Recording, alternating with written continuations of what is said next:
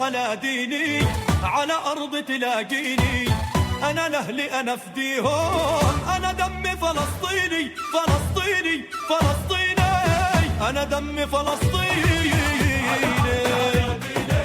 على أرض تلاقيني أنا لأهلي أنا فديهم والله أنا دمي فلسطيني فلسطيني فلسطيني أنا دمي فلسطيني وقفنا لك يا ديرتنا بعزتنا وعروبتنا أرض القدس نادتنا صوت أمي ناديني فلسطيني فلسطيني أنا دمي فلسطيني على أرض تلاقيني أنا لأهلي أنا فديهم أنا دمي فلسطيني فلسطيني فلسطيني أنا دمي فلسطيني يا يما بشيري بالعز دارك قلعة ما تنهز عليها الروح ما تنعز ولا دمي وشراييني فلسطيني فلسطيني أنا دمي فلسطيني أنا لأهلي أنا فديهم أنا دمي فلسطيني فلسطيني فلسطيني أنا دمي فلسطيني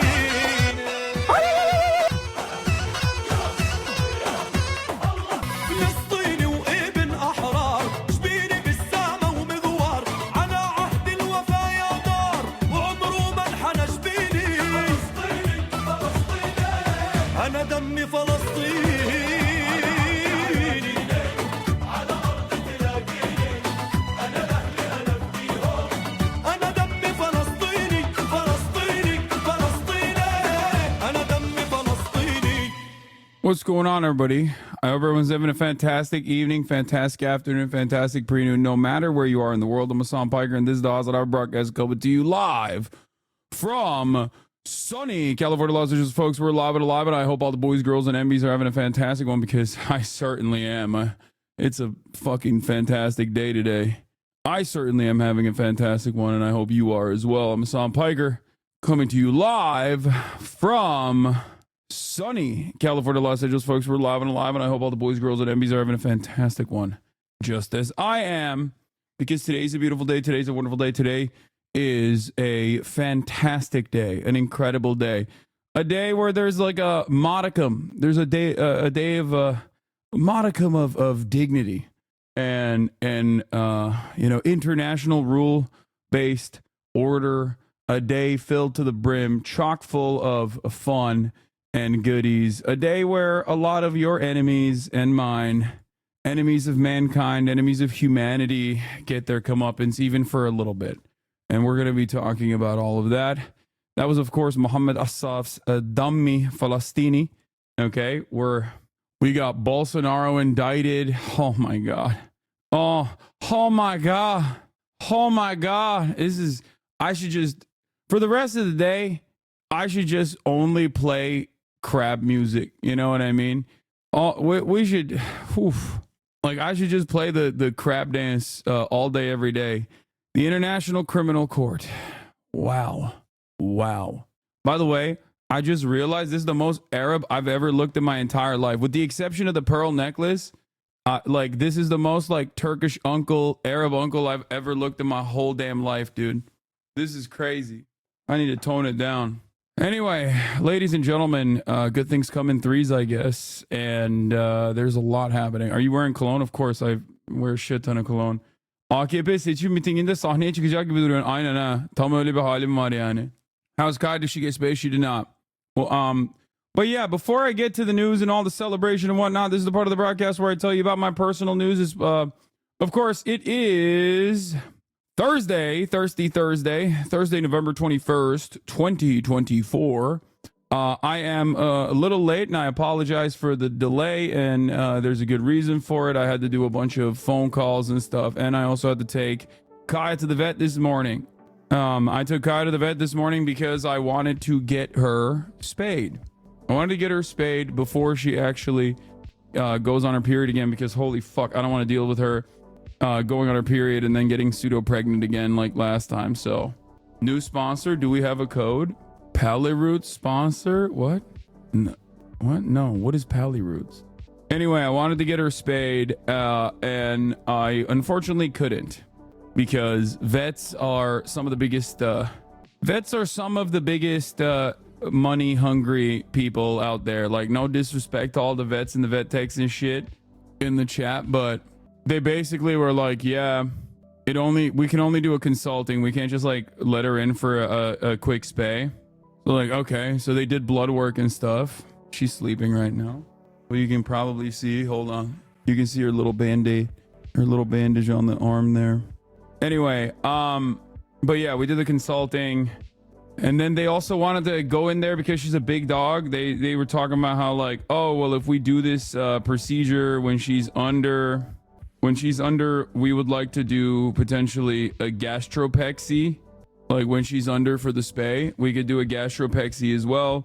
A surgical procedure that attaches the dog's stomach to its abdominal wall or diaphragm to prevent gastric dilation and volvulus, GDV. I don't know what the fuck that is. And I was like, it's for her safety, not because of money. No, I know she's a big girl and that's probably important for her to do, but they were like, we won't be able to, but that's a larger procedure overall and not many places can do it. So we can't do this. We can't do this yet. You know, there's just, it was a lot. It's a lot happening. But I don't even have a good time for when she can get spayed. And I think she is going to end up getting freaking, she's going to end up going through her heat cycle again. I can tell that I have the father instincts basically where I can tell when my daughter is on her period or about to get on her heat cycle, you know, like she has like, you know, her attitude shifts a little bit. Your camera autofocus is bugging. Is it? The camera is actually not even fucking up on my shirt now, on my jacket now. That's how crispy clear this shit is. Where's your sash from? This is, I got this at the DNC. One of the dudes who was like an uncommitted guy walked up to me and was like, I want to give this to you. Yeah. He's like, I really appreciate everything you've done. I really appreciate everything you've been saying, you know, keep fighting the good fight. His name, Barack Obama. Anyway, yeah. Said, if you like your two-state solution, you can keep it. And pussy too. That's what he said. Yeah, I just, and the recovery is going to take a while for Kaya anyway. So considering that I'm going to fucking, I'm going to England in a couple weeks, I'm going to have to do it after. So she's going to be on her period shit. She's going to be a period girly for a little bit, I think. But yeah, Senate Dems are being pathetic little cowards. What else is new? The nonprofit killer is back. We'll talk about all of that.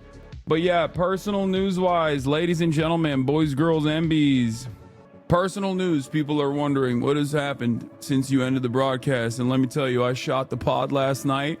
Another banger episode in the works, another banger episode in the books. And I think that, you know, it's going to be a good one. It's going to be a good one. But other than that, what did I do?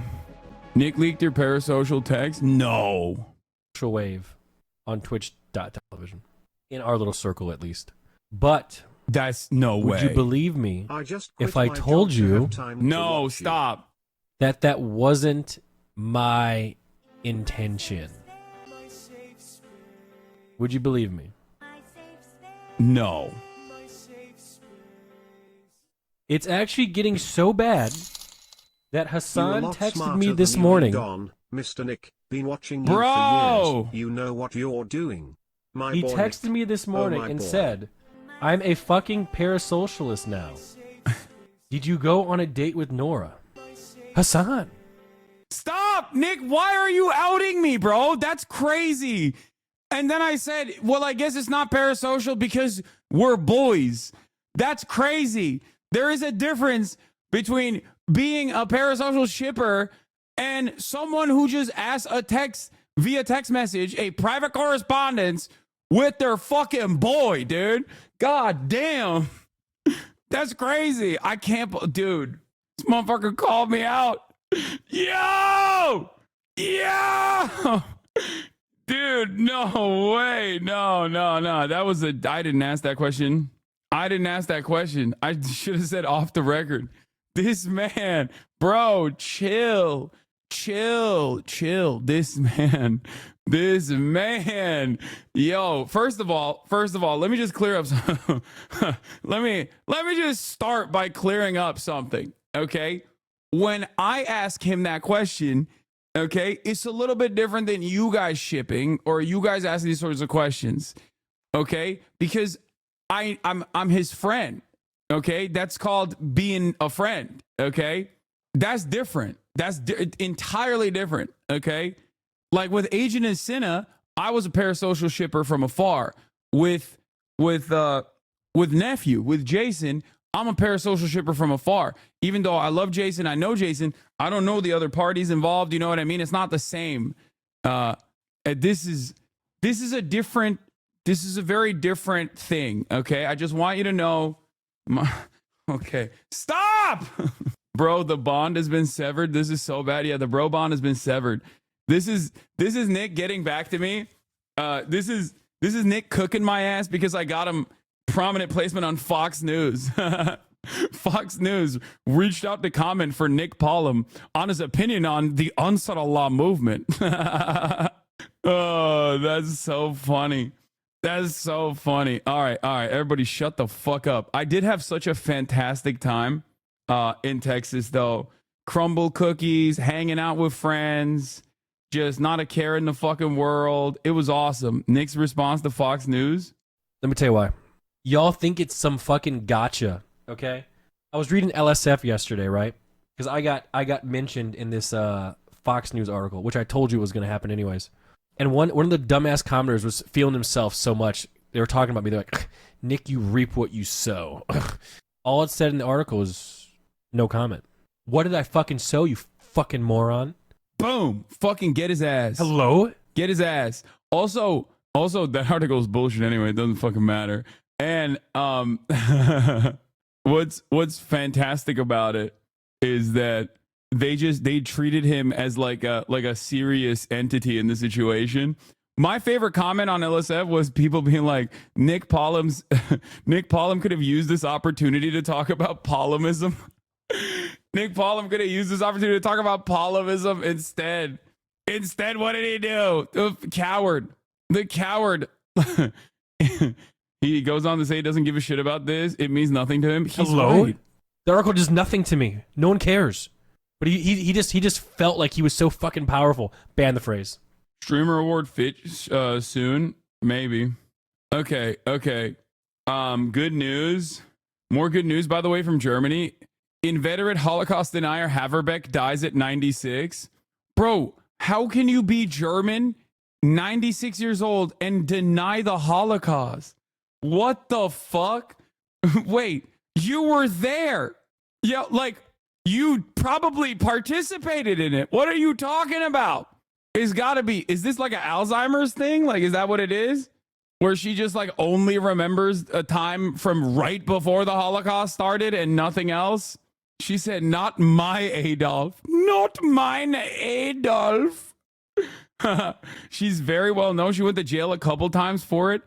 Dude, that is so funny. Okay, this is like a bit.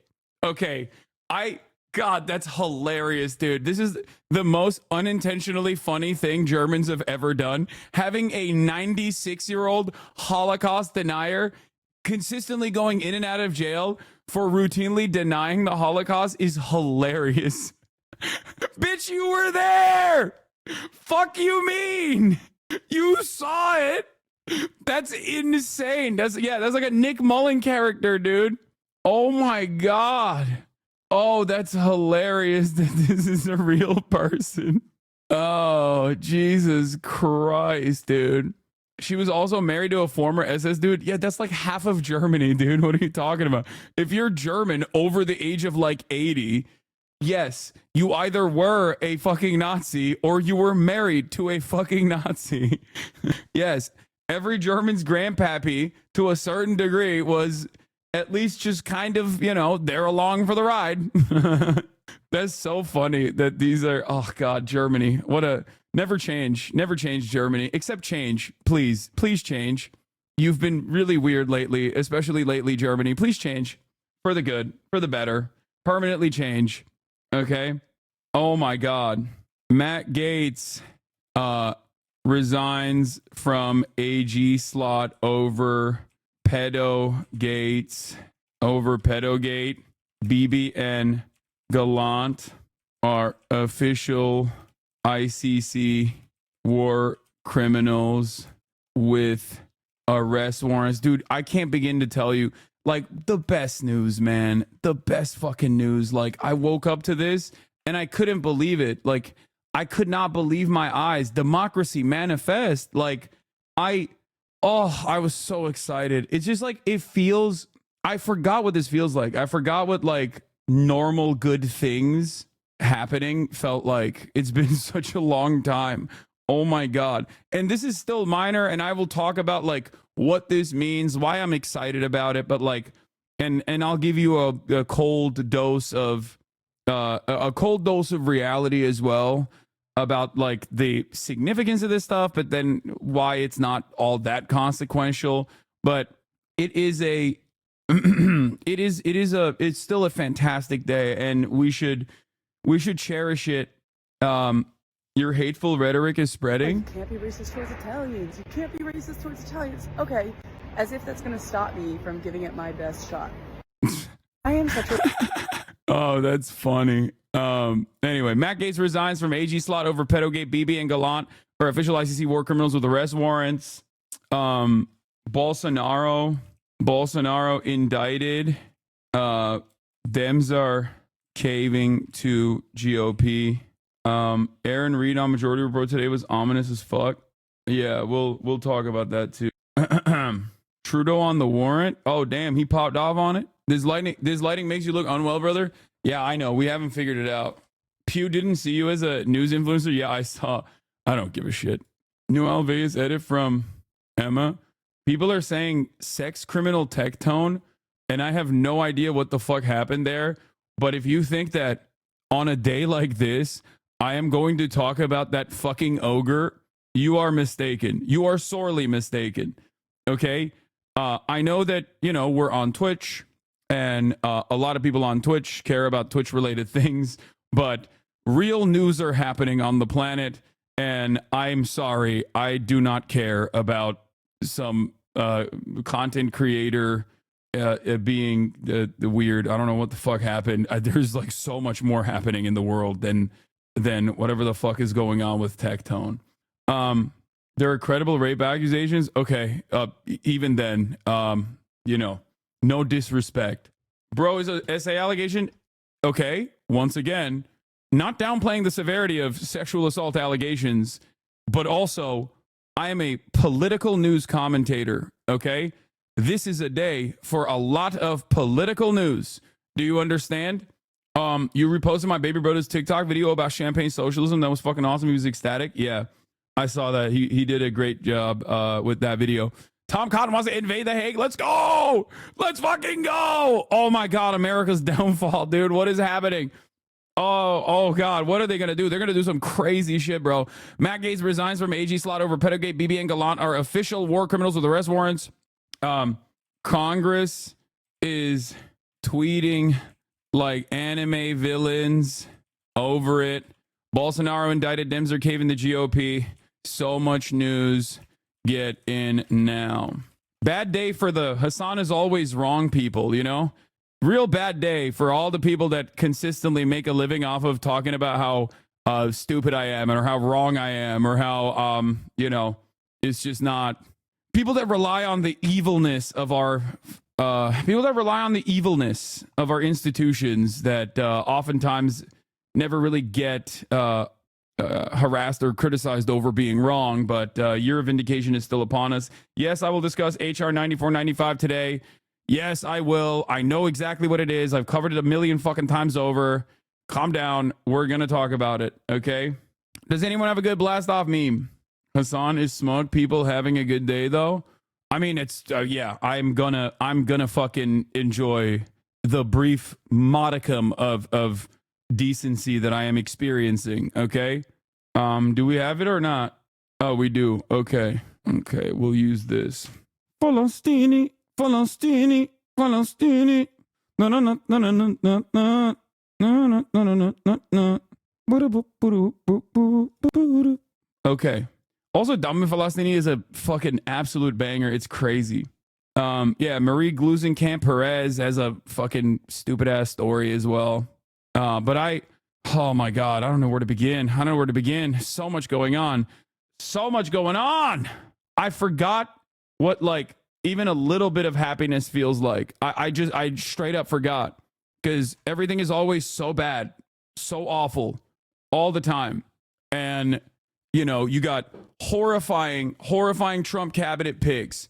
Israel is doing man-made horrors beyond human comprehension every single day in Gaza and in Lebanon as well, with seemingly no legal recourse whatsoever, and seemingly no end. No one fucking cares about it in the Western world, and that's what it feels like, at least. Or our politicians are like actively undermining the people that are speaking out against this sort of thing, and then all of a sudden you get these like news back to back to back. Okay.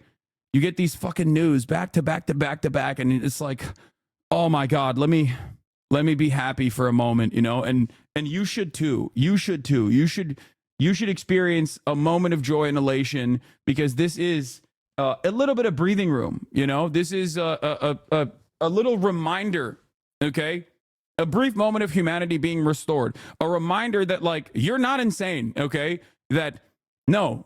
We are led by villains, okay? We are led by bad people. We are led by villains who are actively undermining their own humanity, who are actively making it seem like, you know, Israel's actions are not significant nor consequential, that no punishments will ever be dished out towards them. Today is the first step towards hope, okay? Satan Yahoo, baby. PACKWATCH, okay? I forgot. 3 Rosmian, thank you for the 100 gifted. Stop giving a shite. Thank you for the 20 gifted subs.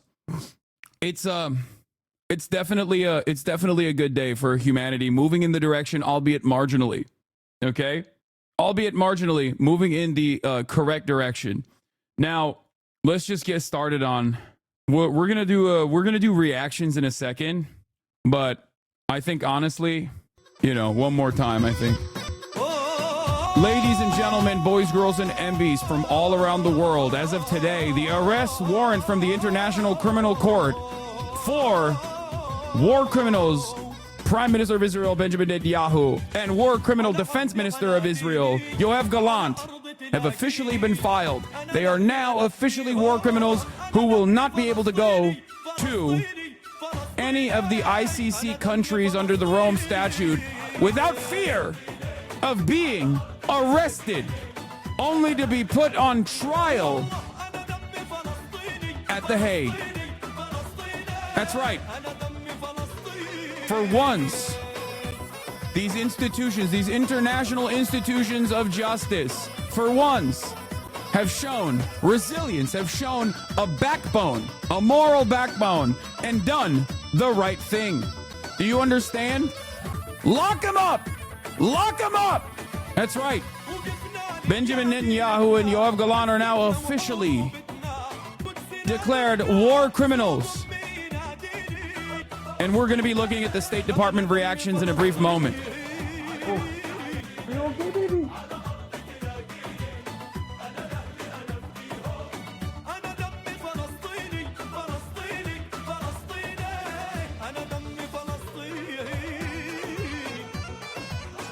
Look at this guy. Look at this guy. Oh, we have the self-proclaimed reporter whose uncle's news network after the Turkish group responsible for the Armenian genocide happens to be the voice of genocide only when it happens to be against a particular faith. If they're, you know, Tibetan, it says fuck Palestine. Your war criminals will forever be branded as what they are, my friend. You can cope. You can see. Today, the International Criminal Court said the baby killing must end. Cry harder, you fucking Nazi! Cry harder, you fucking Nazi piece of shit! Here, I got another one for you. Oh, suck my fucking Turkish cock, bitch! You little Nazi baby. Ooh, I'm mad. Fuck Palestine. Some of the most defenseless people out there on the fucking planet, completely written off by the rest of the supposed intellectuals of the Western world, and you're over here fucking flexing in the eve of any sort of fucking decency coming from any sort of European institution. I never thought I would ever see the day in my whole damn life. Ironic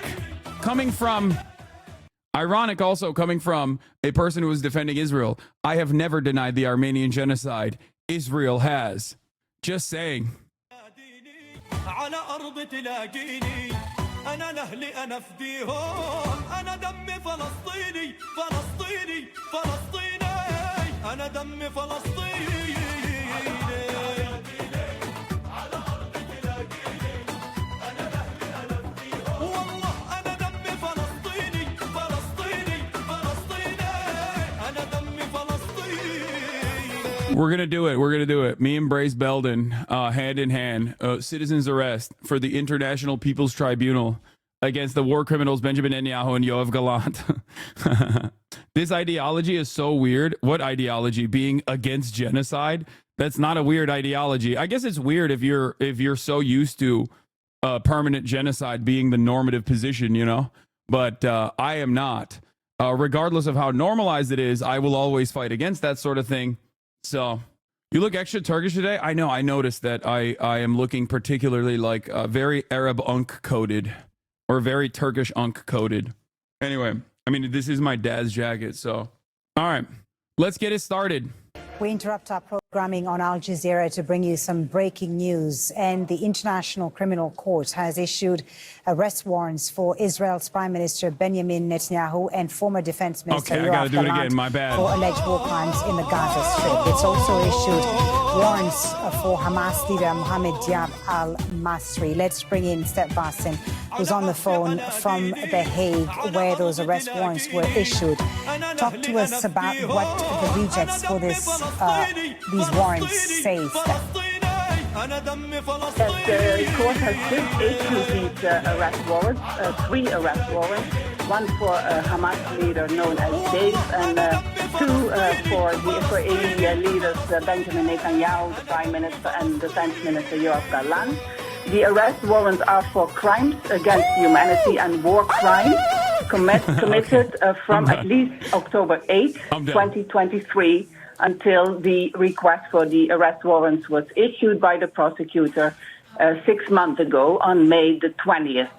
There have been some really serious delays for issuing these arrest warrants. There was a lot of questions about if the ICC was capable of doing so, despite a lot of rejections by the parties that are involved in the ICC, especially also from Europe, from Germany, but also Israel has very much tried to avoid this by filing all kinds of complaints. But the ICC has now decided to reject these complaints, and they have said that these arrest warrants should now be issued. And indeed, there had been also a great deal of pressure step on the ICC not to issue these warrants, particularly on the Israeli government, the Israeli leadership. Why has the court chosen to do so now? Well, the case is that now there is a new presiding judge of the pre-trial chamber that was issuing these arrest warrants. The previous presiding judge has informed the court that she was sick, that there was a medical issue. So she recently stepped down after months of basically investigating the case, and suddenly she disappeared from the case. And then a new presiding judge, a French judge, is now holding this case. And very quickly after the previous judge stepped down, this decision has now been taken. So this also gives us some answers on these delays, where basically also... Really dumb American, but why the fuck isn't the U.S. a part of the ICC? What do you mean, dog? International organs of justice and the United Nations are simple tools of American hegemonic power, okay? Or at least historically, they have been used as tools for the West to enact whatever its agenda is. unequal extraction of natural resources from the global south, permanent war against America's enemies or against enemies of the West. Okay? But today is a different day. As America's power on the global stage wanes, many Americans are terrified of the prospect of a Chinese future, okay? But in the interim period, given Israel's unconscionable actions, given the Israeli government's inhumanity and consistent violence, unending violence, regardless of America's protection, America's attack dog gets at least one mark on its track record, on its otherwise stainless history. Okay? These institutions do not work against America or its allies. This is the first ever instance in my lifetime where I have seen this. Okay? This is fantastic. Okay? This is fucking fantastic. America can try to consistently defend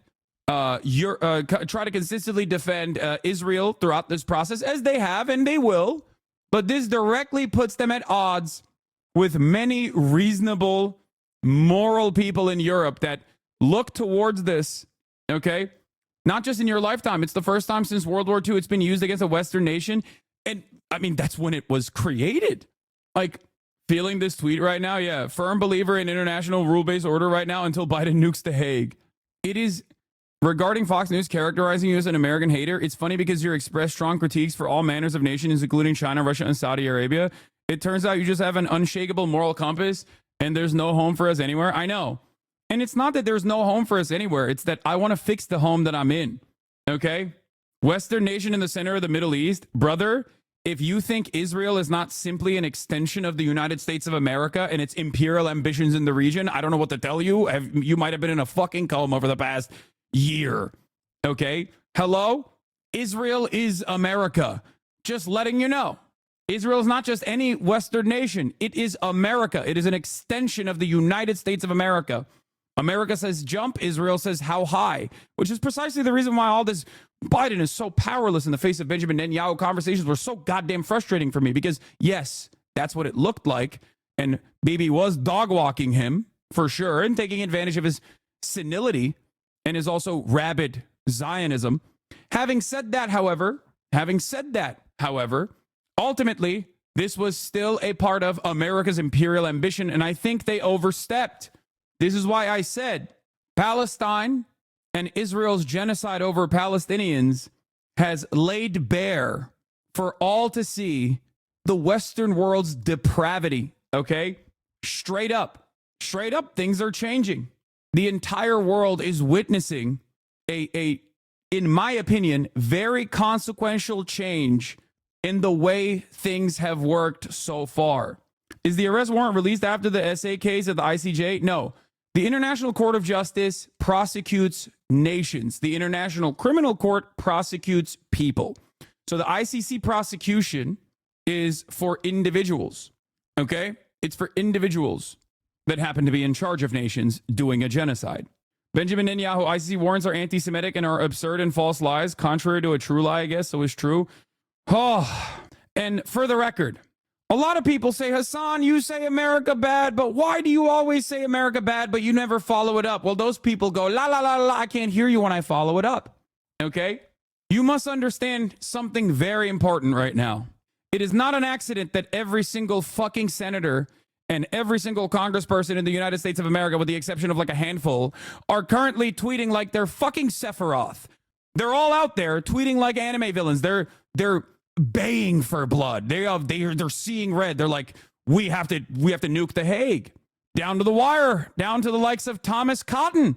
The ICC is a kangaroo court and Kareem Khan is a deranged fanatic.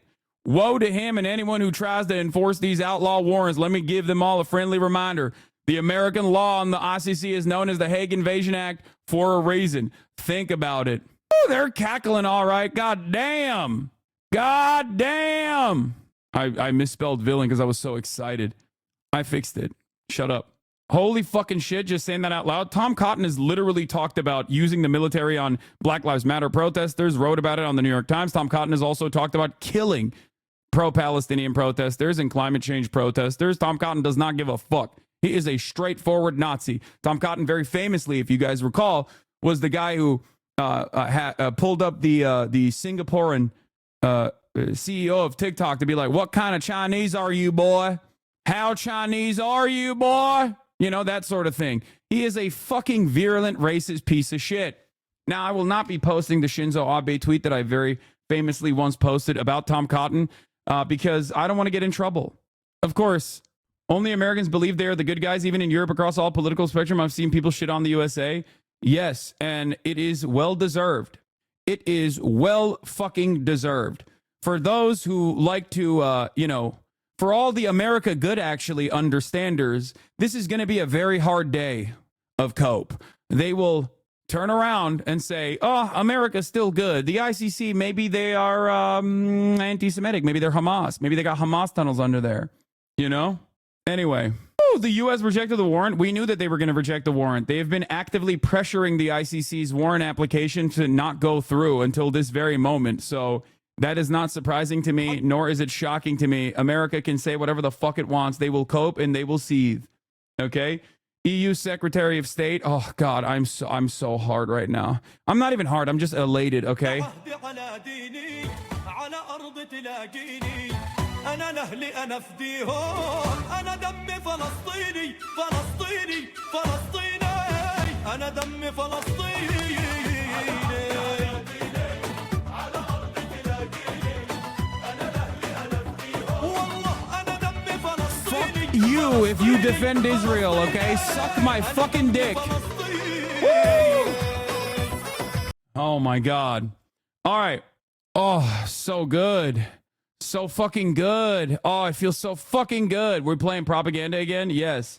This is a very famous pro-Palestinian song. So, of course, it's inherently going to be considered anti-Semitic because the existence of Palestine and the existence of Palestinians and any sort of mention of Palestine or Palestinians is inherently anti-Semitic according to those who choose to silence any sort of fucking criticism.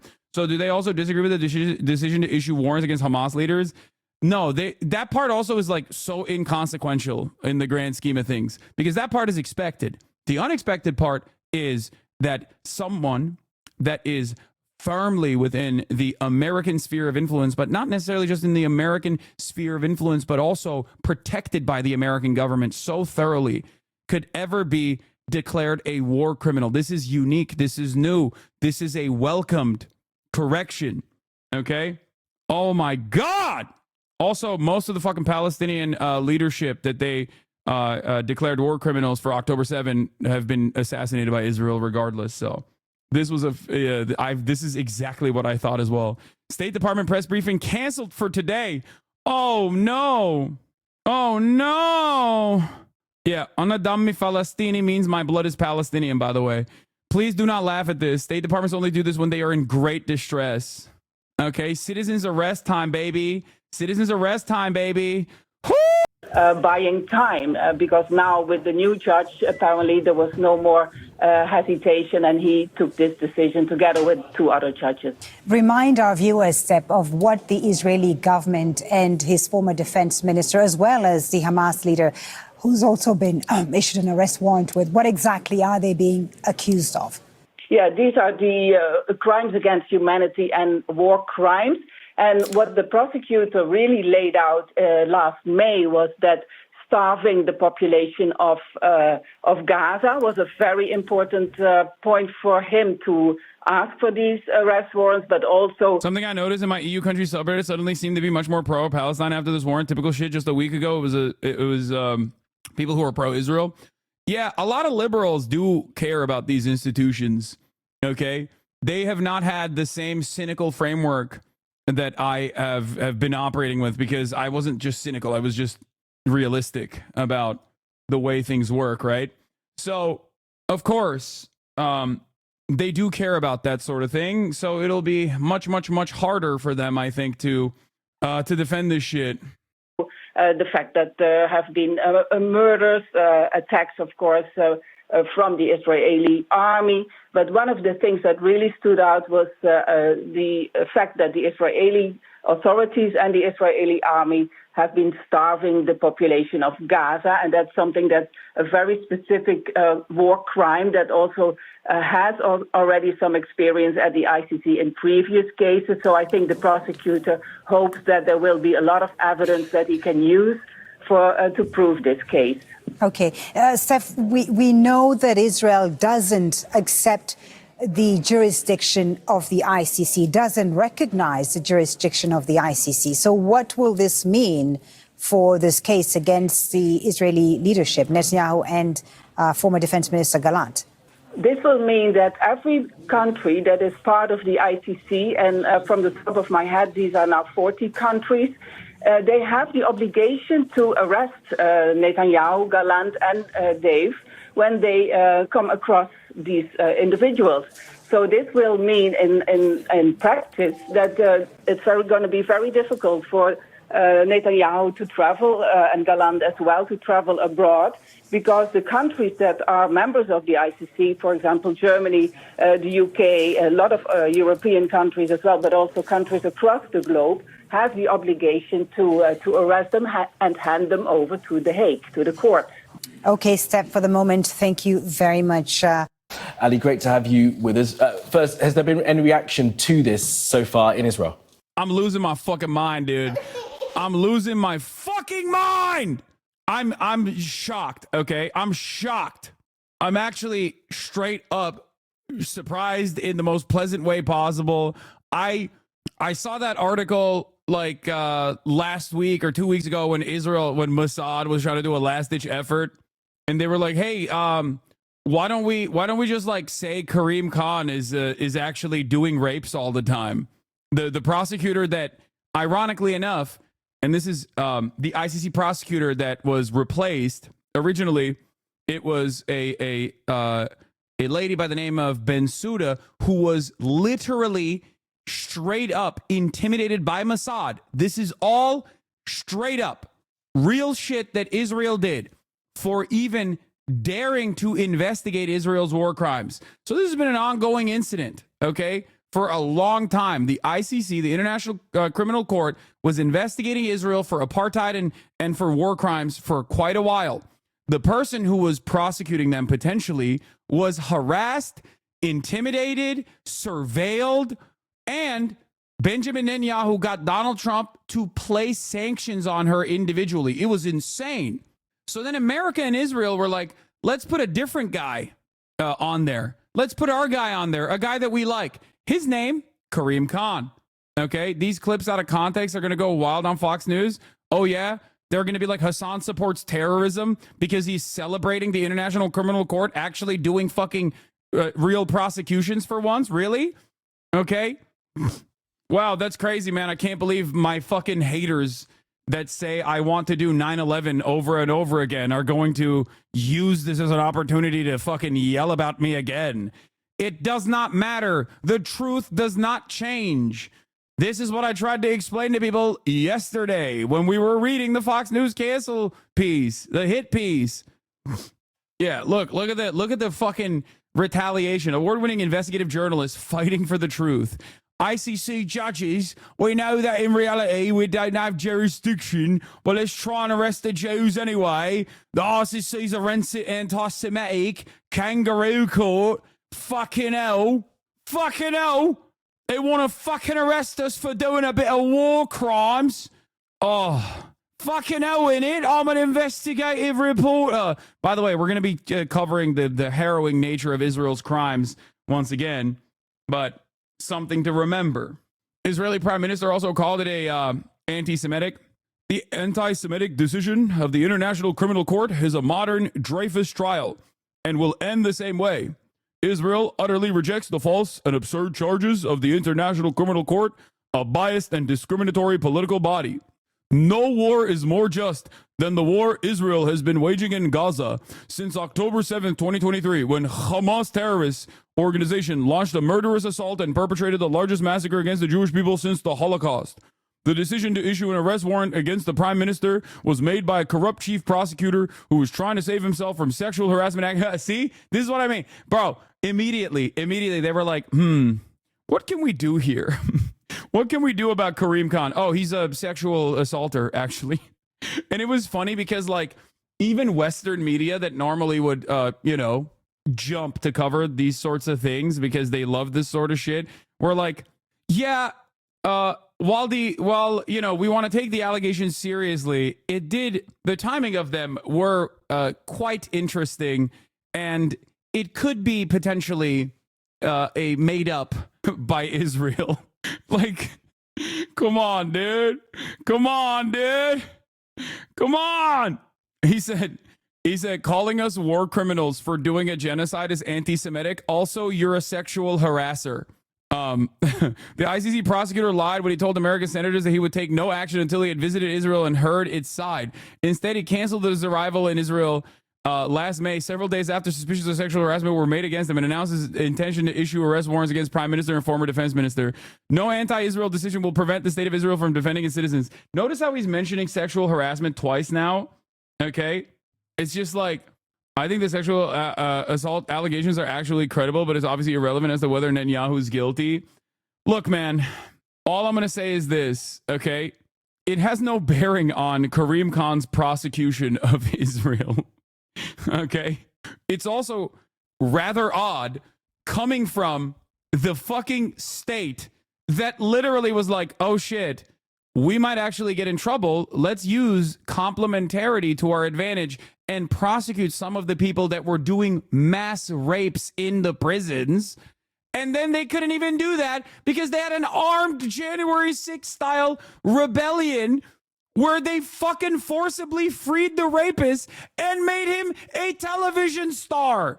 The Israeli Knesset members turned around and were like talking about how, you don't understand, actually. The IDF does have a right to rape Palestinians. The fuck are you talking about? Get the fuck out of here. They had a rape January 6th, man. The fuck do you mean? Some of you motherfuckers have no way of looking at a situation like this and immediately jump to like whatever. Like, it works. It works for a lot of you. Look, I've never read a Western report, a Western media report, okay, that immediately was like, there were sexual harassment allegations, but the timing of that is very suspicious, considering how much Israel has tried to intervene in the ICC. Like, I'm sorry, they could be credible. They could, okay? But if you think this has any bearing on this prosecution, you are fucking delusional, and you're the biggest goddamn mark, the biggest sucker, the biggest rube of all time, okay? Ridiculous. Fucking ridiculous. Anyway, it's like the former prosecutor, they literally personally harassed the former prosecutor before Kareem Khan. You understand that, right? Like, they surveilled the former prosecutor before Kareem Khan. They got America to place sanctions on the former prosecutor before Kareem Khan. And you have to remember, it's not just Kareem Khan either. Yeah, they were stalking her. I covered it extensively. Israeli spy chief threatened ICC prosecutor over war crimes inquiry. They tapped her fucking phones to see exactly what she was actually going to create a case around, so they could go back and like do some sort of prosecution to be like, yeah, what are you talking about? You can't interfere in our affairs. We're a democratic organization. We have democratic governance. We actually investigate our own war crimes, specifically the ones that, we figured out by surveilling and tapping the phones of the former ICC prosecutor, Fatou Bensouda, to see exactly which war crimes she was actually focusing on, so that we could actually use complementarity to our advantage as a deflection, as a shield. It's fucking insane, okay? The well is endless for depravity. Okay, dude, you're fucking insane. Anyway, so just to help you understand a little bit about what is going on here. And there's a lot to talk about, but here, let's see what the ICC warrants mean. There hasn't been any reaction officially from Netanyahu's office. I have texted officials close to the Israeli Prime Minister, but there's been no reaction yet. But we know, or we can predict, how they will react, given that when the chief prosecutor for the International Criminal Court, Kareem Khan, who's a British lawyer, first sought these arrest warrants, it was met with a lot of anger and, frankly, disbelief by senior members of the Israeli government and a lot of people in Israel as well. they were disgusted at the idea that the ICC could be investigating Israeli leaders for war crimes when it was Hamas that carried out the October the 7th attacks. But the initial request by the chief prosecutor of the ICC included, as well as Netanyahu and the former now defense minister Yoav Gallant, it included the two Hamas leaders, Yahya Sinwar and Ismail Haniyeh. Well, they're now both dead, killed by Israel, so they're no longer on the charge sheet, as it were. And Mohammed Daif, another senior member, commander of Hamas, an arrest warrant has been issued for him as well. Israel says that they had killed him, but Hamas have not confirmed it officially. So effectively 3 arrest warrants have been issued by the International Criminal Court, but the 2 most significant, for obvious reasons, are those against Benjamin Netanyahu and Yoav Gallant. The court, in their statement that they released, said that they have reasonable grounds to believe that those 2 men have been carrying out the war crime of starvation as a method of warfare and the crimes against humanity of murder, persecution and other inhumane acts. Now, it's been quite a lengthy process to get to this point ever since the arrest warrants were first sought about 6 or 7 months ago. There have been a lot of legal challenges, in particular by the Israelis, against firstly the authority of the court to do this. The Israelis argue that the court doesn't have an authority to pursue claims related to Israel because they're not a signatory, or the Palestinian, but the court rejected that and said they do have jurisdiction over Palestinian territory. There's also been question marks over one of the judges on the panel and their suitability to take one of these decisions and whether or not they were suitably independent. But the court has rejected all that and has now issued these arrest warrants. So what does it mean? Well, practically, it would mean that Benjamin Netanyahu and Yoav Gallant couldn't travel to any state that is a signatory of the International Criminal Court. There's around 120 countries around the world, including many European countries, including the United Kingdom. And by rights, at least according to what those countries have signed up to, were Netanyahu to travel to any of those countries, he should be arrested by the police forces of those countries. And it'll be very interesting to see actually whether or what Keir Starmer and the Labour Party government's reaction is to this. Starmer, human rights lawyer by trade, shortly after Labour came to power, they actually removed an objection or a question mark that the British... What Gideon Levy take that scares me? Netanyahu, the ultimate victim in the eyes of many Israelis? Oh no, their fucking fascist leader that they only have increased in popularity as he's killed more babies is going to become more popular now in Israel. Yeah, I know. I don't give a fuck, okay? Fuck him. Now he can't go to Europe. Suck my dick. Now he can't go to Canada. Fuck you, Benjamin Netanyahu, okay? The only place he can travel to is going to be, the United States of America. I guess they're sweating now. Gideon Levy told Al Jazeera, he said the warrants also have a much broader meaning for Israel, the Israeli army, for individual soldiers and officers, because they can snowball to include more people. However, Israel today is united in condemning the ICC for almost wall-to-wall, Levy said. Very few in Israel are asking, how do we get to this point? He said, many Israelis don't see anything wrong with the behavior of Israel in Gaza. Levy believes Netanyahu's popularity in Israel may increase in the coming days because he is now the ultimate victim. Now it's him against the whole world, and Israelis feel that he represents all of them. I mean, they did. His popularity only increased when he did shit like this, okay? So yeah, we didn't arrive at this conclusion yesterday. This didn't happen overnight. It was a long path with fascist acceleration happening in Israel day in and day out, especially amplified through Benjamin Netanyahu's reign over Israel in the past 30 fucking years. If he actually tried to travel to those places, what are the odds he would actually be arrested? I would love to see it. No, I don't think it's 0. I think he's just not going to go to those places. I don't think it's 0. Like, people will point to Vladimir Putin, who also is a war criminal and has a warrant out for his arrest, traveling to Mongolia. I don't think that's the same. I don't think that Vladimir Putin going to Mongolia, which is supposed to abide by the Rome Statute and not fucking arresting Vladimir Putin, is the same as Benjamin Netanyahu going to the fucking heart of Europe. Mongolia is a little bit different than, I believe, South Africa, for example. Didn't Vladimir Putin not go to South Africa? Yeah. It's serious, man. It's not like that. It's not I mean, we talk about how feckless of an institution the UN is, right? And in many respects, it's true because the Security Council trumps all, and the Security Council is dominated by a singular veto power in the hands of the United States of America. Okay. Having said that, however, this is an escalation. This is one step above that. Okay. The ICC is a pretty, I mean, it's a pretty solid, well-respected institution. And while its influence can be limited in a place like fucking Mongolia, which is very limited in what it can and can't do, right? And the ICC itself doesn't have they're not gonna use like Interpol or whatever, but they do have a network of laws in place for exactly this situation happening.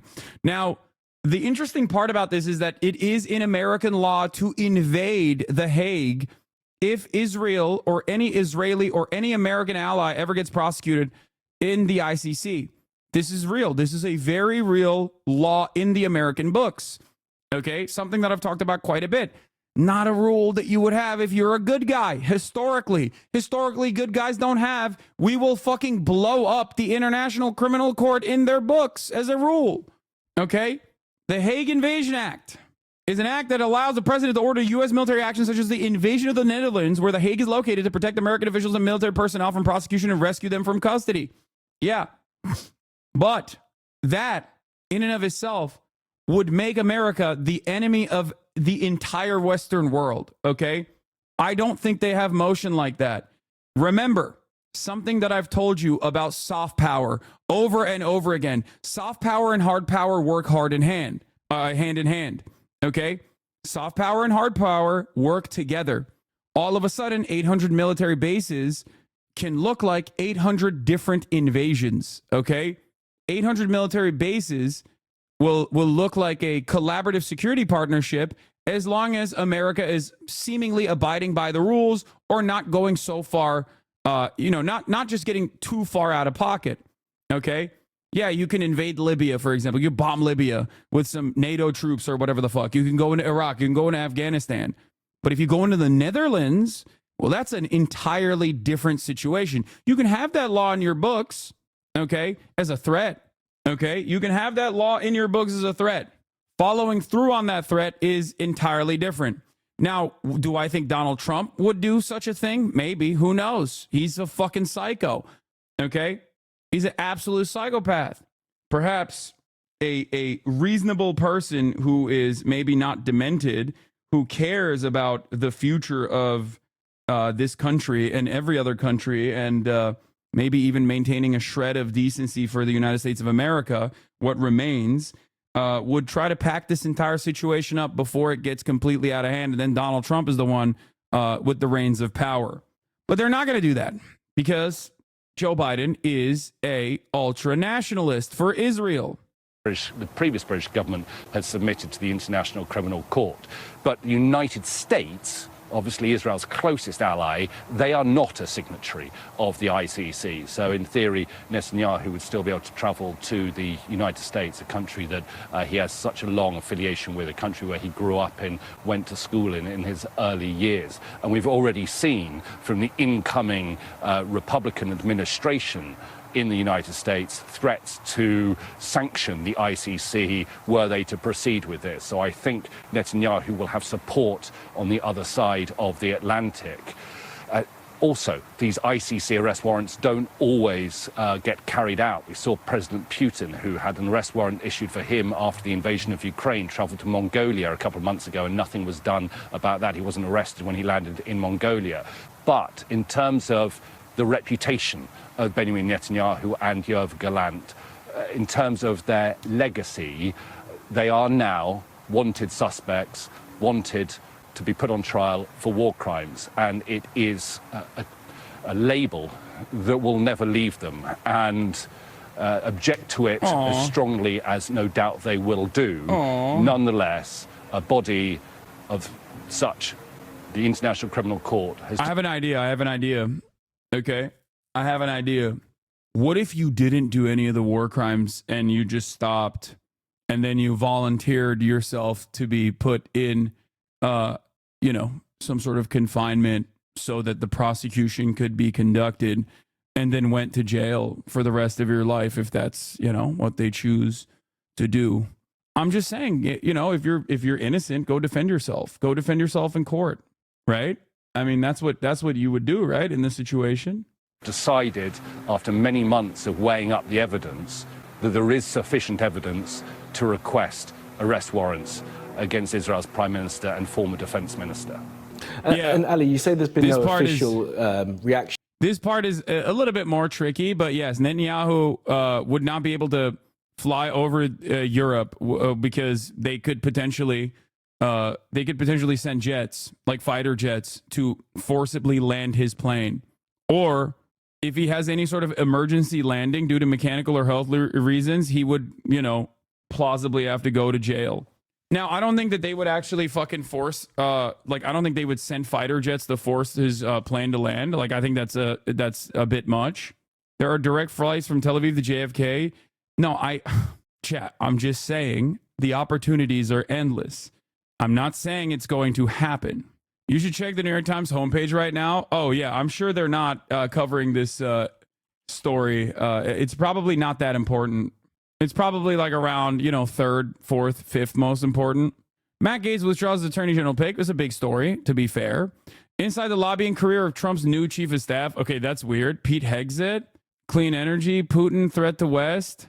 Oh, it's not even under the fold. It's like, oh, wow. Oh, wow. It's like multiple scrolls past. Wow, it's not even in the top 3 or 4 news stories in the country. It's the 5th. Netanyahu's arrest sought by International Criminal Court. That's interesting. Arrest sought by court. To it yet, but as you point out, when the arrest warrants were requested by Karim Khan back in May, there was a lot of pushback from the Israelis because, as we've seen, there were those 2 appeals that were put in place that the ICC rejected to date. Now, it's a de facto travel ban for those countries that are part of the Rome Statute, part of the ICC. But I think the first requirement is on national courts to bring in that arrest warrant as well. And of course, Benjamin Netanyahu has his issue. Honestly, surprised your hit piece didn't end up higher. I know yours was in a different section. New York Times is not going to do a hit piece on me. They're not that depraved. Okay, that's like leave that shit to the fucking Fox News and the New York Post of the world. Okay, that's a little bit different. New York Times is not going to do a hit piece on me yet. Let's just say, boom, easy money, baby. You come in here, you say some dumb shit, you know, clap, get clapped. One silly question I have for all the people that have just not been paying attention to anything that's going on in the world. I wonder if they will at any moment go, hey, maybe I should stop watching these fucking drama farmers who are either pro-Israel or noticeably absent from the conversation until there's an opportunity to shit on Hasan for being a critic of Israel. Probably not. What? Please ban me as well. I'll stop watching you then. No. You will not get banned until you say some bigoted shit. Issues with the Israeli courts at the moment. There are still those outstanding cases against him, and I'm not suggesting for a moment that an Israeli court would try and follow through on this arrest warrant from the ICC. But does this in any way build on some of the domestic pressure that Benjamin Netanyahu may be facing in that regard? You're right. I don't see a situation where the Israeli High Court, for example, will demand the arrest domestically of either Netanyahu or Gallant, but you never know what might happen in the future. And that will always play on Netanyahu. You never know what a court might do in 5 years hence, 10 years hence, for example. I think there are cases, I think there is precedent for courts in... I told you AOC was absolutely the enemy and should be shunned from the left, got a weak ban for it when she voted to make it illegal to not Sam Ham Israel Chai. I am vindicated. She voted to put you in jail, bro. What will it take for you to condemn her? Well, she didn't. She did not do that. She voted for I hate anti-Semitism messaging bill that was not even a bill. It was a resolution to urge to adopt the IHRA definition and codify it. She has in the past struck down and voted against IHRA codification bills, and she will continue to do so. I still do think that AOC's, like even on a messaging bill like that, the fact that AOC voted yay on it is not, it's just ridiculous, I think. Having said that, however, if you think that she would vote to put forth a bill that would put me in jail, that vote would also put her in jail as well, which is why I thought it was very silly. We talked about this yesterday. Like, my criticisms of AOC are, you know, I think fairly reasonable. Wait, she voted for the nonprofit killer? Fuck no. That's the point. She voted against the nonprofit killer. She voted against the former IHRA definition bill. Of course, she's not going to vote for the IHRA definition bill. This is a messaging bill. It's like a, oh, I don't like anti-Semitism is the way that they present it. And then there's urging to put the IHRA definition sneaking into that anti-Semitism bill. I still maintain the position that she should not have voted yay on it. Okay, she should not have. But this is not a what do you call it? This is not like a binding bill that will implement the IHRA definition. The resolution that urges for there to be a binding bill that actually adopts the IHRA definition. And I don't think she would vote for that. And she has literally voted against it in the past, as we looked at yesterday. This is not a defense of AOC. I am still against her voting on this bill. Anyway, we'll get to that in a second. Stop defending. Shut the fuck up, dude. My job is to tell you the fucking truth. I do not appreciate, nor do I think she did the right thing.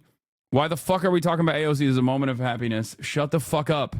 My job is to explain to you things so you don't get fucking geared because you saw a bunch of wonderful people that I also like, okay, on Twitter, immediately go, AOC wants to throw you in jail for criticizing Israel, okay? I don't want you to be airheaded leftists that get duped by fucking memes. So I'm going to tell you what the truth is, okay? This is not a defense of AOC. I don't think she did the right thing there at all. I think she did the wrong thing by voting yay on this message bill. Anyway, let's continue. Countries to arrest their own citizens, their own past leaders, and deport them to The Hague. But it's not something I can see happening in the current state in Israel. I think this will make negotiations. If the bill wasn't binding, then why give a fuck? No, I do give a fuck. I think it's stupid to vote in favor of bills like that. And part of the reason why I think it's stupid is because it's like the anti-socialist messaging bill that the Democrats voted on as well. And I never forgot Ro Khanna voting against it. Voting for it. Democrats are firmly committed to fighting socialism is like a dumbass fucking messaging bill that you don't have to fucking vote yes on. Anyway. Didn't Ethan say this guy was the voice of reason in the cabinet? Yes, he doesn't know anything. Like, please. And he also apologized for saying that. Okay? Like, please, guys, come on. Yes, Ethan, regardless of the way he presents himself or has presented himself from in this entire process, is like, I think a lot of you think that he's just like actively, knowledgeable on this stuff and is just like firmly committed to a position. Like, I think he's just. Again, this is also not a defense of Ethan, who has actively tried to get me deplatformed for being pro-Palestinian, okay? Consistently claiming that I am creating an environment for anti-Semitism. One of the most vicious smears coming from a person that I knew personally. Just remember that, okay? Like, he doesn't know anything. Stop. He didn't apologize, Zahn. He doubled down. I thought he did. I thought he was like, yeah, we didn't know. I thought he said his wife didn't know enough, which, you can be like, what the fuck do you mean? It's been a year. But I thought it was more so, I just don't want to even bring up Ethan, man. It's a fucking distraction. It's so dumb. Shut up. Oh, God. It's an even bigger distraction and stupid thing to talk about in this moment. Please, let's move on and let's eyes on the prize. Lock in. Negotiations to bring about a ceasefire in Gaza potentially harder. I mean, they're difficult enough as it is at the moment. In terms of the timing of this, I think there probably are two factors. One is what is going on in northern Gaza at the moment, because Israel is being accused of carrying out anything between ethnic cleansing and genocide. I should point out the accusation of genocide is an accusation. It is not been formally labelled as such. That is a matter for another court. the ICJ, the International Court of Justice. But those are the accusations that are being labelled at the Israeli government and the Israeli military for their actions in northern Gaza right now. And secondly, I do think that that incoming Trump administration might have played a factor into the timing for the release of this announcement as well. So it will probably complicate matters when it comes to trying to achieve a ceasefire in Gaza. We will have to see how Benjamin Netanyahu reacts. I can't think that he will leave it long before releasing some form of statement, or something will come out from the Prime Minister's office. But in the past, he has been very defiant about his own actions. And a lot of Israelis, I would say, were appalled at the idea, even if they don't like or support Benjamin Netanyahu, they were appalled at the idea that Israel's leaders could be on the same... Oh, dude. Yeah, that's how you know motherfuckers are not with it, okay? Imagine the celebrations in this community if the ICC put forth an arrest warrant application for Joseph Robinette Brandon. I would, which by the way would be perfectly valid, just so you understand. They would never do that because that's like a bridge too far, obviously. But like, that's the difference. That's the difference between people who are with it, okay, and people who are phony. Yair Lapid, you're fucking phony, okay? Stop hitting the weights, bitch. I get it. You got a great fucking hairline for your goddamn age. What happened to being a part of the fuck Benjamin Netanyahu coalition?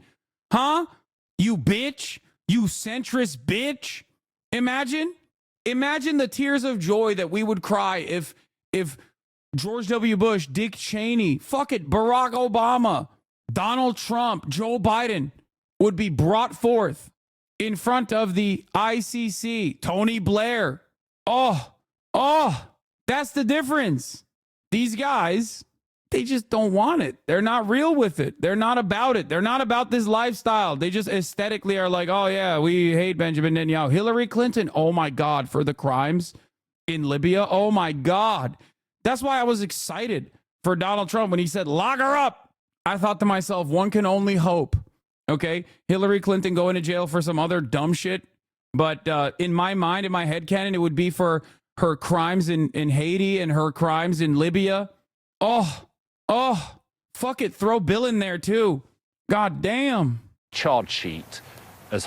Look, dude, brother, I guarantee the AOC would have you arrested for a committee appointment. She literally said Kamala was tirelessly working. Yes, yes, dude. You're right. AOC is the biggest enemy of the left. You got it. It's certainly not the hyperfixation of every fucking permanently online left is like criticizing AOC for silly shit that she says like this, okay, or cozying up and criticizing her bad political instincts for cozying up to the Biden administration is one thing. Saying that she is like the enemy of the left or like she is the biggest enemy in the entirety of Congress when she outflanked Bernie Sanders on calling Israel's actions in Gaza a genocide far before anyone else in Congress did, with the exception of Rashida Tlaib and Ilhan Omar. Please stop. Like, stop. I don't care, man. I don't. You're never gonna fucking penetrate the attitude that I have. Okay, I don't understand. Leftists get in their own fucking damn way every time, dude. They get in their own damn way all the fucking time. Like, this is supposed to be a moment of celebration, okay? And what are people doing online? They're like, fuck AOC. I don't care. Yes, she makes bad decisions, okay? Yes, and this voting for this message bill was one of them. But if you think this is the same shit people say about you, chat, understand this? Yeah, I just, it's just noise, please. Hamas's leaders. Okay, Ali, for now, in Israel, thank you very much for that update. Stop.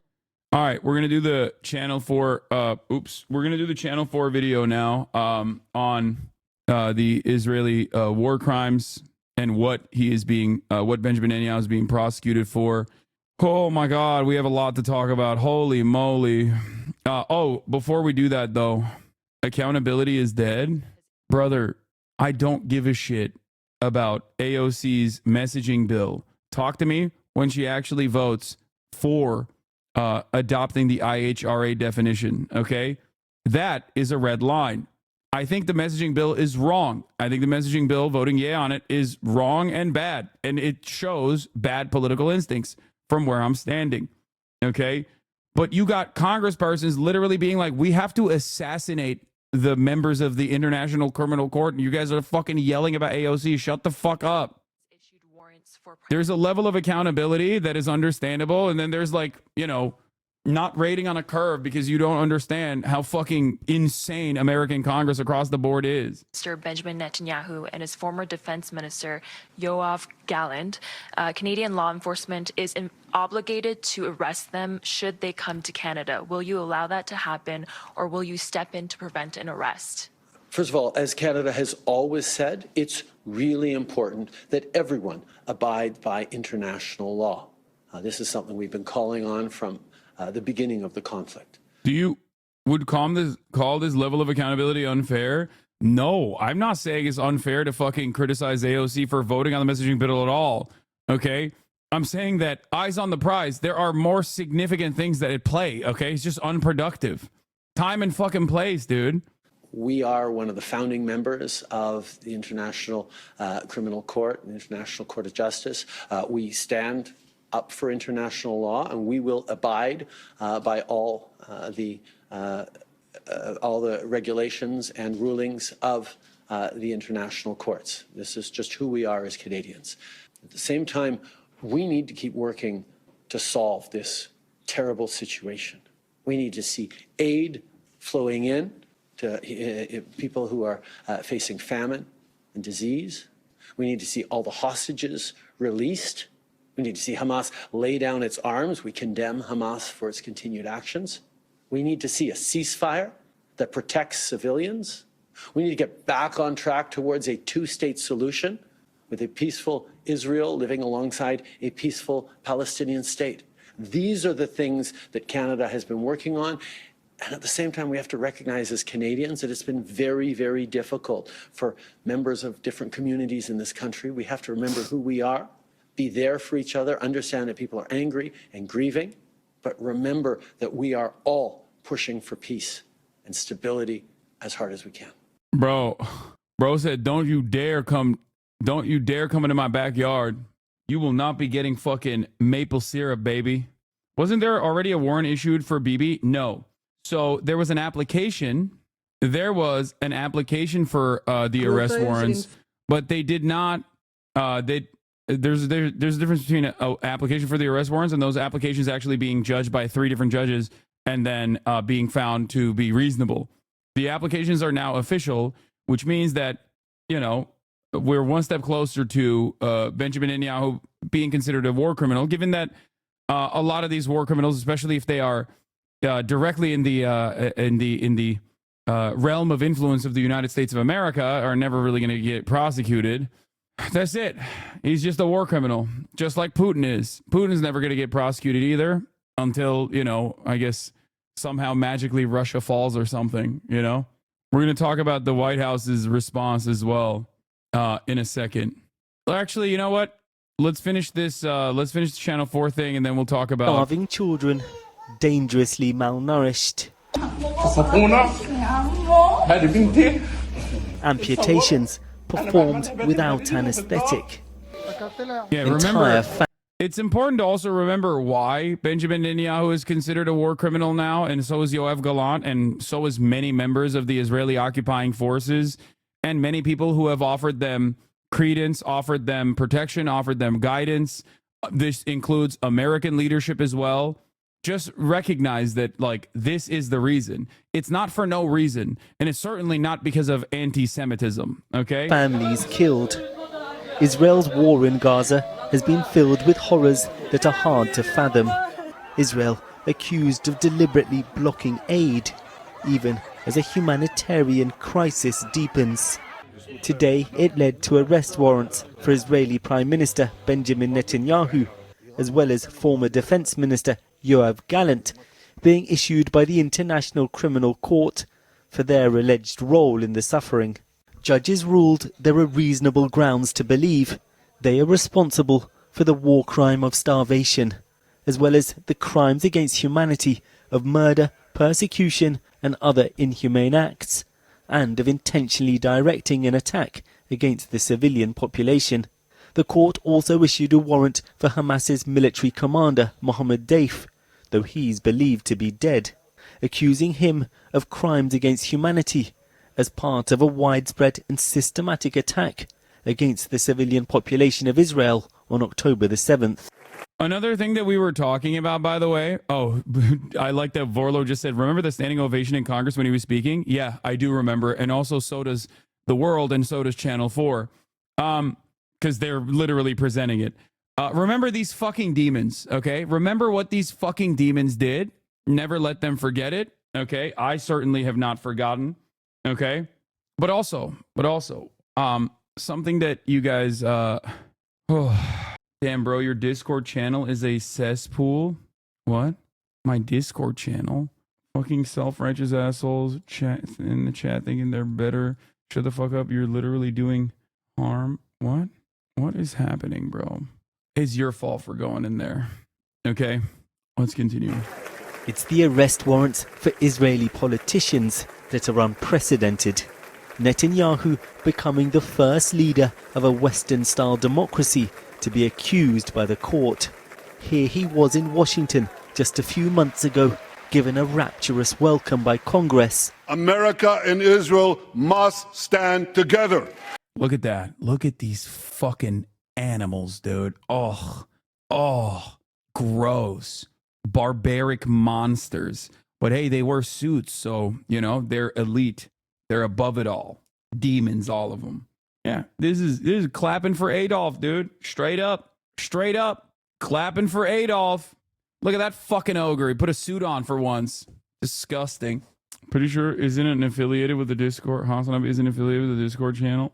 If there was any sort of real justice in this world, every single person that gave a standing ovation and gave real cover to Benjamin Netanyahu, the war criminal, would also stand trial.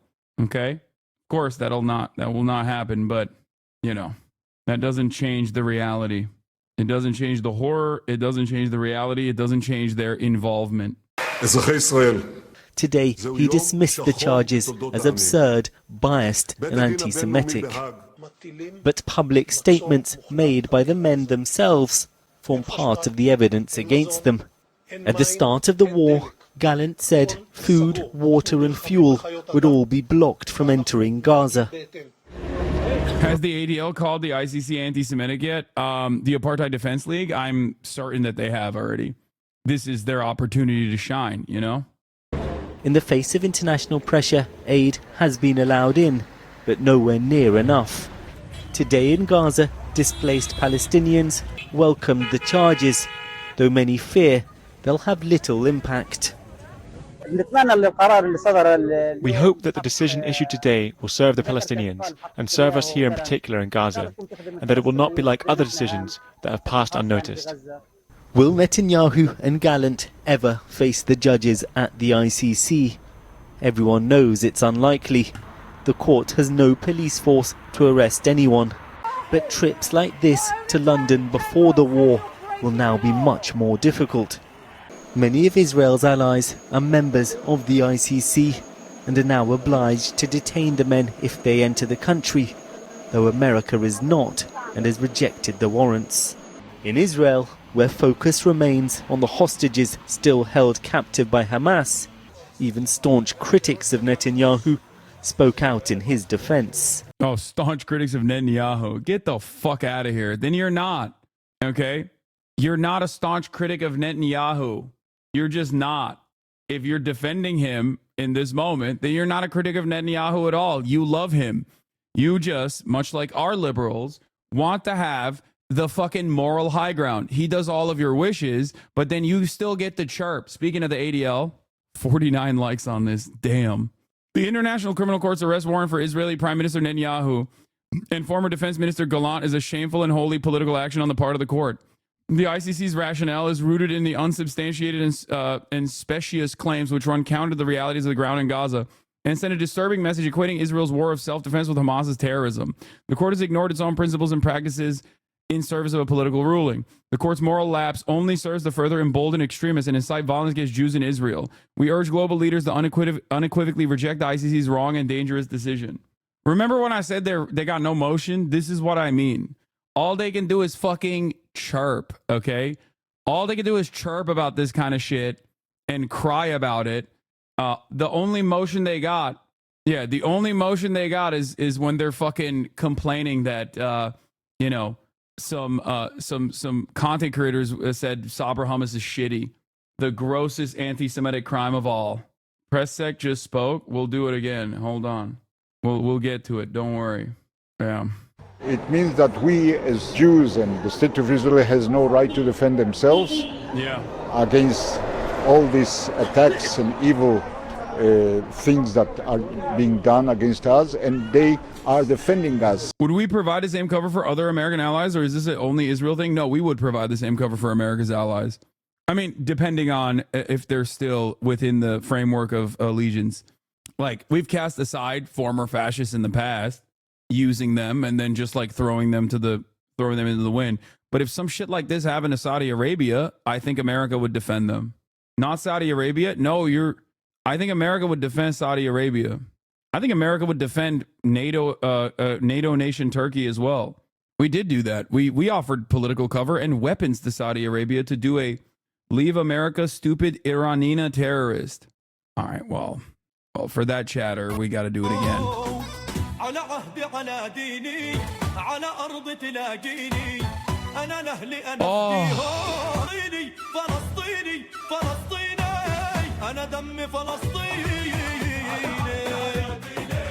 على أرض تلاقيني أنا لأهلي أنا فيها والله أنا دمي فلسطيني فلسطيني فلسطيني أنا دمي فلسطيني. Anyway. Is this on Apple Music, dead ass? I think it's on a bunch of different platforms. It's on YouTube, but the distributors themselves pulled it off of Spotify, and Israel did do a pressure campaign. Not only did Israel steal the song and recreate it to make it pro-Israel, because it's an absolute banger, but they also actively tried to get the song removed from all of the platforms, claiming it's anti-Semitic. It's not, by the way. It's fucking not, okay? It was taken off of Spotify. I think Spotify revealed that it was actually the distributor that took it off, but then I believe it's back on. It's Muhammad Asaf is the name of the artist, and the song is called Dammi Falastini. Yeah, that's the song. Yeah. Against that. Even if support around Netanyahu is rallying now, some say the arrest warrant will damage him politically. I think there will be a shift from defending what they say, the Prime Minister, what he represents as the most powerful position in Israel politics, into a little bit of soul-searching about how Israel got to this point. Israel's assault on Gaza is continuing. In the north, tens of thousands of Palestinians have been forced to flee amidst fears they'll never be allowed to return. Overnight, dozens were killed in strikes across Gaza. Children again, by the way. Israel... By the way, while we were having this conversation, Israel has been murdering children at a rapid clip in North Gaza. Just so you understand, like, the situation is still dire and only getting worse, especially in North Gaza. Israel has already revealed its ambitions of permanently occupying it through military force, and they're building roads to the former Israeli settlements that existed in the Gaza Strip already. So that's the other side of the story, obviously, that, like, while this is a little bit, this is a moment of happiness, okay? Just remind yourselves, what the wrongdoings of Israel look like, okay, and how severe they are. Here, the funerals of 3 children in the southern city of Khan Yunis. What impact, if any, will today's arrest warrant? They're still killing people in southern Gaza as well. Have on international efforts to finally reach a ceasefire. Well, earlier I spoke to Jeffrey Robertson, KC, a leading human rights lawyer who has been a UN war crimes judge. I began by asking how historic these arrest warrants are. Well, we've had Kenyan leaders issued with warrants. They Remember Karim Khan famously saying that he had a conversation with an American congressperson who directly told him the ICC's jurisdiction is not for Western leaders. The ICC is there so you arrest African warlords and thugs like Putin. It's not. You're not supposed to get our guys. It was Lindsey Graham most likely. turned up, they were given bail, and they fought the case through lawyers. It never got to trial. But so there are precedents, but never perhaps a leader that is so blindly backed by America, which is not a member of the court, but will bring pressure upon it. And we just hope that the judges are independent enough, and they've shown independence by issuing this arrest warrant today. What the Israelis will say, I'm sure, and they have an answer for themselves, obviously, is that the civilians who died in the Gaza Strip, and they would obviously dispute the numbers of civilians that have been killed, died either because they were used as human shields by Hamas or because they were, they got in the way. It was an unfortunate so-called collateral damage of the conflict, that dreadful term. But that they did not go out of their way to target these individuals. Well, the prosecutor will say damage is not collateral if it's directly aimed. And so that's the answer to that. What's the procedure now for the ICC? The procedure is that the case goes to the next stage, and Mr. Khan, or whoever it is, will seek an indictment. Mr. Netanyahu can, I think he'd be allowed to send lawyers to the court to oppose that, although it's not necessary. The important thing to remember is that the ICC does not have the power to try him in absentia, no matter how strong the evidence. So you need to actually arrest him in order to put him on trial, put him in the dock. They need to put him in the dock. Now, is that going to be likely? First of all, Netanyahu himself may stay away. The downside for that is there are 124 countries signed up to the ICC, so he won't be able to travel very far. But enforcement is voluntary, isn't it? So a country could choose not to arrest Prime Minister Netanyahu without warrant. They'd have to leave the ICC. South Africa tried this with the head of Sudan, who was indicted, and the court ruled that it couldn't. So this is one of its obligations. So what's the sanction? The sanction is to expel that country from the ICC? Yes, which most countries don't want to be expelled. They will... Is America leaving the ICC? America's never been a part of it. Will do what was done with Putin in that other conference last year. Why did it take the ICC this long? Brother or sister or MB? The former ICC prosecutor that actually launched a case against Israel for apartheid and other war crimes literally was endlessly harassed by Mossad and actively surveilled. Her phones were tapped. And Benjamin Netanyahu went to the United States of America and got Donald Trump to issue direct sanctions on her. Okay? And in the process of Karim Khan opening up that or continuing along with the investigation of the former ICC prosecutor, Bensouda, okay, they literally never stopped threatening him. Okay? They have been threatening him nonstop. They probably threatened the judges too. So, like I said, the well of depravity is deep, okay? It's not, you can't get away with, criticizing Israel, especially from an international organ of justice, okay? You can't do that. That's not allowed. Not allowed. And for the record, when you go, I don't really understand. Why did it take so long? I mean, dude, look at what the American leadership is saying currently about the warrants, that they sent multiple letters with the congressional letterhead saying if the ICC takes this decision and actually files the warrants for arresting Benjamin Netanyahu, we will literally take military action. They have said that they're going to take military action. It is in the law. It is in the law. It is in the books. We have a law called the Hague Invasion Act, known colloquially as the Hague Invasion Act. Okay? Since, I believe, 2002, if I'm not mistaken, where if any American ally or any American service member is ever prosecuted by the ICC, America will invade The Hague. They will invade the Netherlands. Okay? It is a overt declaration of war. Now, you might be wondering, like, well, 2002, that's a weird time to write a law like that and put it in the books. I wonder why. There is a law that we passed in Congress that dictates that if an American citizen, if any kind of American service member, active duty, or vice versa, is ever brought up to the International Criminal Court, if they are extradited to the International Criminal Court, the U.S. Hague Invasion Act will kick in.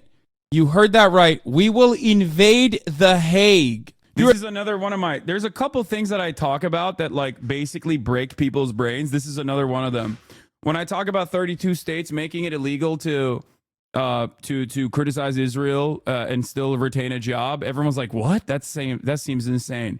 Another one is obviously the massive amounts of money that the Defense Department cannot account for in the trillions. Okay. That also always breaks people's brains. And this is the last one. Whenever people say, America bat us on, exactly how? I tell them, we have a law in the books after our war on terror started, post 9/11, that because we knew we were going to do an unimaginable metric ton of fucking war crimes, if the ICC ever decided to, do its job and play its role and actively try and prosecute any war criminals that are of American descent or working at the behest of the United States of America, that we will fucking invade them. Okay? That's not good guy shit. That's bad guy shit. That is not good guy shit. Okay? I'm sorry. U.S. President George Bush today signed into law the American Service Members Protection Act. That's what that's what it was called, which is intended to intimidate countries that ratify the treaty for the International Criminal Court. The new law authorizes the use of military force to liberate any American or citizen of a U.S. allied country being held by the court, which is located in The Hague. This provision, dubbed the Hague Invasion Clause, has a strong reaction from U.S. allies around the world, particularly in the Netherlands. This is real. This is still in action. Maybe that's one of the reasons why you can't really prosecute American war crimes in the International Criminal Court. Oh, this was pretty funny too. Of course, this pairs along nicely with this. Pentagon blocks sharing evidence of possible Russian war crimes with the Hague Court. I wonder why. Perhaps because it would set a bad precedent. And then lastly, International Criminal Court officials sanctioned by the United States. This was back in the 2nd of September 2020. The U.S. court has imposed sanctions on senior officials in the International Criminal Court, including Chief Prosecutor Fatou Bensouda. Secretary of State Mike Pompeo accused the court of illegitimate attempts to subject Americans to his jurisdiction. How wonderful that this related. Iraq amputee, I can hug my son with my feet. Related to this, okay? All of this is somehow related to one another, I suspect. I haven't even read the article, but, wonder how that happened to that guy. But yeah, the U.S. has criticized the court since its foundation and is one of a dozen states which have not signed up. Balkis Jarrah, a senior counsel of the non-governmental organization Human Rights Watch, condemned the sanctions as a shameful new low for U.S. commitments to justice for victims of the worst crimes. Once again, the Geneva Suggestion, not the Geneva Convention, or any matter of international law is merely just a weapon against America's foreign adversaries. That's it. That is it. There are no... Damn, bro. People say, HasanAbi, you've changed. It's like, motherfucker, I haven't changed. You did, bitch. There's literally, go back in time and listen to me talk about any number of different things that America has done to serve its own capital interests. Okay? I have always been a long-standing critic of American imperialism, Western chauvinism, American exceptionalism. That's why it's so funny when motherfuckers are like, bro, you've changed, dude. No, I have not changed. Okay? You watched a couple fucking drama pervert videos, and because you were hopped up on American exceptionalist fumes to begin with, and that's an understandable starting position for you, and you refused to interrogate how you arrived at these positions, and possibly out of fear that, a Chinese century of dominance would be terrifying, okay, decided to lean into American exceptionalism and Western chauvinism and American imperialism being a force for good. That's it. That's it. Yes, there's ambulances at Mar-a-Lago. I don't know what's going on, but this has been a fucking glorious day so far. I'm going to lose my goddamn mind if some other glorious shits are happening. Per pool, 2 ambulances, several vans that appear full of Secret Service have left Mar-a-Lago in the last few minutes. Yeah, the only thing that changed from back then is I'm no longer wearing Teddy Fresh shit. No rules for America. Only rules for who America has declared their enemies. They simply warned him. It was in South Africa. I don't think people understand. People who are excited at the prospect of like Donald Trump, getting crippled by a heart attack or dying or some shit, don't realize that that means it's President J.D. Vance, which is horrific. Okay? I mean, Trump is also horrific. President J.D. Vance will be equally horrific, if not worse, because that means now you have a competent fascist that is directly aligned. Like Peter Thiel owns the country now. Do you understand? It's basically President Peter Thiel. We are so fucking cooked. Oh my God, we are so fucking cooked. South Africa warned him not to come, and he didn't. And Netanyahu would be given the same warning. So his world has shrunk considerably. It has, and he would be seen as an international fugitive. Finally, and very briefly, Jeffrey Robertson, how likely from your experience, and given who else has turned up in the dock when people said it was impossible, how likely do you think it is that he and the other people who've been issued with this warrant will end up on trial? Well, everyone said Milosevic, indict him. He'll never turn up. And yet his people handed him over. I think it is not impossible if he fell from power. So the most likely people to hand him over would be the Israelis themselves, rather than him getting arrested on the streets of London or Paris. It would be an easy way of disposing of him, were he to fail at the next elections, sent off to defend himself. But that's not likely. The likelihood is there'll be enormous American pressure to protect him, and we'll just have to wait and hope to see this court showing its independence. It's not anti-Semitic. That's an outrageous lie by Israel. There's nothing anti-Semitic about it. We can see on our television the war crimes every night as residential areas are bombed and children dug out of the rubble. Jeffrey Ronson, thank you very much indeed. Well, joining me now is the Israeli diplomat and journalist Alan Pinkas. He's also served as an advisor to 2 former prime ministers, Ehud Barak and Shimon Peres. Alan Pinkas, good to speak to you again. What do you make of this arrest warrant then against Mr. Netanyahu and the former defense minister, Yoav Gallant? Well, good to be with you, Matt. It was predictable. It was anticipated. It was expected. It was fantastic. The chief prosecutor, Karim Khan, requested. It was also fantastic. Incredible stuff. The warrants from the court in May. So that's 6 months ago. And it took time, but here we are. So on the one hand, it did not come as a surprise. On the other hand, you see by Israel's vociferous reaction that this hit quite an exposed nerve.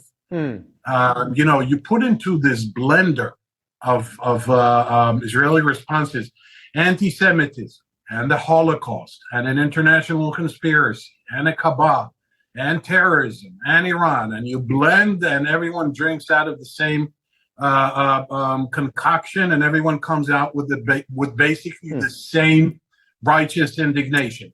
On the other hand, I just listened very carefully to the very. He didn't say kebab. He said cabal. Interesting interview you conducted with Jeffrey Robertson. He makes very, very important points. Mr. Netanyahu cannot be tried in absentia. He knows that. He will not test this. But then again, he A, is a fugitive. B, as you said correctly, Matt, his world shrunk considerably. Right. I mean, does Israel itself, and I know that Netanyahu has been incredibly unpopular, with lots of people for lots of other reasons, but the war itself has, as far as I can understand, been supported by the Israeli. Yeah, it's funny that defenders of Israel or people who want to even talk about Israel in positive terms will so quickly just use the most classic anti-Semitic tropes, but against Israel's enemies. Yeah. Iran, the Iranian cabal, taking over the world. The Iranian Illuminati are controlling the purse strings of society. Iran controls the media and all of the international organs of justice. Public. Does Iran owns all the banks. Israel itself now feel as a pariah because its democratically elected leader has been issued with this arrest warrant? Well, that's a complex question. Let me explain why. What's complex about it? On the one hand, people disapprove of Netanyahu. They see him as responsible and believe he should be held accountable for the calamity of October 7th. Yes, they were pro the war. No, they do not truly realize and understand what Israel did in Gaza. Some do and don't care. Some choose not to know, and some just don't know. Right. Now, you have to understand the Israeli mindset, because there's a symbolic dimension to this and a practical dimension. The practical, I think, was covered way better than I can possibly do by Jeffrey Roberts in terms of the legality or the legal issues. But there's a symbolism here. Here's an Israel that believes it's on the moral high ground, that believes it has the most moral military in the world, that believes it is defending itself. Right. That you have to understand, the military, the Israeli military, is not some professional army. It's everyone. It's a people's. But do you? So people feel bad. Right. But do you personally agree with the government in Tel Aviv that has said this is an anti-Semitic act? This arrest warrant is anti-Semitic. No, I do not. I mean, that is clearly what they're trying to do here. Well, they're doing two things, Matt. First of all, Mr. Netanyahu, who suffers from a long time Louis XIV syndrome, identifying the state with himself and himself with the state, turns this into everyone's problem. We are being attacked by anti-Semites. We are the victims of a global conspiracy centered in The Hague, blah blah, et cetera, et cetera. Right.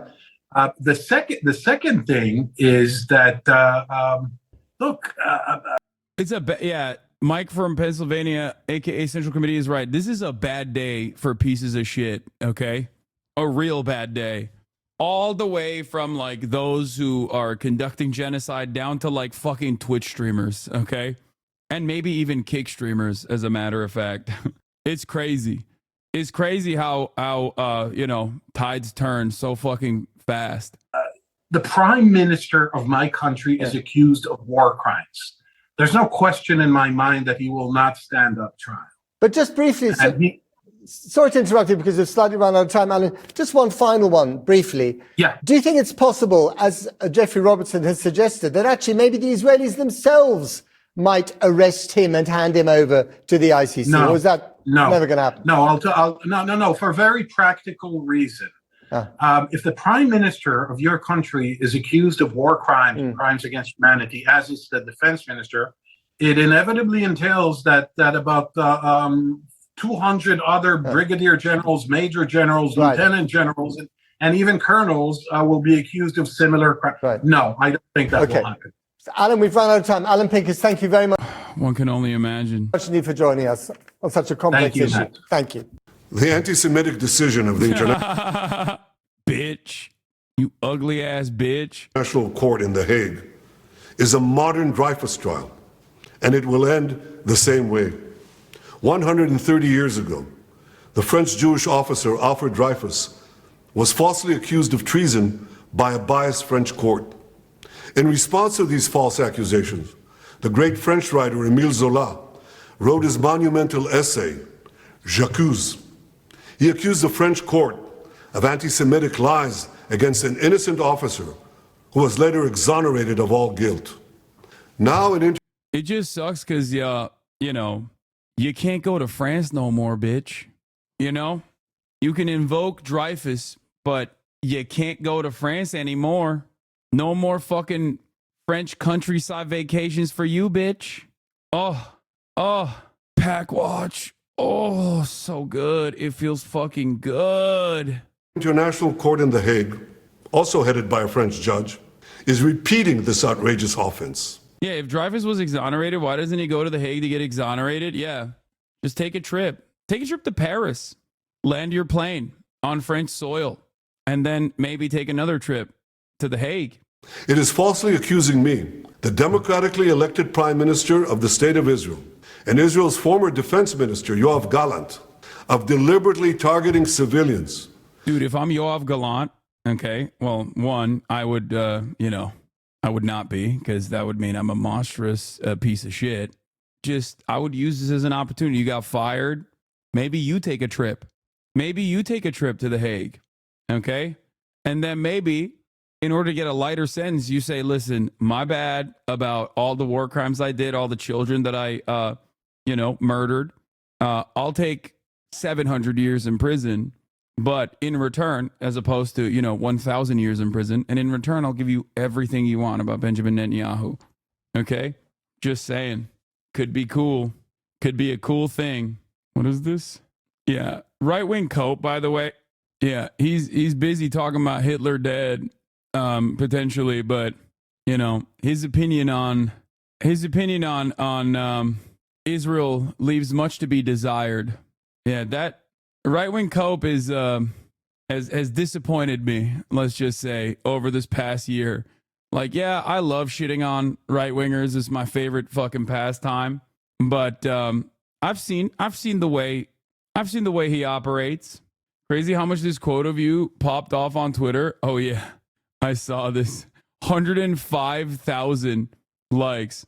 You want every single Palestinian to be fucking executed ruthlessly on the streets so they can build another fucking theme park on Gaza, you fucking baying pig. 20 to 25 cars, 2 ambulances, and a helicopter hovering above, entering Mar-a-Lago a few minutes before the vans and ambulances were spotted leaving. Oh my God. Yeah, right-wing Cope is a bit of a lib. Netanyahu can still visit America, right? Yeah. This when we do everything in our power to avoid civilian casualties. Yeah, Right-Wing Watch has posted about me being pro-terror. Yeah. He's, I think, a Bonarelli orbiter. So, Right-Wing Watch is kind of cooked. Not everyone has a real moral compass guiding them, Calm down, people. Per transition source. False alarm. Go about your business. Oh, bummer. Seems like it's a false alarm. We got a brief moment, a brief glimmer of hope. We've gotten enough fun stuff on the docket, We issue millions of text messages, phone calls, leaflets to the citizens of Gaza to get them out of harm's way, while the Hamas terrorists do everything in their power to keep them in harm's way, including shooting them, using them as human shields. The court in The Hague accuses us of a deliberate policy of starvation. This when we've supplied Gaza with 700,000 tons of food to feed the people of Gaza. That's 3,200 calories for every man, woman, and child in Gaza. That's fucking bullshit. You're a lying piece of shit. Literally, no one believes this. Even the American government doesn't believe it. Right-wing Cope, by the way. What is this? Absolutely insane. Hillel is the only Jewish gathering place on a ton of campuses, especially if there isn't a big local synagogue Jewish community. I've been to Hillel events, and they're super welcoming. Any national statements the org makes is not representative of campuses. Wait, what? This is not that bad of a fucking take. Hillel campus chapters events are not politically Zionist. They hold Cedars community events and other cool shit. At most, you could argue they're culturally Zionist. Yeah, this is not like that bad of a take, chat. What the fuck are you talking about? I mean, yes, Hillel, at least according to my Jewish HasanAbi heads, who I've both talked to at pro-Palestinian encampments and, in this community, will argue against this sort of thing, and that, like, Hillels on campus are definitely geared towards defending Israel. It's not the only purpose of it, but that's not the take I was thinking about. Anyway, please don't talk about Hillel. Wait, what? 90% of chatters in here are solely interested in cancellations and drama. It's getting old. I agree. I can't believe I'm agreeing with Hidegio offliner right now. Anyway, let's finish this. And these supplies are routinely looted by Hamas terrorists who deprive their people of much needed food. Yet just in the last few weeks, Israel facilitated the vaccination of 97% of the people of Gaza against polio. This doesn't prevent the court of accusing us of genocide. What in God's name are they talking about in The Hague? We give them polio vaccines and then we kill them.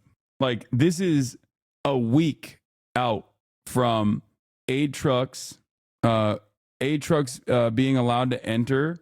This is a week out from aid trucks being allowed to enter, only to only to then fucking turn around and lighting the school on fire.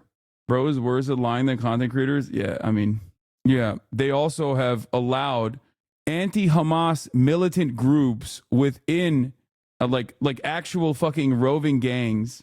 What is this? Philly D covered your Fox article during a stream on this morning. He simulcast on YouTube and Twitch, and it was crazy seeing the split in opinion of you based on the platform. Ethan has really radicalized a lot of people on YouTube against you. I think Philip DeFranco has a lot of lib fans because of the nature of his coverage, and it's normal that there are going to be people who read that and don't think about it beyond. Like, YouTube chat is always going to be gross anyway, but I think that it's more so just like, you know, Philip DeFranco has a lot of libs in his community. Yeah, I think I don't think it's Ethan. What is a lib to you? You throw this around often. A liberal is someone who is pro-capitalism, someone who at least like is conciliatory to the demands being made by people who are progressive, but only as long as it is inoffensive, and will regularly trade away rights for marginalized people at the behest of maintaining a veneer of civility. Oftentimes a person who doesn't have like real ideological boundaries, like real interest in protecting. I think that for many people, the moment that they consider what like a party that they're defending to be unconscionable, and the moment that they call out their own party, they move beyond liberalism. Doors open. There are many more liberals out there than there are leftists, but I think that inside of the heart of a liberal, there is either a dormant fascist, and that's not the majority at all, or a dormant leftist. A liberal is a leftist that has not been awakened yet in many circumstances. Some people hold on to liberalism as this valid ideology. They trick themselves into believing that it has like some sort of intellectual or some sort of like moral compass, but in many instances, it's just simply defending hegemony. Depending on how much you would like to defend the current systems of oppression in the interest of maintaining civility and maintaining order, liberals can find themselves in the throes of fascist sentiment. I think Israel is a great example, right? Israel is a great example of this equation. If you see man-made horrors beyond human comprehension every single day and you look away from it and you say to yourself, there's a good reason for this happening. And that is because Hamas did October 7 and they have an ancient anti-Semitic gene in their hearts. And that, you know, unfortunately, some Palestinians are dying as a consequence of that, but that's just Hamas's fault. Then you might be a liberal who is a dormant fascist. If you see homeless people and you think to yourself, oh, these criminals, they must be thrown into prison immediately because they're grossing me out, rather than look at them and say, wow, these are victims of circumstance and they must get the help necessary. It is unconscionable that the wealthiest nation on earth has 600,000 plus homeless people sleeping outside every night. We must fix this broken system. Then you're not a liberal, you're a progressive. The truth is simple.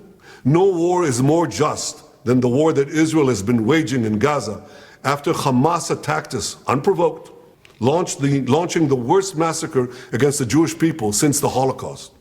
The decision to issue an arrest warrant against me, the democratically elected Prime Minister of the State of Israel, and our former Defense Minister, was made by a rogue prosecutor who's trying to extricate himself from sexual harassment charges, and by biased judges who are motivated by anti-Semitic sentiments against the one and only Jewish state.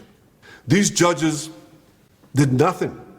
They did nothing against the real war crimes committed against the millions who've been murdered or uprooted by the dictatorships in Iran, Syria, and Yemen.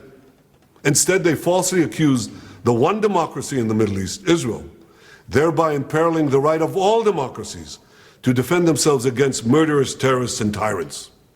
Nor did the court do anything against the Hamas terrorists who raped our women, beheaded our men, burned babies alive in front of their parents, and kidnapped hundreds of men, women, and children to the underground dungeons of Gaza. They're still holding 101 hostages, citizens of many lands, including the United States. Come to think of it, the court did issue one arrest warrant against Hamas. Now hear this. They issued an arrest warrant against the... No, they issued multiple arrest warrants against Hamas. You just killed those guys. So the one remaining alive Hamas person also got issued an arrest warrant. Originally, the application for the arrest, it included more Hamas members. Problem is, you killed them. Corpse of the Hamas arch-terrorist Muhammad Dev. His corpse. What an absurdity. No biased anti-Israel decision in The Hague will prevent the state of Israel from defending its citizens. And I want to thank our many friends around the world, especially those in the United States, who've condemned this outrage and who have said that this decision will have severe consequences for the ICC and those who cooperate with its decision. Oh my God. Israel will not recognize the validity of this decision. We will continue to do everything we must do to defend our citizens and defend our state against Iran's axis of terror, Iran and its terrorist proxies, which include Hamas, Hezbollah, the Houthis, and others. Our enemies are your enemies, and our victory will be your victory, the victory of civilization over barbarism and tyranny. The International Criminal Court has just issued... Nazi bitch, suck my dick. Yeah, everyone is an anti-Semite, including all the Jewish people that participated in the prosecution of Benjamin Netanyahu and this war criminal tribunal, in this war criminal prosecution. Everyone, including the Pope. The Pope is Hamas. It's just crazy. It's just crazy that, man, it's crazy that every single person that's always against Israel is just Hamas. It's wild. What a track record, dude. What a crazy track record. Wait, what do you mean Mike is low as fuck? Issued arrest warrants for Israeli Prime Minister Benjamin Netanyahu and former Israeli Defense Minister Yoav Gallant, accusing them of war crimes in Gaza, and also for a top Hamas commander, also known as Mohammed Deif, who is believed to be dead. The court says it found reasonable grounds to believe the prime minister bears criminal responsibility for war crimes, including starvation as a method of warfare. And it rejected Israel's challenge of the court's jurisdiction over the matter. CNN's Nick Robertson joins us now from Jerusalem. Nick, what more can you tell us? Well, this is a very, very significant escalation. It was first announced by Karim Khan, the ICC chief prosecutor, back in May, that he was going to seek to request arrest warrants for Benjamin Netanyahu and Yoav Gallant, who was the defense minister at the time, as well as three other senior Hamas officials, including Mohammed Deif, Ismail Haniyeh, Yahya Sinwar, the other. Those three are all dead. Deif believed to have been killed in July, so unclear why they've issued an arrest warrant now for him. But by overturning Israel's rejection of the jurisdiction and the allegations by the court, this clears the way for something very, very significant, which Prime Minister Benjamin Netanyahu and Israel have never, ever faced before. These are very, very serious charges and allegations. Yeah, it's called consequences for your actions. Yeah, Israel's never faced them, bitch. As you read them out there, that the court believes they have grounds to believe that he bears criminal responsibility for war crimes, as you said, including starvation as a method of warfare and of crimes against humanity, of murder, persecution, and of other crimes. These are very, very serious allegations. These are not the sorts of allegations that the Prime Minister has faced before. When the ICC first made these statements back in May, the Prime Minister's office said that they were absurd, that they were false, and that they were a distortion of reality. It is something that back then the Prime Minister took very, very seriously. Has been in meetings today with the US mediator Amos Hochstein, talking about the possibility of a ceasefire with Hezbollah in Lebanon to the north. But this is absolutely now going to come front and center of the Prime Minister's attention here. So this is very significant, Nick, but then what potentially could be next? Is this an issue of, depending on where Netanyahu were to travel, he could be apprehended, or is he asked to voluntarily cooperate? Yeah, this is, it's uncharted territory for the Prime Minister. Certainly, we understand the legal implications for all the countries that support the ICC. These are countries that have signed what's known as the Rome Statute. 124 countries have signed up to the Rome Statute. That includes most European countries.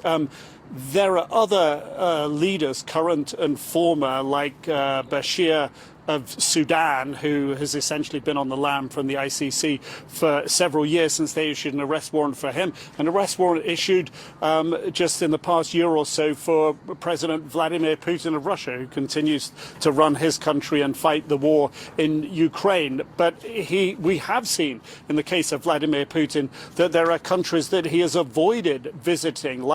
Thank you for saying that. Holy shit. It's serious enough that even Putin didn't go to South Africa. It's a serious enough threat. Like South Africa for a BRICS summit, where potentially, because South Africa is a signatory to the Rome Statute, he could have technically been arrested and taken to The Hague. So will the same fate or limitations on travel face Prime Minister Benjamin Netanyahu? It appears absolutely so. If he were to set foot today in the Netherlands or in the UK or in France, all signatories of the Rome Statute, he would be, or those countries at least would be obligated to arrest him and turn him over to the ICC. All right, and now we want to give you an update on this breaking news. The Israeli Prime Minister's office has just responded to the International Criminal Court's arrest warrants. Benjamin Netanyahu's office calls the warrants for him and Defense Minister Yoav Gallant absurd. The statement says Israel utterly rejects the absurd and false actions and accusations against it by the International Criminal Court, which is a politically biased and discriminatory body. Prime Minister Benjamin Netanyahu will not yield to pressure. Countries like Iran or Russia are already outside of the sphere of influence of the United States of America. So it's not like they get, they've already designed their world around avoiding America's sphere of influence. Israel is not the same. Do you understand? It's very different for Israel.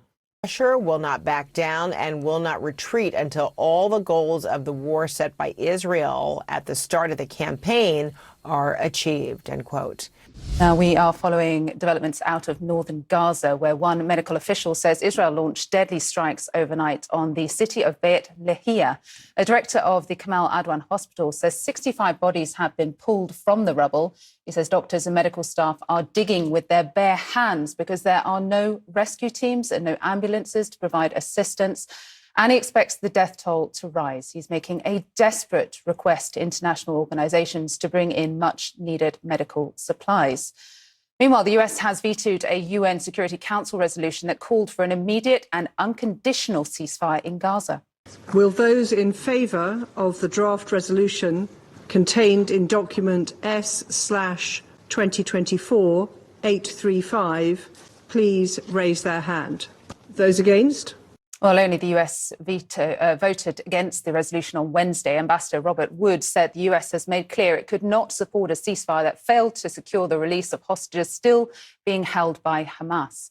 Palestinian officials condemned the veto, saying the move only emboldens Israel to continue its crimes against innocent civilians. CNN's Paula Hancock's following. I mean, that is the reason why they vetoed it. That's why they vetoed it.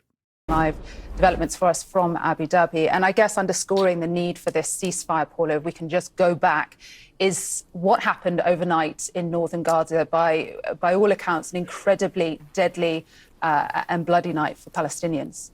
Yeah, Christina, this latest strike, which has claimed many lives, happened in Beit Lahia. This is in the northern part of Gaza. It's an area which has been, for those who have been living there, say it has been under siege for about 6 weeks now, since the Israeli military decided that they needed to carry out further military operations there because they believed that Hamas was regrouping in the area.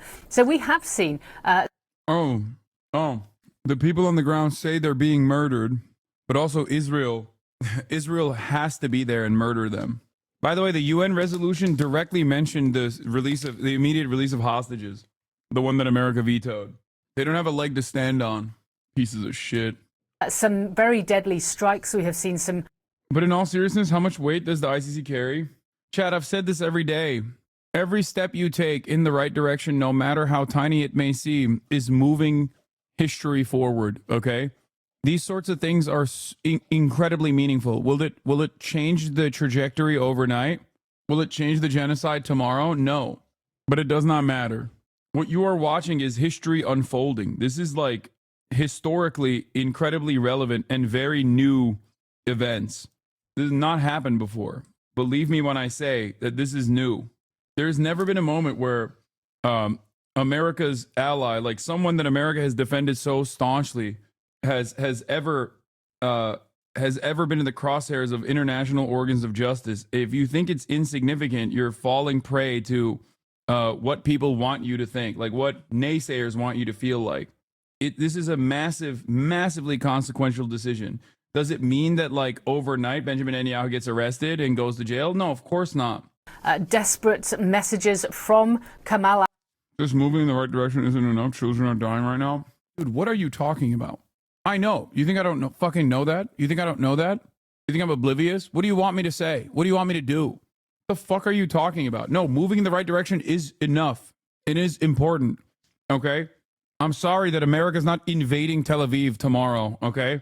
Just keep fucking pressuring. What a stupid fucking defeatist attitude to have.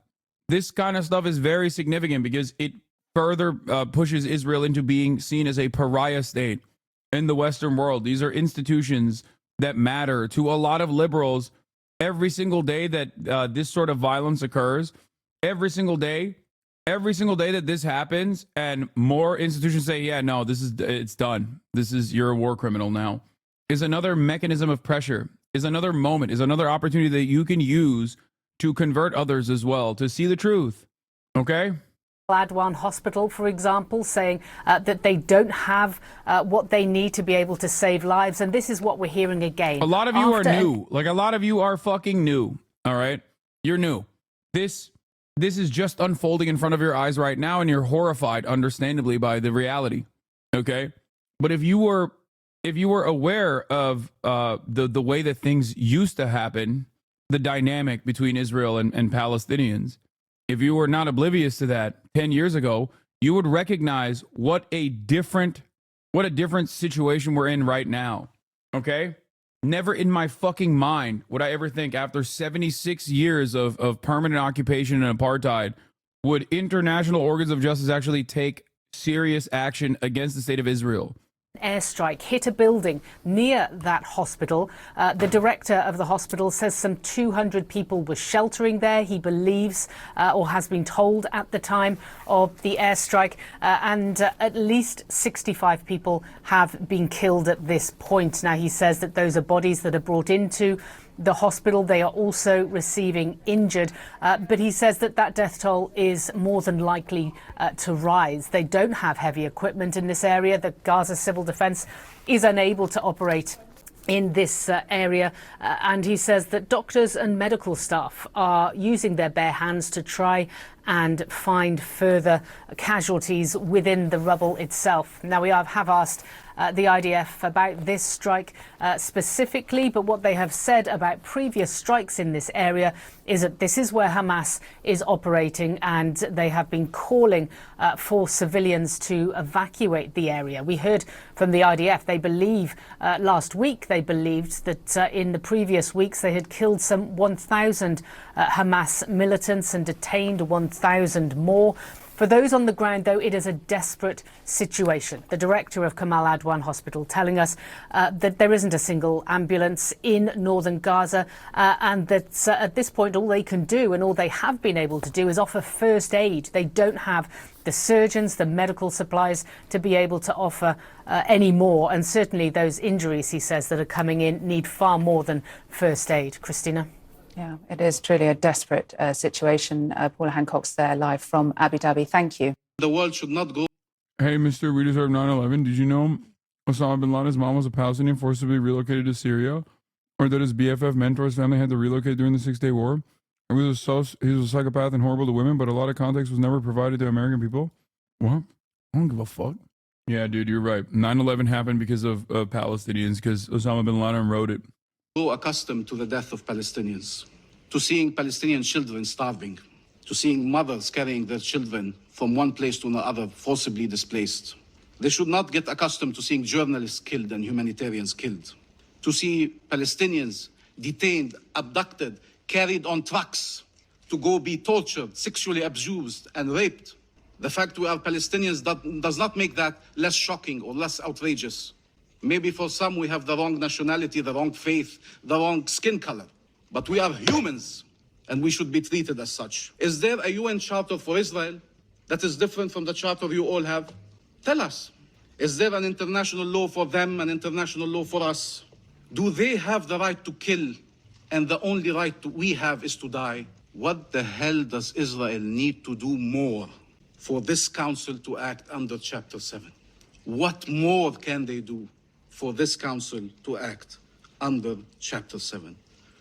Or will this council be the last place on earth that cannot recognize a threat to peace when they see it, when it is so glaring, so undeniable?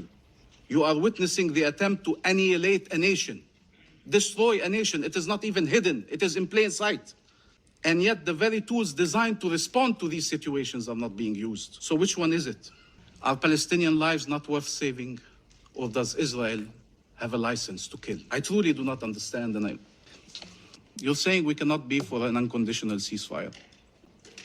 What that means in effect now is that we are for a war. Oh yeah, you want to see the Hamas militants in air quotes that they're arresting, by the way? Images like this happen in Gaza every night, by the way. Photos are circulating on social media alongside reports that the Israeli army is rounding up and blindfolding Palestinian doctors, nurses, and patients outside of the hospital in northern Gaza. Some of those detained are seen with catheter bags, nasogastric tubes, IV drips, and crutches. It's wild. To associate images like that with Judaism is so disgusting. Images that are invoking the Holocaust. To associate those acts of gross violence and barbarity with Judaism is unacceptable. So no matter how much my naysayers try to fucking claim that Israel is actually the only safe space for Jews and all Jews care about is Israel and yada, yada, yada, I will not allow it, and I will never agree with it. Shame on those who think that the former ways of decrying anti-Semitism in defense of Israel, that still think that people can't see right from wrong, that still think that you can just shame people into silence like this. This is how supporters are justifying these images. This is what defeat looks like. Massive Hamas surrender in northern Gaza last night. And before you ask, they're stripped down to their underwear so Israel can ensure they're not strapped with explosives. But also, every time I post a picture like this, all the social warriors come out to play with it. They are humans. They deserve dignity. Why does Israel have to humiliate them like this? Stupidity. So let me tell you something we learn from Jewish scripture. He who is compassionate to the evil will end up being evil to the compassionate. Like, this guy is literally, I mean, Nazis are salivating, okay? This is what I mean. Like, trying to associate these inhumane acts that are akin to the fucking Holocaust, images that we saw for the Holocaust, with Judaism is a wonderful gift to every fucking neo-Nazi in the Western world, okay? Like, that's crazy. These genocidal maniacs deserve zero compassion. I don't think I need to remind you what Hamas did on October 7th. Fix your moral compass. 30K likes. Yeah. Oh, yes. And there are people of all ages here because there are people of all ages in Hamas. They've recruited women, children, old men, and everyone else who wants to kill Jews. Yeah, these guys were doctors and patients, by the way. These are people that they stripped, humiliated, packed up, specifically to send to the concentration camp where some of them will be raped to death, okay? Anyway, let's finish. Saying we cannot be for an unconditional ceasefire that does not release the hostages. Is this war releasing the hostages? Is it even trying to release the hostages? So what does it mean? We accept this war that is killing hostages and that is killing, maiming, terrorizing, destroying an entire nation. When is it enough? When is it the point where we say, no, we mean ceasefire now? Does this guy speak Hebrew? I know he's a Palestinian Authority guy, but it's really interesting how he says his R's. It's not, I know many Palestinians do, but his accent sounds more Israeli than Arab. but he is a Palestinian Authority guy. So West Bank might have had a Israeli teacher, like an Israeli English teacher, and that's why he sounds like that. Just something interesting. Now, we will not allow you to not listen to us, to ignore us, to insult us. Like, he has an Arabic accent, but then when he says his R's, it sounds like Hebrew. To play games with us. This resolution is trying to restore life, to save lives. It's not a dangerous message. The draft resolution is not a dangerous message. This veto is a dangerous message to Israel that it can continue executing its plans. The very plans you oppose. What does it mean? That release of the hostages should be unconditional? This is what the Council has said repeatedly now for a year. Release of hostages should be unconditional. But stopping killing Palestinians is conditional? There are acceptable conditions to stop the mass killing of Palestinians? Israel will always claim conditions have not been met because its plans require it to continue this war, to annex the land and destroy the people. And therefore, we can no longer accept its conditions. 14 months, and we are still debating if a genocide must be stopped. There's no justification whatsoever for vetoing a resolution trying to stop atrocities. No justification for that. What happened on the Senate floor. Independent Vermont Senator Bernie Sanders speaking ahead of Wednesday's Senate vote to block the sale of U.S. tank rounds, bomb kits, and other lethal weapons to Israel. The measure did fail, but 18 other senators joined Sanders to stop arming Israel. I've heard members of the U.S. Senate come to this floor to denounce human rights violations taking place around the world. I've heard well-founded concerns about China's brutal reception of the Uyghur ethnic minority. I've heard rightful outrage about Putin's brutal... Bernie, you can't say that, bro. What the fuck? That's crazy. Bernie said there's hella fucking white guys with ankle shorts in Xinjiang wearing like fitted caps, riding high on the brim. Ohio gas station Andes. Zoomers won't know this one.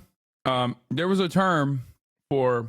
Back in the day, there was a term for dudes who dressed a particular way. It's basically the N-word, but with a W. That's what he said. Literally, the word he said is the N-word with a W. He's trying to say Uyghur. Insane clown posse fans. Attacks against Ukraine and bombing of civilian installations. I've heard genuine... He's courting the attention of dudes who still use synthetic weed, yeah. ...concern about Iran's outrageous crackdown on peaceful protesters.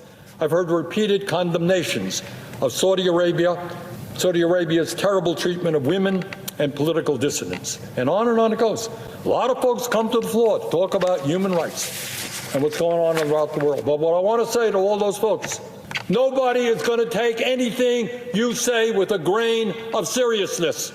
You cannot condemn human rights around the world and then turn a blind eye to what the United States government is now funding in Israel. People will laugh in your face. They will say to you, you're concerned about China, you're concerned about Russia, you're concerned about Iran. Well, why are you funding the starvation of children in Gaza right now? So that's Senator Bernie Sanders. While this move did fail, it was the largest grouping of senators to vote against arming Israel. Akbar Shahed Ahmed, if you can talk about the significance of this and the latest piece you did on what happened in the White House and how they were threatening these senators. Your exclusive White House says Democrats who oppose weapons to Israel are aiding Hamas. Absolutely, Amy. And I'll just start by noting that what Ambassador Bamia and Senator Sanders said that really speaks to the salience of this issue, right, and why it's not going away, something that the Biden administration has failed to grapple with. In their thinking, they think, well, people will get over this like they've gotten over foreign policy slights and missteps by the U.S. before. I think this is a fundamentally different issue. And what the Biden administration tried to do to kind of not just tackle and continue support for Israel, but to reject scrutiny and kind of threaten senators was really striking yesterday. So the exclusive I got that you were talking about was a document from the White House that they prepared and sent to Capitol Hill on Tuesday, 24 hours before the vote, where essentially they said, if you vote against weapons for Israel, you as United States senators are supporting Hamas, Hezbollah, and Iran. Now, that's the kind of accusation and rhetoric that observers say is reminiscent of the Bush administration, right? You're with us or you're against us. And that's the kind of... Yeah, because American foreign policy is uniparty. And it's so funny that the same fucking liberals that in the Bush era would have been firmly in opposition of this kind of sentiment, like, if you don't like it, leave, or you're supporting the terrorists, are without even a shred of irony. Fragile ego, fragile body, weak mind, weak spirit, Hasan. Are you talking about me or are you talking about Joe Biden? The very same liberals that originally would have been grossed out by, like, in the first Trump administration, the type of shit that people were saying, like, you know, the Steven Crowders of the world, like, saying unimaginably racist, xenophobic shit, saying stuff like, oh, just leave the country if you don't like it, all this stuff, right? Are now repeating those statements. Like, it's shocking. What is this? Wonderfully stated. It's crazy how Hasan's community takes themselves so seriously, Lamau. They live in an echo chamber of fervent superiority that everyone else can see is cringe and actually psychotic. They're gatekeeping and genocide right now. That is what they're doing. Wait, what? Wonderfully stated. People like that are the biggest obstacles of Palestinian emancipation right now. They look and sound like fucking freaks and make their cause sound unimaginable and unrealistic. This person is literally a former Fallen fan. He's saying unimaginable, talking about Palestinian emancipation. This 100% is a former HasanAbi head, the person who wrote this. I welcome every single person that speaks out against the atrocities that Israel commits on a daily fucking basis. I, however, don't think that it is valid to routinely go after one of the largest communities that combats anti-Semitism and Islamophobia with the same fucking severity while maintaining an anti-Zionist position. This is not gatekeeping. This is simply people who are being far too fucking gracious. People who are being far too gracious to those who have no grace left to give to any other person. He literally posted on the D-Reddit.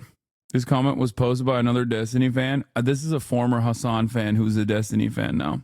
Or maybe Destiny fans have been watching me so much that they literally fucking sound like me now. If they really wanted to help people of Palestine, they only want to use their suffering to virtue signal about how morally and intellectually superior they are. They don't actually give a fuck about human lives. Yeah, I don't know who this is for. Like, I'm gonna be honest with you. I don't know who the fuck this is for. I don't know why he like wrote this, because I don't think anybody believes this. If you believe anything that happened here, that I'm not trying to desperately bring on more people to recognize the truth about what Israel is doing, or that I've been viciously fucking attacked by random drama perverts who can't just stop making themselves the centerpiece of an ongoing genocide. Like, if that's gatekeeping, I don't know what to tell you. But I don't know who this is for. Like, no one is going to read this and be like, you know what, you're right. I actually don't think Hasan and his community are sufficiently pro-Palestine. They're just there to morally and intellectually feel superior. Yeah.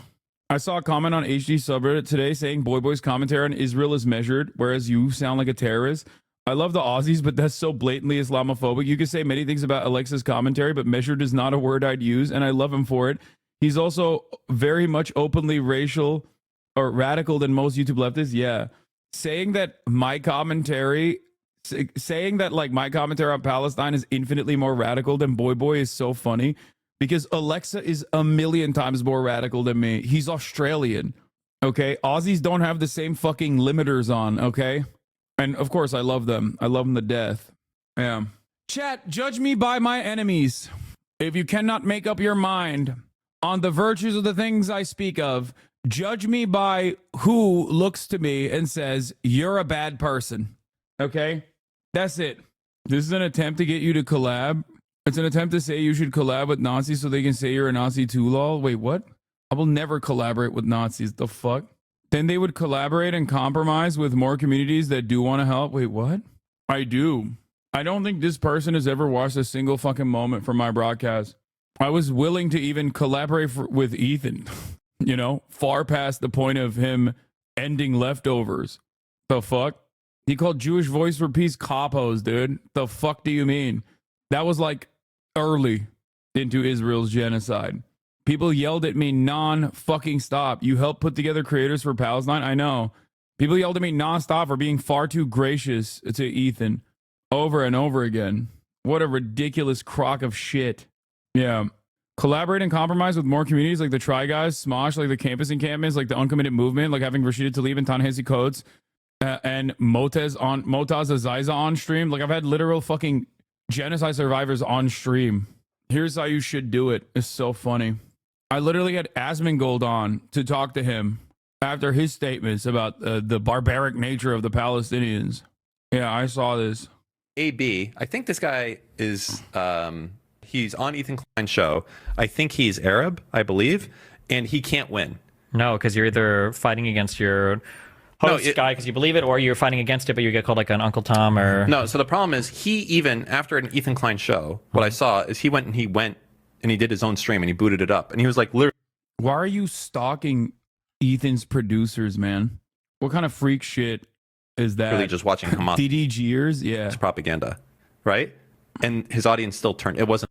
This man said AB was watching Hamas propaganda. Literally just watching Hamas propaganda, right? And his audience still turned. It wasn't enough. Oh, Jesus. Because you're working for, the King Zionist, yeah? The Kleinenstein. True. You work for the Kleinenstein. You got to stand up. You can't do anything there. This guy, AB...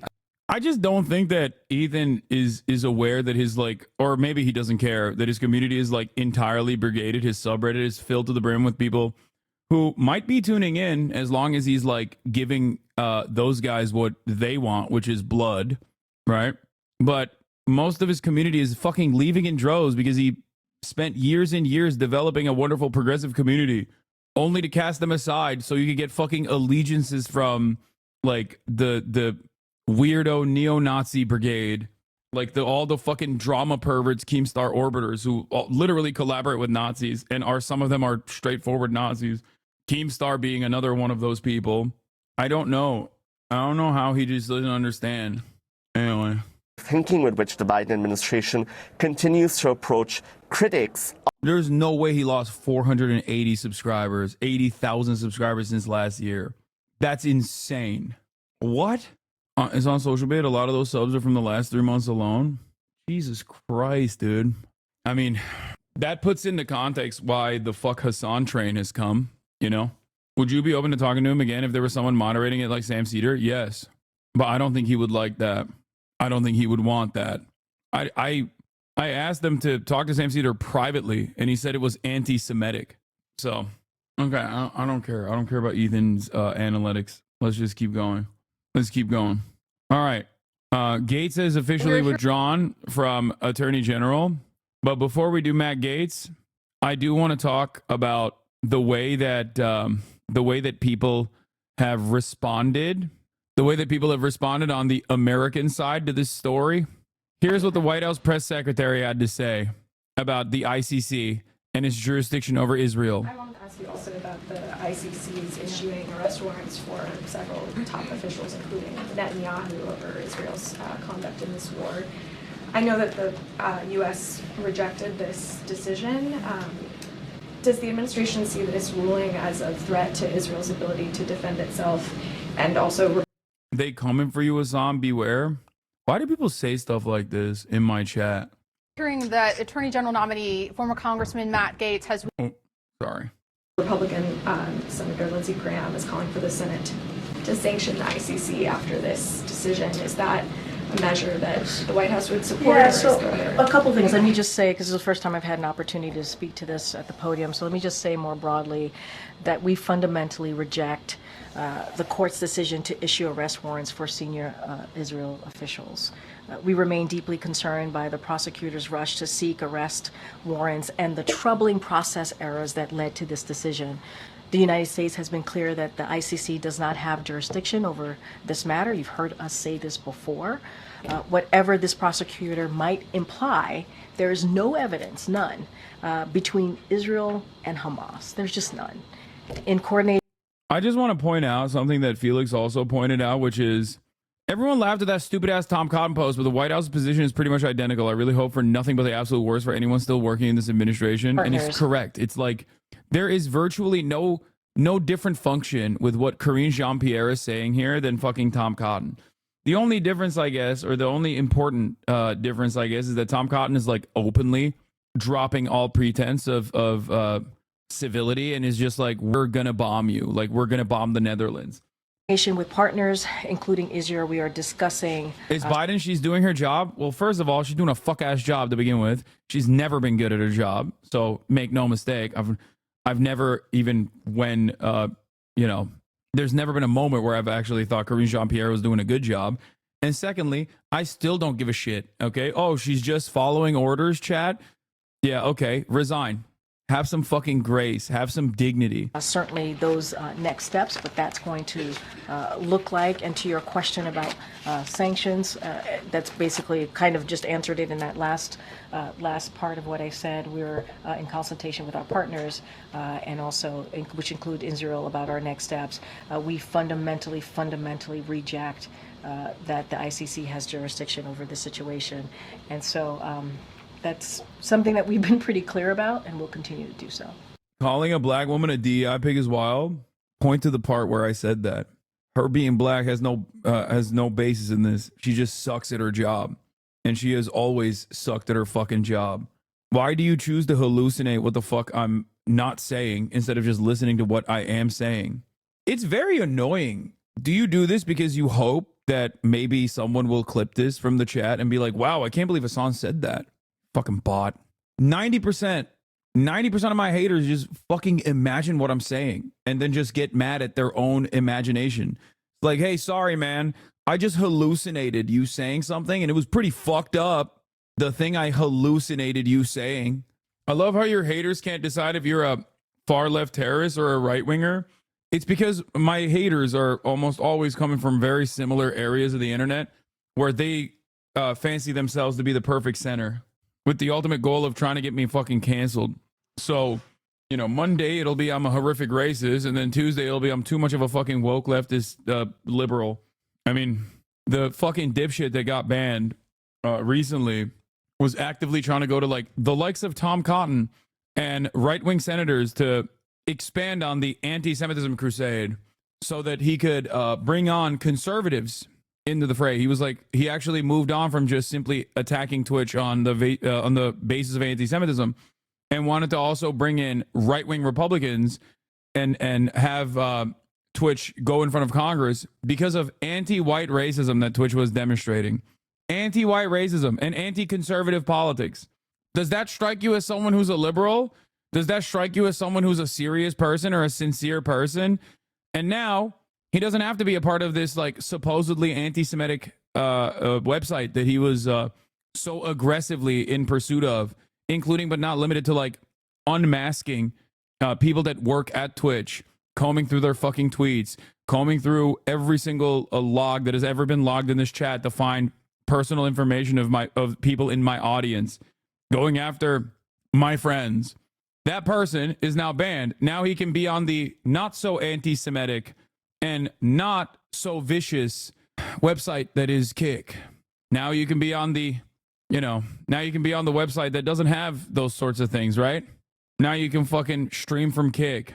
Living out so hard he turns into a groyper. No, these guys are, man, I've said this so many times. They're just they are debate mercenaries, dude. They don't give a fuck. They don't have any sort of real conviction or any sort of real interest. They don't have politics. It's just sport. It's blood sport. That's all they care about.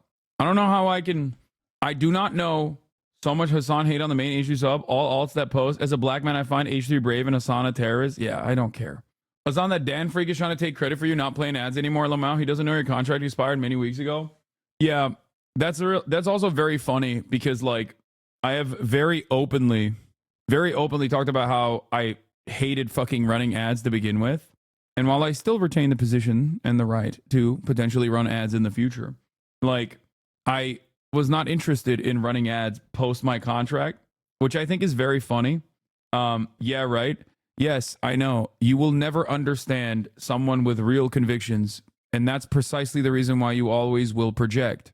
You will always think I'm cynically advocating for the things I'm advocating for.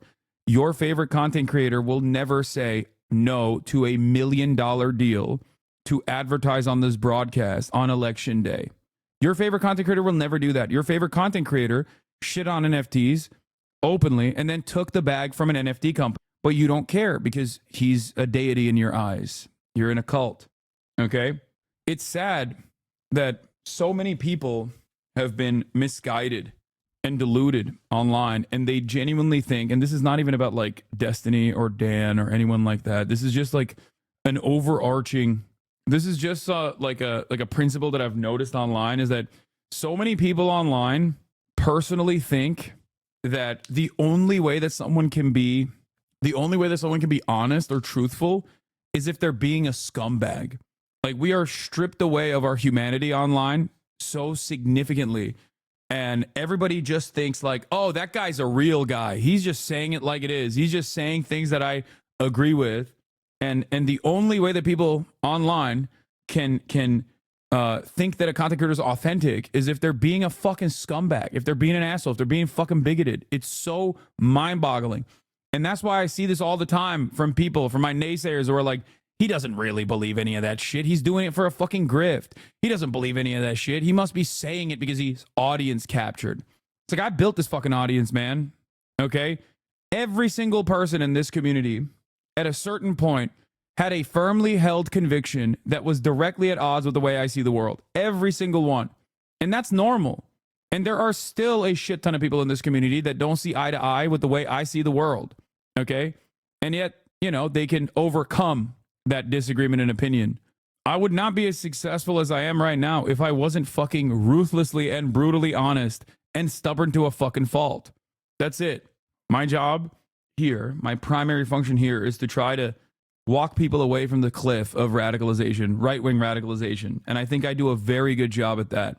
And I think that's precisely the reason why many people are fearful and they're angry and resentful. One, because they refuse to listen to the words and instead try to find some other cynical purpose behind these words to say, oh, you must be grifting.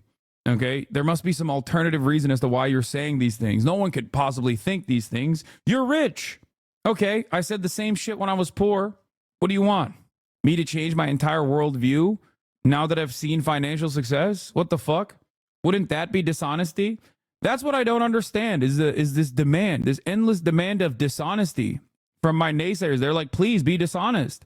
The biggest validation your haters give you is the level of tongue twisting they have to do to make you out as a scumbag. I know. The question I have for a lot of people is this.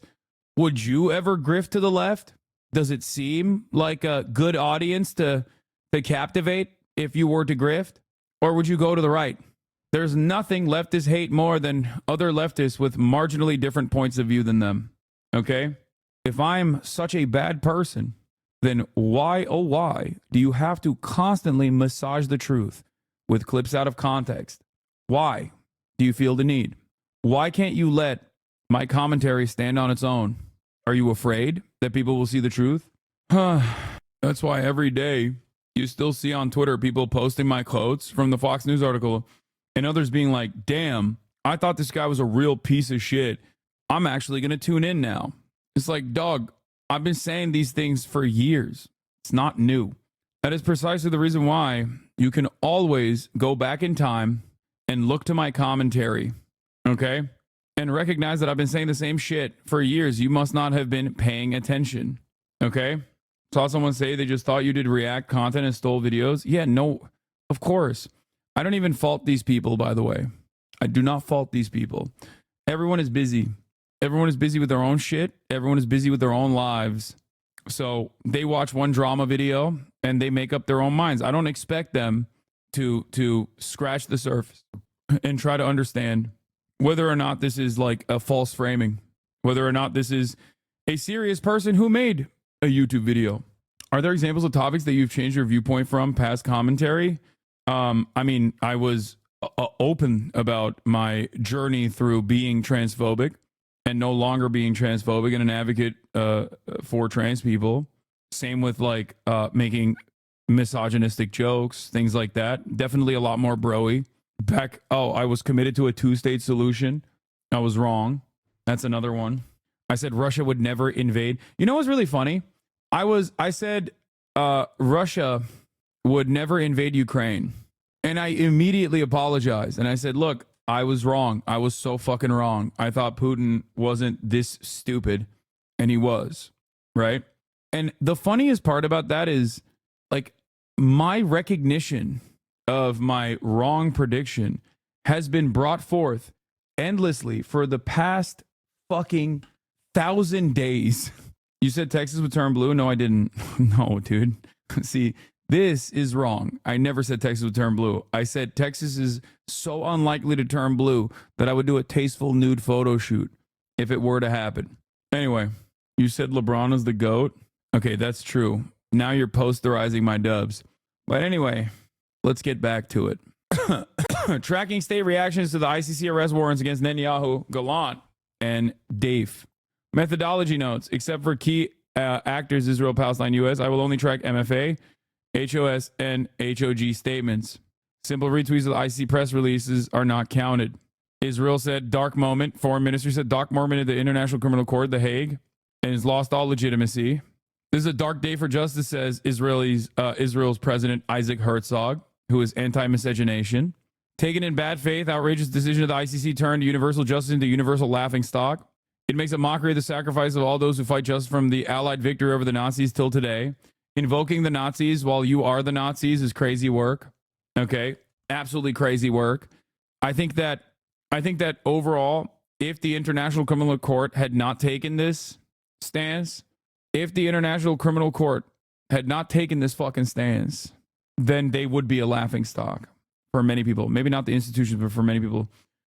You should talk more about being educated in a country that teaches genocide denial at school and how you can overcome that by shedding whatever sort of cultural entitlement and reinforces seeing and empathizing with others.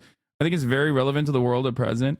Yeah, I don't know what my turning point was, but I always thought like that it just seemed not great reasoning at best, even from an early age. And this chatter is talking about the Armenian genocide, which is, taught as false, taught as a falsehood in Turkey. So I feel like it's probably similar to the way that like the indigenous genocide is taught in some schools in America, maybe. You know what I mean? Where you just kind of look at it and you're like, this doesn't make a lot of sense. This doesn't really add up, But I won't say that if I could do it, then so could you to everyone living in Israel. You know what I mean? Were your parents left this? Fuck no. Israeli ambassador was on Sky News. He said 1 Hamas per minute. Well, after the ICC's decision, I put their... Let's go. Well, after the ICC's decision, I put their claims of war crimes to Israel's ambassador to the UN, Danny Danon. When you look at the past resolutions of the ICC, for the first time in history, you have a resolution against a democracy. In the past, the UN I love these guys. To apply those decisions against murderers, against regimes where there was no democracy, no judiciary systems. But Israel is a strong democracy. We have our own institution, and the fact that they chose to side with the terrorists, that's shameful. And it proves that they use double standards. So when you use double standards against Israel, you show that you are biased. And that's why we call the countries not to collaborate with this shameful resolution. And I believe that the U.S. will make it very clear in the near future that the U.S. will ban the ICC, will apply sanctions against the ICC, and against those who will collaborate with this ridiculous resolution. One of the accusations from the ICC is that civilians are being deliberately targeted. Is that untrue? Absolutely.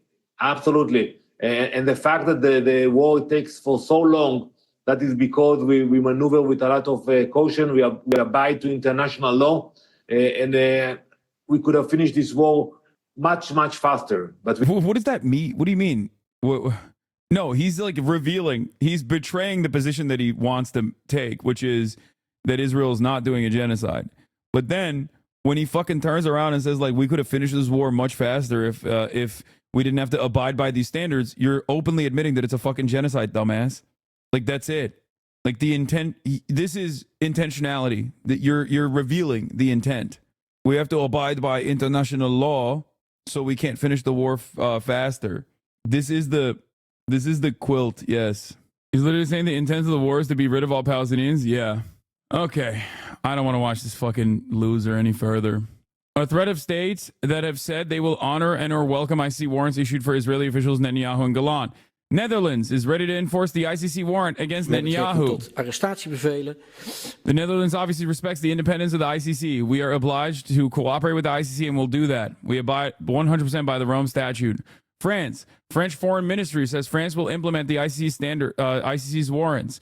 Belgium. Deputy Prime Minister calls for sanctions against Israel too. Woo! South Africa, of course, welcomes the ICC's recent warrants for Prime Minister Benjamin Netanyahu. Jordan's Foreign Minister Ayman Safadi says the decision for the warrants must be respected and implemented. No, Jordan failed in this regard when they did in effect an ICC arrest warrant for Sudan's Omar al-Bashir in 2017. European Union, EU Foreign Affairs Chief Joseph Borrell F. says decisions of the court have to be implemented and all 27 EU member states must enforce it. Oh my God. And Jordan. Jordan is an indispensable partner. Ireland is a strong supporter of the ICC and calls on all states to respect its independence and impartiality, with no attempts made to undermine the court. Hungary, worth noting, states that are willing to disgrace themselves at such a crucial period and epoch, despite overwhelming evidence that justifies the warrants. Oh, Hungary says no. Palestine, we welcome the announcement by the foreign minister. Israel, of course, is very much against it. Dark moment for the International Criminal Court. All right. Yeah. But Viktor Orban. Excuse me, chat. People who say Viktor Orban is not significant, that's his favorite. That's Donald Trump's favorite. Viktor Orban loves me. The tragedy in Gaza has to stop. And now I will be very sober in my comment. It is not a political decision. It is a decision of a court of justice, of an international court of justice. And the decision of the court has to be respected and implemented. So I take note of the decision of the International Criminal Court to issue arrest warrants from Prime Minister Netanyahu, the former Minister of Defense, Mr. Gallant, and the Hamas leaders, Dave. This decision... It's pretty sick that liberal institution lovers can't fucking stop themselves from abiding by rules, you know what I mean? It is pretty funny. Is a binding decision, and all states parties of the court, which include all members of the European Union, are binding to implement this court decision. Javier Milei said he will not respect it. Yeah. Wow. I'm shocked that Argentina would not. I'm shocked that Argentina would offer safe haven to fascist war criminals. Wow. Wow. America, Argentina, Hungary. This is literally the post-World War II nightmare rotation, dude. That's fucking awesome. Guys, color me surprised that Argentina said, excuse me, we have a long history. We have a long standing tradition of offering safe haven to Nazi fucking perverts, okay? And it does not matter. This will not change. Oh my God. Never asked an Argentinian German grandpa what he was doing between 1933 and 1945. Nope. If I had a nickel for every time Hungary, the United States, and Argentina offer refugee fascist war criminals, I'd have 2 nickels, which isn't a lot, but weird having twice. I mean, it's especially Argentina and America. Okay. Yes, Canada also supports the ICC. As far as the Trump Mar-a-Lago ambulance story goes, unfortunately, nothing cool. Nothing cool happened over there. Israel indicts a Netanyahu aide over a leaked document on Hamas. Israeli prosecutors indicted one of Prime Minister Benjamin Netanyahu's aides on Thursday, charging the aide with leaking classified information on Hamas and most likely harming national security. The latest development in a web of scandals, illegal scandals that has entangled the country's leader. Eliezer Feldstein, a media advisor in the Prime Minister's office, deliberately acquired and illegally leaked a top secret document to Bild, the German tabloid, in an attempt to influence how the Israeli public viewed negotiations for a deal to reach a ceasefire and free the roughly 100 hostages still held by Hamas. The leak exposed Israeli intelligence capabilities to Hamas, which was likely to harm national security and the functioning of security agencies. It would also likely put people in life-threatening danger, particularly at a time of war. Yeah. Wait, am I crazy? Or did this happen like last week, but not for Build, but for Jewish Currents. Or not Jewish Currents, Jewish Insider. I've besmirched the good reputation of my colleague Noah Colwin's former established Jewish Chronicle, not Jewish Insider. Yeah. No, you're saying the leakers ago? No, they don't leak information to the Jewish Insider or Build because they want to compromise national security. They leak it because they want to manipulate the international community's attitude in favor. The leaker did it to hurt the deal? Yeah. Yeah. You think Benjamin Netanyahu's aides are going to fucking leak national security secrets in an effort to like hurt Benjamin Netanyahu? Fuck no. No, they were collaborating, brother. They were not fucking leaking that information completely separate from Benjamin Netanyahu. They were probably fucking leaking that shit. If you see like a Jewish Insider or an article from like Jewish Chronicle or an article from Build or an article from New York Post, these are not reputable papers. These are papers that are firmly engaged in doing Hasbara and many other, pick and choose right-wing opinions, right? Like these are right-wing newspapers in general, but they also serve that purpose of like getting certain information to the Western audience, getting certain information to Western audiences that might spoil a deal. Why are you pretending to be brown? What do you mean? Brother, I'm a white man. I don't know what the fuck you're talking about, but anyway, good stuff. I just wanted to briefly touch on some of these fucking rabid freaks and the way that they're talking about this. Okay. Here's an ICC issuing a warrant for Russia versus ICC issuing a warrant for Israel. I hope the international community will continue to support the ICC in their endeavors to hold Putin accountable for the brutal invasion of Ukraine, says Lindsey Graham. Okay. While I have no illusions that Putin will ever turn himself in, this arrest warrant is extremely significant because it's an action of an international evidence-based body that will stand the test of history. It will also make Putin's travel options in the future very limited. Okay, let's take a look at what he had to say when it's Israel. The International Corrupt Criminal Court has acted in the most absurd and irresponsible manner possible by issuing arrest warrants against the Prime Minister and former Defense Minister of Israel. While there is a serious cloud of allegations hanging over the prosecutor who sought these warrants, the court is a dangerous joke. It is now time for the U.S. Senate to act and sanction this irresponsible body. The court defied every concept of fundamental fairness and legitimized the corrupt prosecutor's actions. What's really interesting is I haven't heard from Donald Trump on this. I've never been more worried about our people than I am right now. What they're doing against Israel reeks of politics, and the system at the ICC is corrupt at its core. He looks like he's been crying. How in the world can you legitimize the work product of somebody you believe needs to be investigated? Does ICC still have Jews of countries like Hungary and South Africa and blatantly say they ignore it? Wait, what are you talking about? South Africa? When the fuck does South Africa say they are ignoring the ICC? They're ignoring the ICC. They're not ignoring the ICC. They're so in favor with the ICC that they have a separate case, a genocide case against Israel, against the state of Israel in the International Court of Justice. TLDR. To President Biden, President Trump, and current and future members of Congress, we could be next. That's a good way to look at it. Yes. Of course, that would never happen. But then again, I never thought in my lifetime I would see Israel ever be prosecuted by a Western-backed instrument of justice. So Israel's not a member of the ICC, nor is the United States. Israel is a very robust legal system, and so does the United States. If we do not fight back against ICC's attacks on Israel, it is as if we are conceding that they have jurisdiction over the United States. Oh my God. Dude. Anti-Semitic stock is rising at an alarming rate, okay? Like, my man literally... Dude, what? Dude, why? Why do you guys do this? Do you have no interest? Do you not see the writing on the wall? I just don't get it.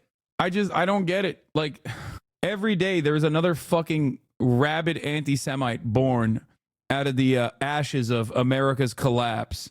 It's the same exact principle behind just consistently looking at all the fucking slaughtered babies and going, Jews love that, actually. And if you say that that's bad, you hate Jews. How do you not understand that you are not only saying something deeply anti-Semitic, but you're also like you're making people think that this is something that is valid. This way of thinking is valid. You're validating underlying anti-Semitic tendencies that people have. Oh my God. We cannot let the world believe for a moment that this is a legitimate exercise of jurisdiction by the court against Israel, because to do so means we could be next. Yes. South Africa for the ICC warrant? No, that was Jordan. And no, they didn't fucking ignore it with Putin either. They told Putin not to come. Oh my God. Neekskit, you changed your fucking name, but your stupidity still remains. I'll be introducing legislation that puts other countries on notice. If you aid and abet the ICC after their action against the state of Israel, you can expect consequences from the United States. Any nation, dude, evil, okay?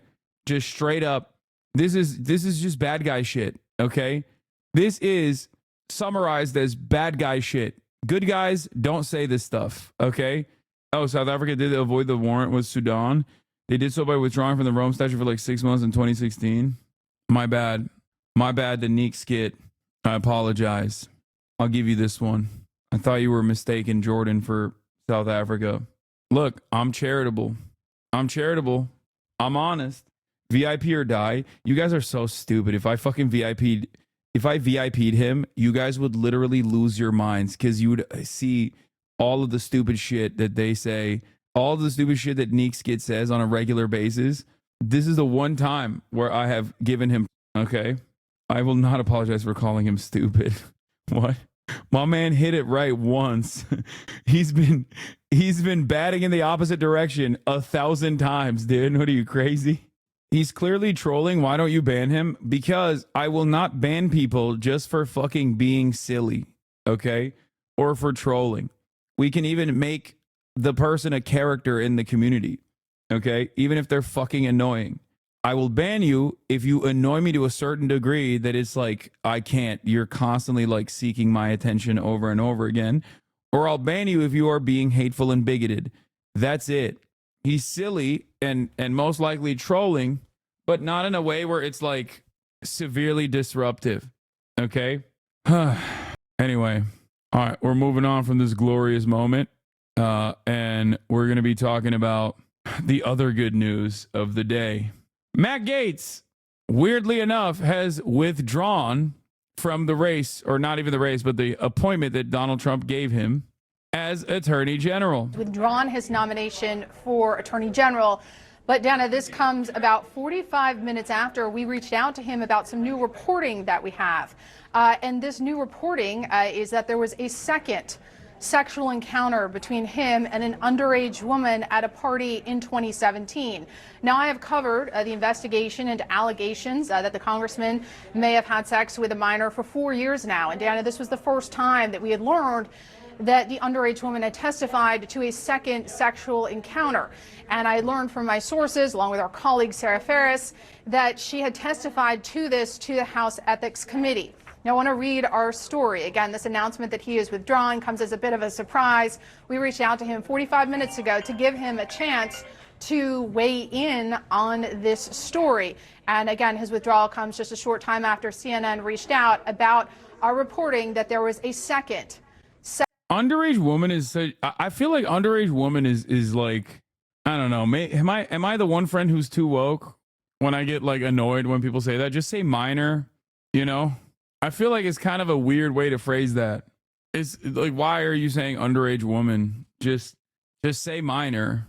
Like you could say child, but if you're going to maintain like journalistic standards, then you should at least say minor. Sexual encounter that the alleged underage victim testified to.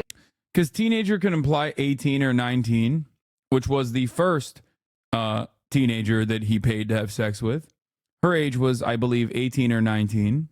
But the second one that the first girl actually came out and alleged to was 17. To the House Ethics Committee. Now, let me read you our reporting, Dana. The alleged underage victim has testified that both of these sexual encounters, the one that we always knew about and this new one, occurred at the same party in Florida in 2017. And Dan, I am told that she gave consistent testimony in both the ethics investigation and a civil lawsuit in Florida. Now, I want to note that the Justice Department investigated these allegations that Gaetz had sex with a minor and did not charge him. He has always denied wrongdoing, and we reached out to him 45 minutes ago to get a reaction to this. He did not offer us a statement. Instead, we're seeing that he is now withdrawing. Now, I want to note that what's notable about this testimony is that the underage woman testified that the second sexual encounter also involved another adult woman. Now, the adult woman has denied that there was a threesome. Gaetz has always denied that he had sex with a minor. But of course, this new reporting was coming as President-elect Trump was trying to shore up support on Capitol Hill to get Gaetz confirmed. I think this is also important, this new reporting, because it reminds people that there are things about this investigation that are still not public. But again, we reached out 45 minutes ago to Gaetz's team to tell them that we were going to go public with this story. We told them it would go public around 12:30, and before he got a statement, he announced that he is withdrawing from his Attorney General nomination. Wow. Wow. We were waiting for that reporting, Paula. We were on pins and needles here quietly. I had it all typed up, yeah. Quietly in the studio waiting for you to come with that reporting, and this is certainly... Will be really funny when Trump pardons him just in case. I don't think you can do a preemptive pardon.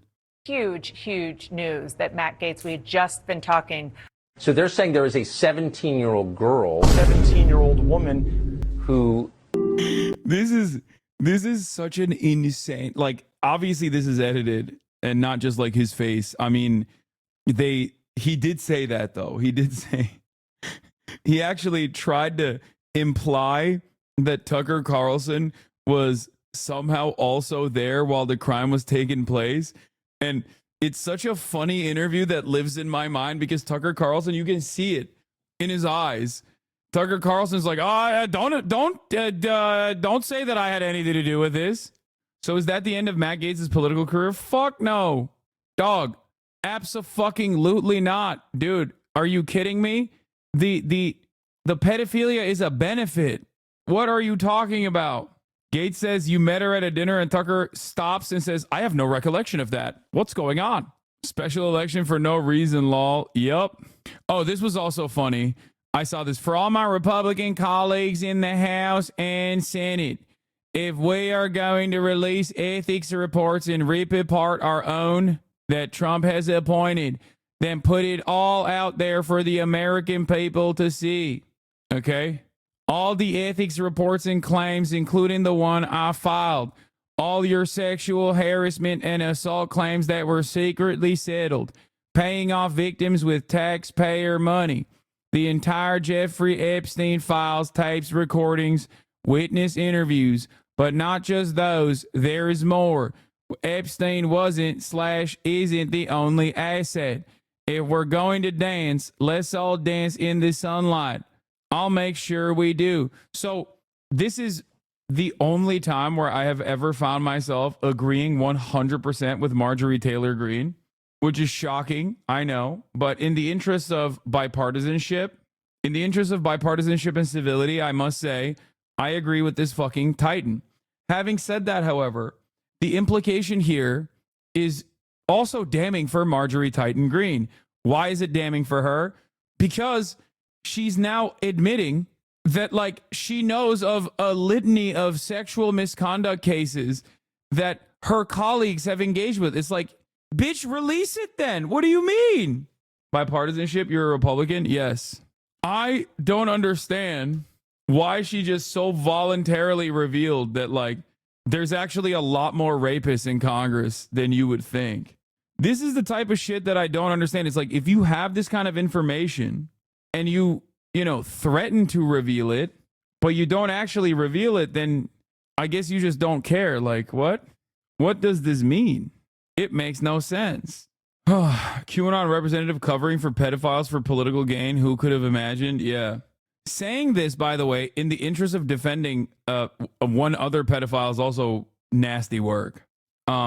Speaking of nasty work, the Democrats are still running around doing Democrat shit. Kamala Harris tells Netanyahu that the U.S. opposes the ICC probe of Israel. This is early. U.S. Vice President and Israeli leaders say court in The Hague has no jurisdiction over the issue as prosecutor pledges impartial probe. This is from 2021, chat. This is back when Bensouda was trying to prosecute Israel, and then Donald Trump issued, or not even Donald Trump, sorry. Donald Trump had issued sanctions on her, and she was slated to be replaced. Yeah, which is crazy. Anyway, it don't really matter because while I don't think Matt Gaetz' political career is over, Kamala Harris is certainly over. If the Democratic Party elevates Kamala Harris to another thing, to another position, I'm so done. Oh God, they're going to do it. They're going to try to like make her run for California governor or some shit, or maybe make her run again. They're going to make Kamala Harris run again. They want her to be the next California governor. Oh my God. Oh my God. Morning Joe ratings continue to plummet. The ratings for Morning Joe are weaker on Wednesday than on Tuesday. In the 6 a.m. hour Wednesday, the show averaged 620. Oh my God. 620,000 viewers with 46,000 in the 25 to 54 demo. To be fair, MSNBC ratings have been generally weak since Trump won, but this is a notable AM drop off. 46,000? That's crazy.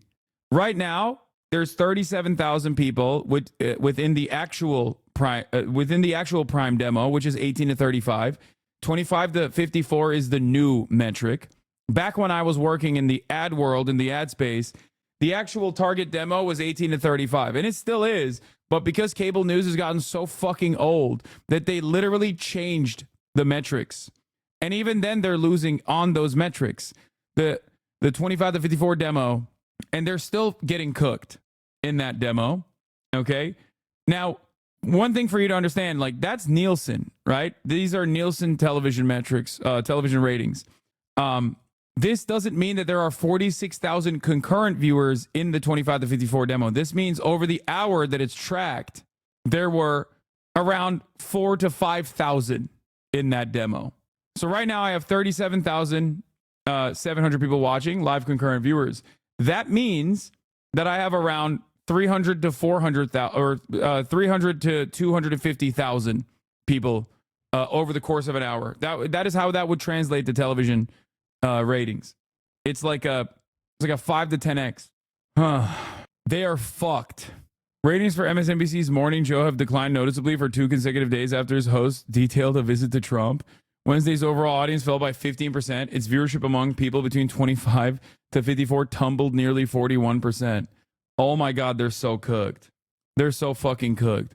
Could be 20x if you moved your camera back to show Kaya. Okay, shut up. What? Some of y'all need to touch grass. If you're so locked in the H3 internet drama, I agree. Oh my God. These guys are just like the Democratic Party. They just keep pivoting to the right, hoping that the audience comes back, but no one comes back. And they just only look at that and go, we should pivot to the right further. I find that really odd, especially when it's like television ratings are not like the Democratic Party. Okay. I understand why the Democratic Party operates that way, because they're beholden to their corporate masters. But why the fuck would you do that if you're a TV show and your job is to get more viewers? I know the media is beholden to their corporate masters as well, but the expectation here isn't for them to pivot and fucking start talking about Maoism, dog. The expectation is that they like actually, mount a reasonable defense against Donald Trump or continue being a part of the resistance liberalism. And it's quite interesting that they have not done that, and they're not doing that. And it's something that I called out pretty early on. If you remember, I said, I don't think we're going to see a resurgence of 2016 era liberal resistance. Okay. I think that both the Democratic Party, I'm still holding out hope that there's some restructuring in the Democratic Party, but more importantly than the Democratic Party, I think all of the liberal hashtag resistors are going to heal. They're going to literally show their bellies, and they are. Wow, Brianna, I'm surprised a spineless worm like you could even feel being crushed under the boost of those you supported. Brianna Wu, I've probably gotten 400 to 500 messages from Trump voters telling me not to worry about my rights being rolled back, that they don't care what adults like me do, and it's children they care about. But here we are. And Nancy Mace's trying to force people like me to use the men's room. And Trump isn't even in office. I transitioned over 20 years ago. I have a vagina. All my documents say female. I've been married to a man for 16 years. No one bats an eye when I use the bathroom. Please, MAGA, just let people like me medically transition and live our lives. She's so fucking stupid. Like, actually the dumbest person on the fucking planet. It's kind of crazy how stupid she is. Brianna Wu is trans? Yeah, I think she like openly revealed that she's trans recently. Yeah. I think a lot of the trans members of this community knew. And if you recall, I personally said, I don't know and I don't care. Back when people used to ask me. Her Reddit account is just doing the... Yeah, no, she is a she's a person who directly got her mind melted by Destiny. So if you're wondering why she's like become even more stupid since October 7th, it's because she just like channels everything that he says. Anyway, I swear she's been out and about trans since the Gamergate days. No, back then I think back then she said stuff like, what difference does it make if I'm trans or not? But I don't really care.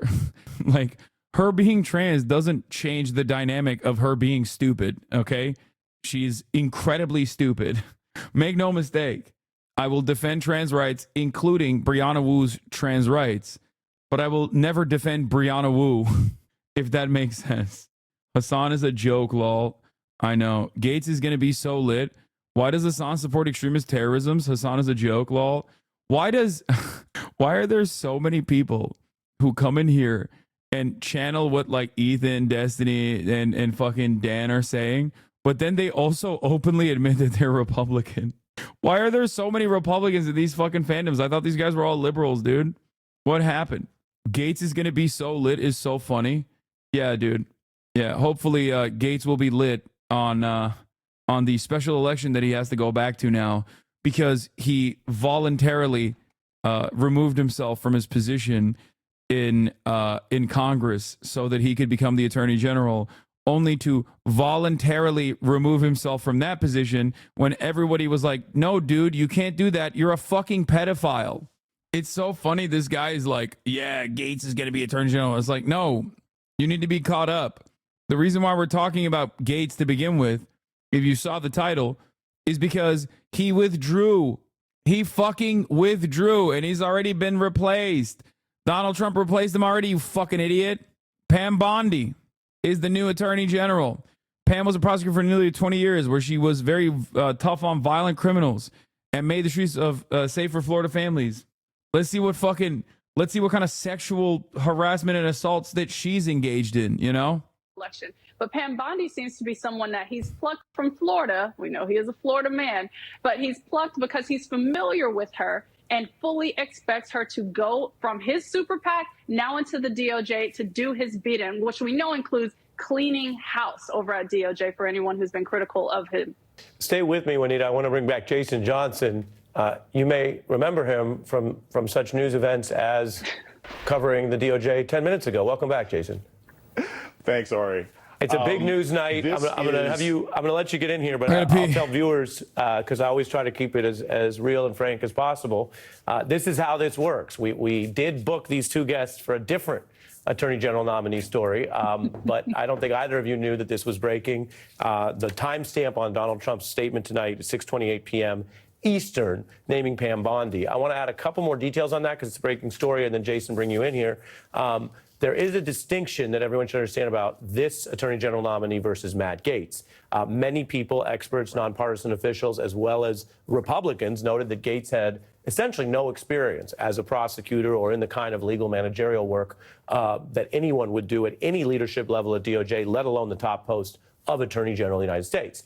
The contrast to Ms. Bondi is she does have that kind of experience, much more traditional than what you would see in a top DOJ post, because she was the top law enforcement official in the state of Florida, and she has over 15 years experience in that role and other roles as a prosecutor. If you remember Kamala Harris running for president and talking about being a prosecutor at the state level, this is that kind of job. And so in that experience, it is much more of a traditional role, something that the Senate Judiciary Committee and others who vet these kind of nominees would see as a positive, as experience. The flip side, which our guest Juanita just mentioned, is unlike traditional attorneys general, this is an individual who's very tied politically to Donald Trump, the loyalty that he has talked about. And while there is nothing disqualifying about working on an impeachment defense, it positions her not as someone who is a nonpartisan state-level prosecutor ready to rise up to the DOJ, but someone who's already been in those really searing partisan battles over Donald Trump's conduct in history.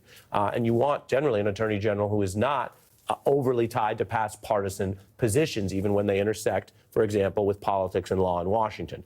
So that's one update I wanted to give and bring you back in, Jason. I say that with all accuracy and fairness.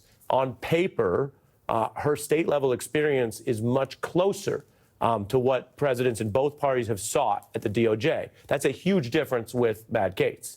The political part, though, is different. Right. And then what I bring to you is, and Juanita mentioned it, you have that political history, and you have a proposed number 2, a deputy attorney general who recently handled Donald Trump's criminal defense. So if this were the team, and they have to go through vetting and confirmation, but if this were the team, this would be 2 of the most politically defensive lawyers of the personal capacity of an incoming president we've ever seen running DOJ at the same time.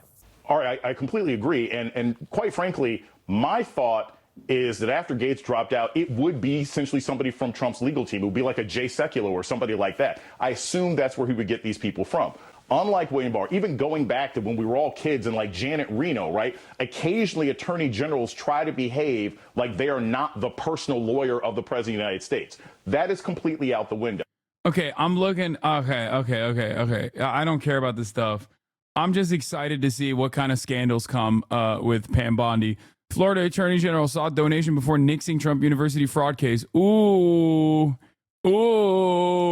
Florida Attorney General Pam Bondi is denying that a $25,000 donation from Donald Trump is in any way connected to her office's decision not to pursue action against Trump University, despite dozens of complaints in Florida. Ooh. By the way, this chat and this community is literally better than mainstream media for this reason, okay? Because we have 37,700 little freaks in here right now, we find and scour the interweb faster than, producers at CNN can, even though this is from their own archives, okay? We're on it. We're already ahead of the game, baby. She's also a Scientologist? No, you're fucking kidding. No way. Pam Bondi has ties to Scientology?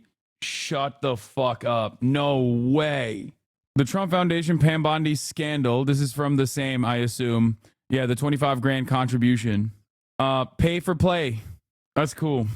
Yeah, remember the Ryan Roos story? We are sleuths. I know. Tampa Bay Times. Pam Bondi's Clearwater fundraiser organized by Scientologists. Wait, what? Pam Bondi's special guest, the invitation says, will be U.S. Rep. David Jolly. Hosting the event at Liz and Michael Bayback, owners of a 23rd floor penthouse in swank Water's Edge condos downtown, Tower Perched. Bayback is the chief executive of Michael Bayback & Co., Clearwater-based business services consulting firm. She worked as a Qatari lobbyist.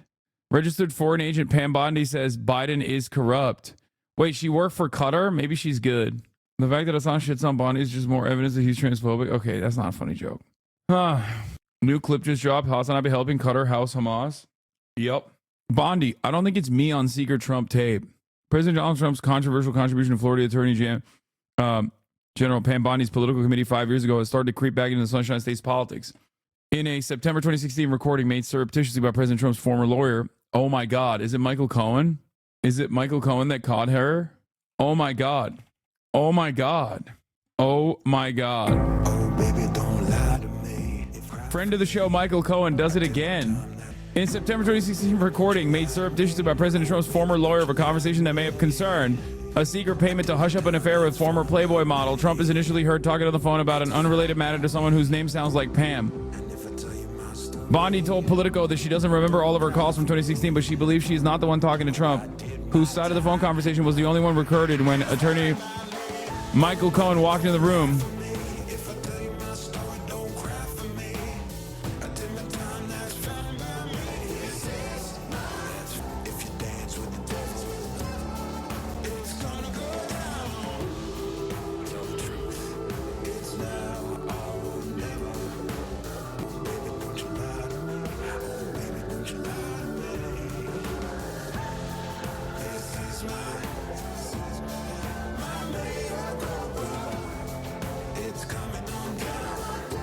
Can you break it down for dumb nuts?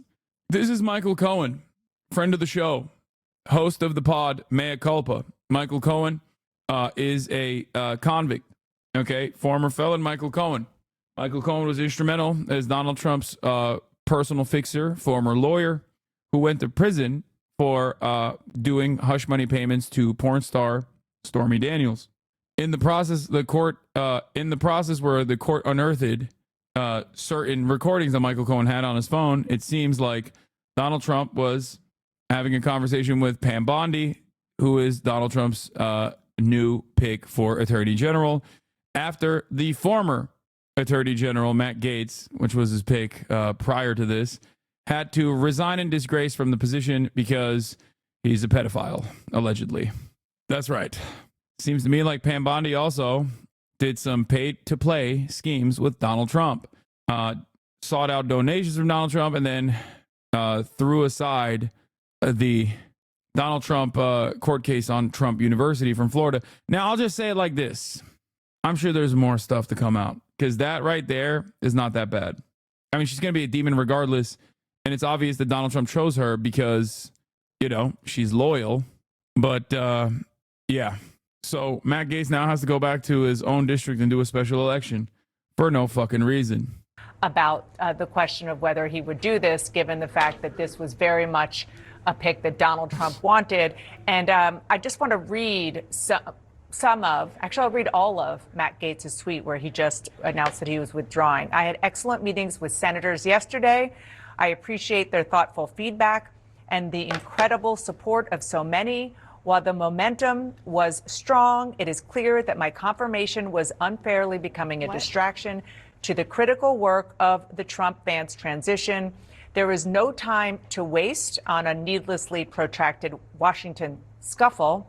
Thus, I'll be withdrawing my name from consideration to serve as Attorney General. Trump's DOJ must be in place and ready on day one. And he says that he remains fully committed to helping Donald J. Trump. I mean, wow. This is really, really big news. And we knew that this was I wouldn't even say possibility, I would say probability, given so much quiet opposition by Republicans. The fact that there was more information coming out. Paula Reed and our colleagues went to them with that information. We were going to report it, and he's out. He's out. This is going to be a huge relief to a lot of Senate Republicans who did not want to have this debate, who did not want to face the first sort of chance to show whether or not they were going to stand up to Donald Trump on something that they disagreed with or not. And I mean, it's a blow, certainly, to President-elect Trump for having seen his nominee not last, 2 weeks? But this will clear the way for the Senate Republicans to have somebody at the top who they can support. Yeah, also, I would take issue with one thing he said in that tweet, which Just is one thing? that it was a scuffle? One thing stood out to me is that he said the momentum was strong. Oh, I think the reporting shows very clearly that the momentum was not strong. Or otherwise, he would still be the 100% the nominee. Manu, I want to go to you on Capitol Hill. I know this just broke. It's a little fucked up that HasanAbi can't respect the decision of a guy who wants to step away from work to spend more time with other people's kids. Free Nestor. Free Nestor till it's spelled backwards, okay? Free Nestor from the treacherous grips of Matt Gaetz, okay? The only time Nestor ever felt free was when Matt Gaetz was diddling other people's kids, okay? Free Nestor! But what are you hearing so far? I'm guessing the relief that Jeff Mason was just describing? Yeah, no question about it. I mean, there were a lot of Republican senators who were concerned about defying Donald Trump, but just really could not get themselves to supporting Matt Gaetz's nomination, not just because of the allegations in the House Ethics Committee report, some of which have been leaked to the press, but just about his style, the way he's battled with Republicans and Democrats alike. There are concerns about whether he can actually do this job. And just there's just a real belief among many Republicans that I spoke to that even if they went through this process, they'd be expending so much political capital to get him across the finish line. And that may not have been, they still might not be enough to vote yes on this confirmation that ultimately would go down. That made it so complicated to see how he could ultimately get through. It is still going to catch a lot of people by surprise because Gaetz was on Capitol Hill all day yesterday, meeting with senators, trying to urge them to keep an open mind through this confirmation process. They successfully delayed that House Ethics Committee report. It'll be an interesting decision now whether that House Ethics Committee report could still see the light of day, even though Matt Gaetz has resigned from Congress. That committee is still planning to meet in early December to decide how to proceed. And one other thing, Dana, Matt Gaetz resigned from his House seat in this Congress. He said in that letter to the House that he would not serve in the next Congress, although he was just reelected to that seat for the next Congress. Does he change his mind and decide to stay in his seat over the next 2 years? That's a question I just put out to Mr. Gaetz. We'll see how he responds to that question. But, of course, if he does, that could bring the Ethics Committee investigation back to light. So a huge development here, and no question about it, a big sigh of relief for many Republicans who did not want to vote for Matt Gaetz. Yeah, no question. All right, let us know if you get. She stole a dog from Katrina victims? Stop. Shut the fuck up. RNC Speaker Pam Bondi was once in a 16-month custody battle over a dog with a Hurricane Katrina victim. Oh my God. Stop. This makes no sense. Okay. I can't believe I'm saying this, but I guess Donald Trump is doing the damn thing where, you know, at least she's not a pedophile. Like, I don't get it. Like, at least she didn't shoot the dog like Kristi Noem. Get more reaction. Manu, I want to go to West Palm Beach. Kristen Holmes is there at her post reporting on the Trump transition. Kristen, what are you hearing? Yeah, no official word yet from President-elect Donald Trump or his team, but I can tell you, Dan, I spoke to a number of people this morning who were talking about just how far they were going to have to go to try and get Gaetz confirmed. How much political capital was Donald Trump going to use? And there was concern among those close to the former president, now president-elect, that they could not get a number of other cabinet picks through if he used all of his political capital on Matt Gaetz, which was seeming like it might be the outcome of all of this. Now, of course, there were questions as to whether or not Donald Trump would react or change the direction that he was going in once that ethics report came out, if it did, in fact, come out. But we have been told that Donald Trump was all in on Matt Gaetz, that he had said over and over again that he was going to give him his support. It was the most important pick. But for those around Donald Trump and the people who wanted to get some of these other not as controversial, but still slightly controversial picks across the finish line, they were worried about then being a larger holdup because of the fact that he was expending so much political capital on Matt Gaetz. Now, I will tell you, I did talk to a number of sources close to Gaetz after those meetings with those Republican senators who said they were cautiously optimistic about how it went. However, when you look at what some of those senators said afterwards in terms of transparency, in terms of essentially warning Gaetz that there could be more stuff, that he needed to be transparent coming forward, it was unclear if their reaction to this, again, cautiously optimistic, was the same reaction that Gaetz himself or those senators were having after they actually sat down with Gaetz. But one thing that is just so interesting about all of this is the fact that Donald Trump had been hammering down behind closed doors that this was the most important pick to him, that he believed that this was something he had to stand by. He wanted Matt Gaetz to be the quote-unquote effective communicator. Now, obviously, we'll see we're back to the drawing board on Attorney General. We know that when it came to Matt Gaetz, he wasn't even on the original shortlist. It was decided on a plane ride from West Palm Beach or Palm Beach to D.C. and back, and that's when that announcement came. So we are going to have to play this out now. But now there are more critical positions, including Secretary of Treasury, that have yet to be filled. It is going to be clear this is going to be something they're going to turn their full attention to, because remember, Dana, overall, this is their number one thing. This is what Donald Trump believes the most important cabinet position is. Now to the question of leadership and sexual misconduct. It doesn't stop. It's just like, oh my God, oh my God, oh my God. Ay, ay, ay, ay, por Dios. Yo voy a votar por Donald Trump. Ay, ay, ay, ay, por Dios. Yo voy a votar por Donald Trump. It's fucking crazy. Economía por Trump.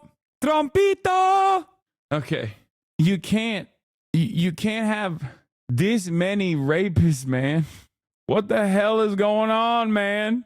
Does every cabinet appointee have to be a rapist? Oops, all rapists.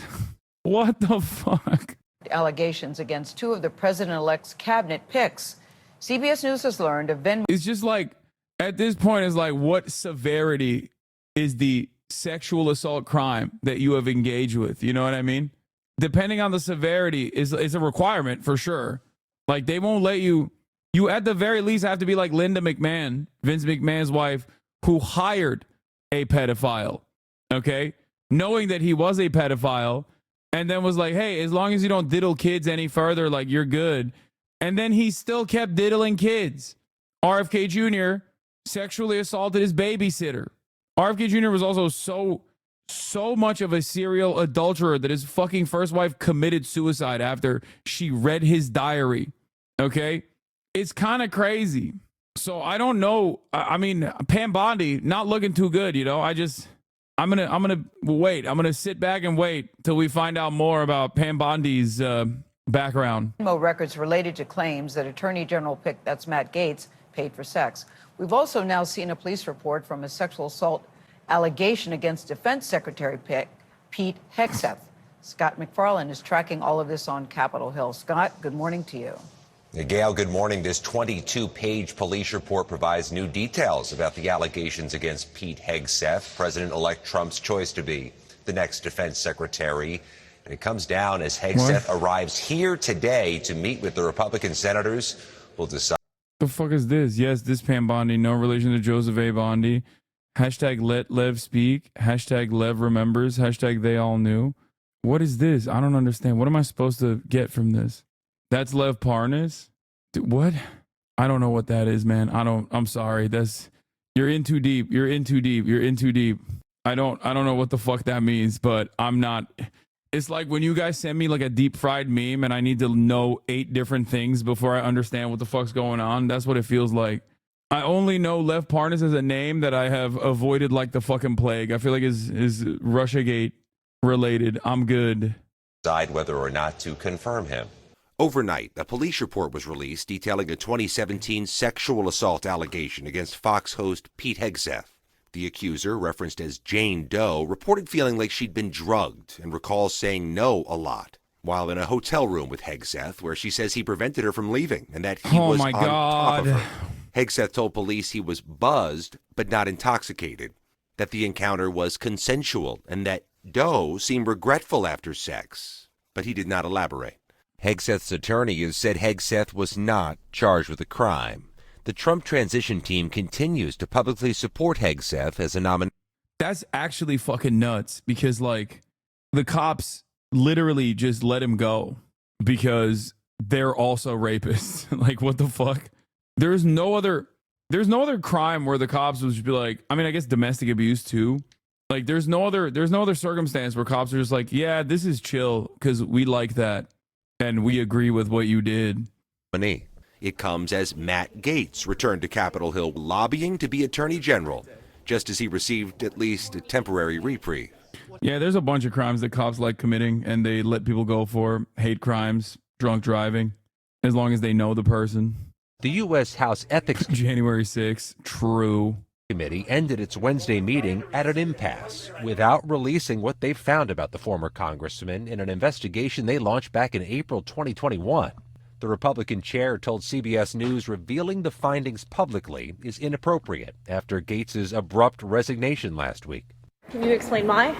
Because the committee no longer has jurisdiction over the issue. Gaetz is alleged to have attended 10 to 15 sex parties and had sex with a 17-year-old minor who was interviewed by the committee. CBS News has also learned Venmo records obtained by House investigators show Gaetz paid 2 women up to $10,000 over 27 payments. Gaetz has denied any wrongdoing. Democrats have said senators who'll decide whether to confirm Gaetz as the next attorney general should know what's in the report. This individual resigned from the House of Representatives so this report would not be made public. Let's get to the bottom line here. He does not want it to be made public, and there must be something in there that scares the hell out of him. Republicans have argued the Senate's background review of Gaetz will find whatever details the senators need to know to cast their votes. You think it'll all come out anyhow about Mr. Gaetz? Yeah, it'll be a full review. Again, for all of the nominees, we're going to follow the process. This House ethics panel deadlock might be difficult to break. There are 5 members from each party on the panel, and a majority vote is needed. Tony? We'll keep following it, Scott. Thank you very much. Elena, you cover the Trump transition for us, so I'm just going to start here when it comes to Pete Hegseth.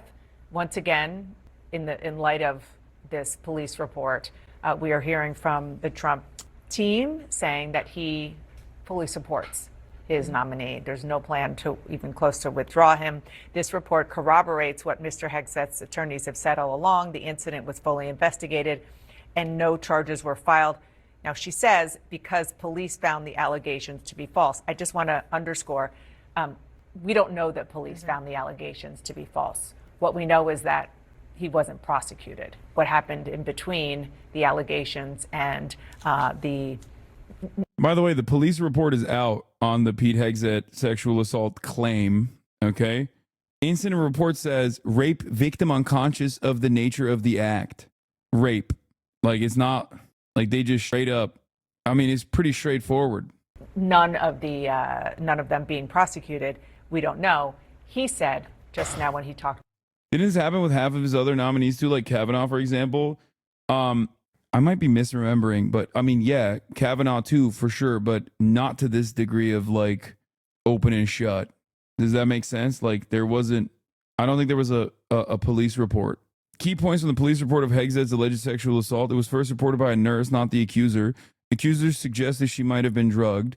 2 other women at the event said Hegseth placed a hand on their thighs and invited them up to his hotel room. Oh my God. An emergency room nurse contacted police in 2017 after treating a woman who said that while drinking with colleagues after a political gathering 7 nights earlier, she may have been drugged and was then sexually assaulted by a man she later identified as Pete Hegseth, according to records released Wednesday by the Monterey Police Department. A lawyer for Hegseth, President-elect Donald Trump's nominee to be defense secretary, has said the encounter was consensual. Authorities declined to bring charges of the case. Hegseth later paid the woman an undisclosed sum as a part of a non-disclosure agreement. Days later, the accuser told the nurse she suspected something may have been slipped into her drink that October 2017 night, according to the police report. The records do not indicate whether investigators asked her about her suspicion that she may have been drugged.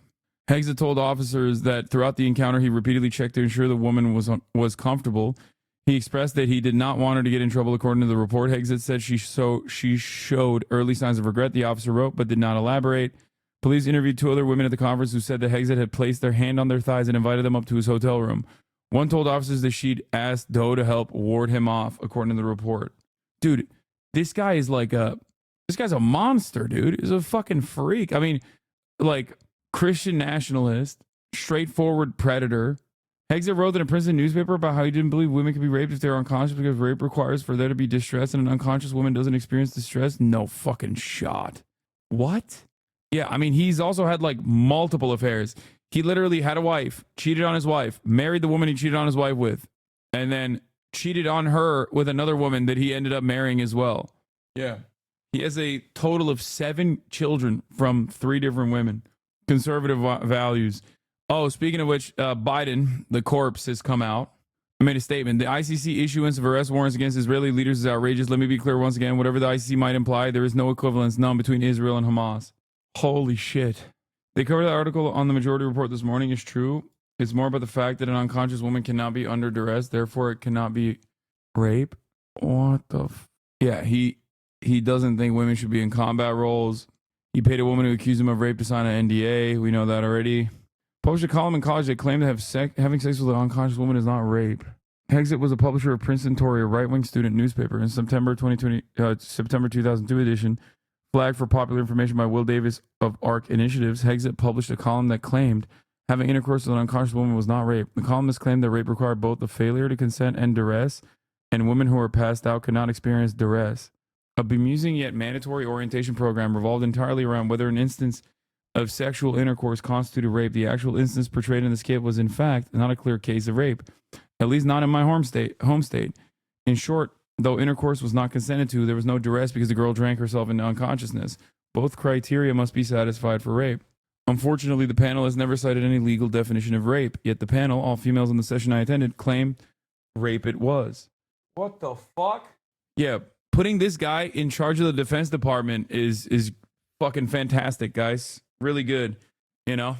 Supercharged rapes happening in the Defense Department. The American military already has a genuine, real problem. Like a real problem, serious problem with mass rapes occurring on military bases. And then some of those victims mysteriously fucking dying. So good guy to have. He didn't write the column, he published it. An introductory note, Hegseth wrote that he hoped Princeton Tory would help shape the way you view the world. So he didn't write this column. I mean, it's still gross. I mean, he's a gross guy. That part doesn't change, but yeah, I mean, it would be like if you said it's not real murder if there's no pain. Hexit is a serial philanderer, making him a target for blackmail. Hexit criticized injured veterans who receive government assistance, praised waterboarding, dismissed moral concerns about the use of nuclear weapons. Okay, I know the rest of the stuff. I've already covered the rest of the shit. Yeah, he convinced Trump to pardon the fucking psychopathic war criminals, including, and remember, these guys were dudes who literally their own unit was like fucking up his scopes so that he couldn't target children anymore. Gallagher. He was convicted of war crimes for stabbing a 16-year-old ISIS detainee to death after he was zip-tied and was, I think, bleeding already from a gunshot wound, if I'm not mistaken. Hexit said the United Nations should be shut down. Hexit has a tattoo associated with white nationalists. He had Deus Vult. Is a member of a Christian supremacist church. Hexit said rising Muslim birth rates were causing a slow-motion 9/11.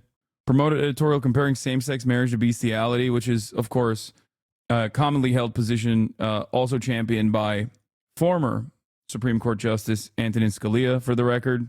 I mean, this attitude was incredibly commonplace for those of you who don't know. This guy's literally Hitler. Yeah. He's a classic Hitler guy. He's like rape Hitler. You know what I mean? He's like the Adolf Hitler of rape and Islamophobia. Good stuff. Good stuff. Also, let's talk about the Democrats real quick. Downfall of America. Okay, Senate Democrats agreed to allow President-elect Trump to fill 4 pending appeals court nominations. Thanks, Chuck. You don't understand. He's too busy. He's too busy trying to put that IHRA definition in a fucking must-pass bill, dude. New K-file on RFK. You know, one of the things that Oh, I saw this earlier this morning. Yeah, here's another guy who also called Donald Trump a fucking idiot and a Nazi. You know, one of the things that you write so beautifully, and your stuff is so fun to read, but you write about Trump. Quote, the way that you build a truly vicious nationalist movement is to wed a relatively small core of belligerent idiots to a much larger group of opportunists and spineless fellow travelers. Bro, it sounds like someone's doing an RFK voice.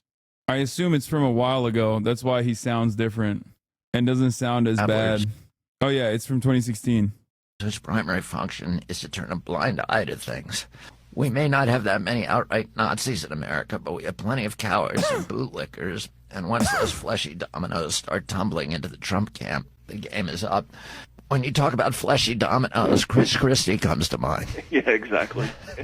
Schumer defends deal on appeals court judges. The trade was 4 circuit nominees, all lacking votes to get confirmed, for more than triple the number of additional judges moving forward. Thanks, Schumer.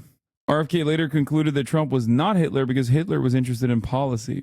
In one episode from 2016 radio show, RFK Jr. accused Trump of racism. Every statement he makes, we have to be fear of the Muslims. We have to be fearful of black people, particularly the big black guy, Obama. RFK Jr. likened Trump to historical demagogues like Adolf Hitler and Benito Mussolini, and U.S. figures like George Wallace to accuse Trump of exploiting social insecurities and xenophobia to amass power. In a statement to CNN, RFK Jr. apologized for his comments. Like many Americans, I allowed myself to believe the mainstream media's distorted dystopian portrait of President Donald Trump. Another victim of media grooming. I was groomed just like J.D. Vance at the age of 67 to falsely believe that Donald Trump is Adolf Hitler. If J.D. Vance could be groomed into believing that Donald Trump is Adolf Hitler at 35, then why don't you believe I can be groomed too? The worm died in my brain in 2016, and the new worm that came from its corpse was much more powerful than you could imagine. The worm has now overtaken my mind. Biden's backhanded slap at Israel. Ben Shapiro criticizing fucking, and then we got Russia. We got some Russia stuff too that we got to talk about.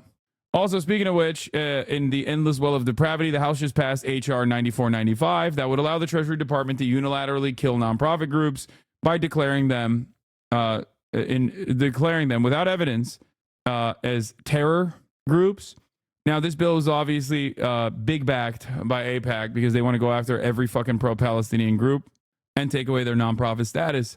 However, what these fucking dumbass Democrats don't understand, I guess, or don't really care about, is that it means anything and everything that Donald Trump personally thinks is a terror group, including but not limited to the ACLU, Planned Parenthood, Trevor Project, and numerous other charities.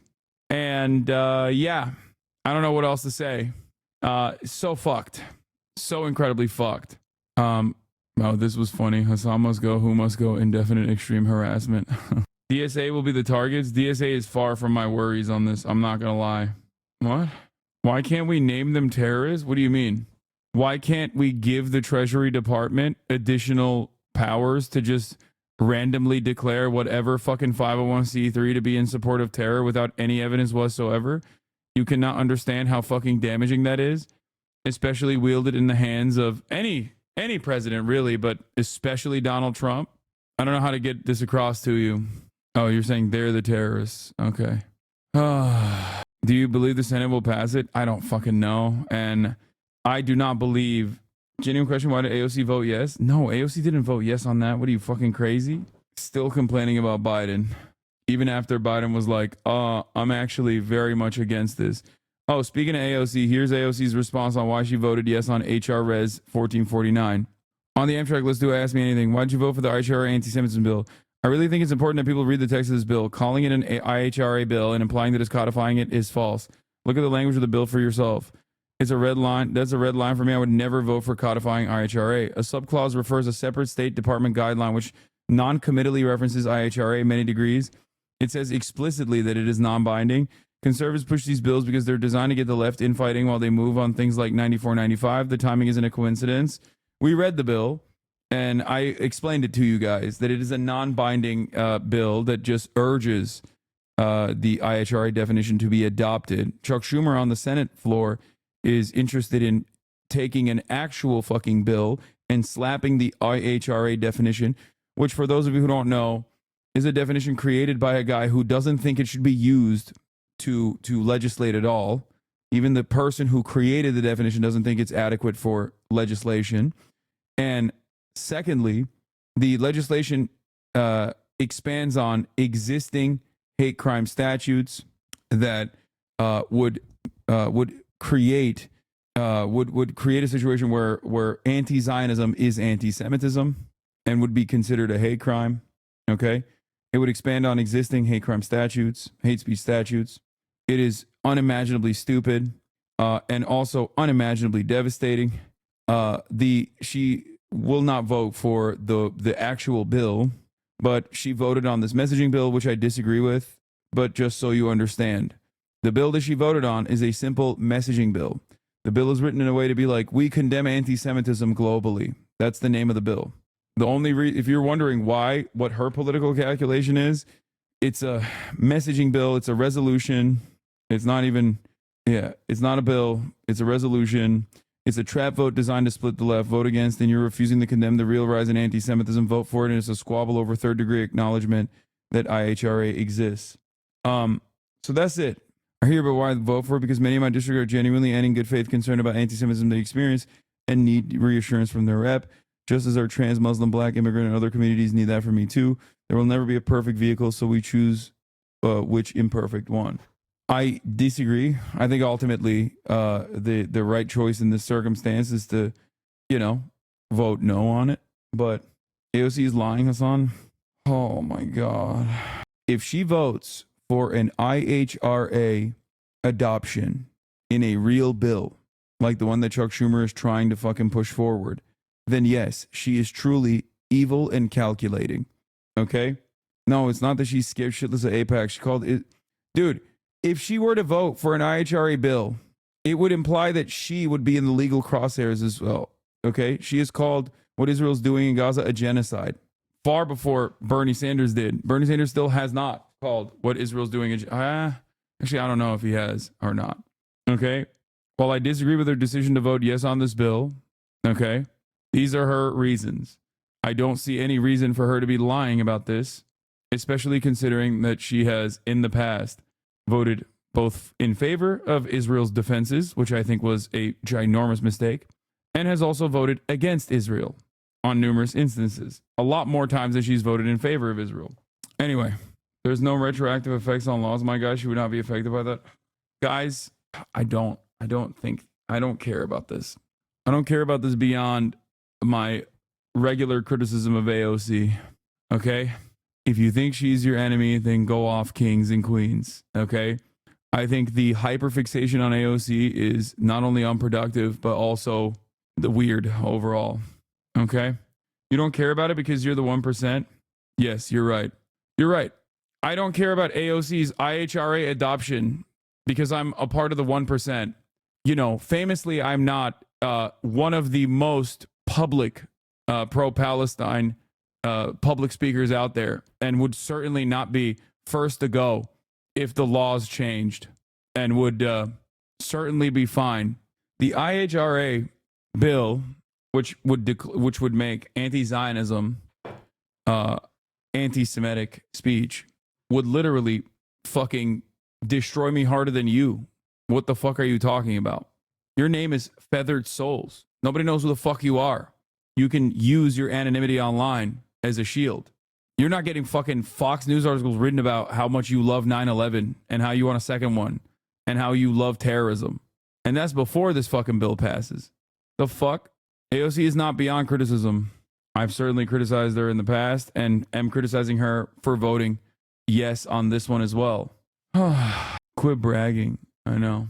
Russia is launching new strikes against Ukraine. People are saying that Russia might have used an ICBM. New strikes against Ukraine overnight. A video appears to show the moment one of the missiles hit the country's fourth largest city. Ukraine says Russia fired 9 missiles and shot down 6 of them.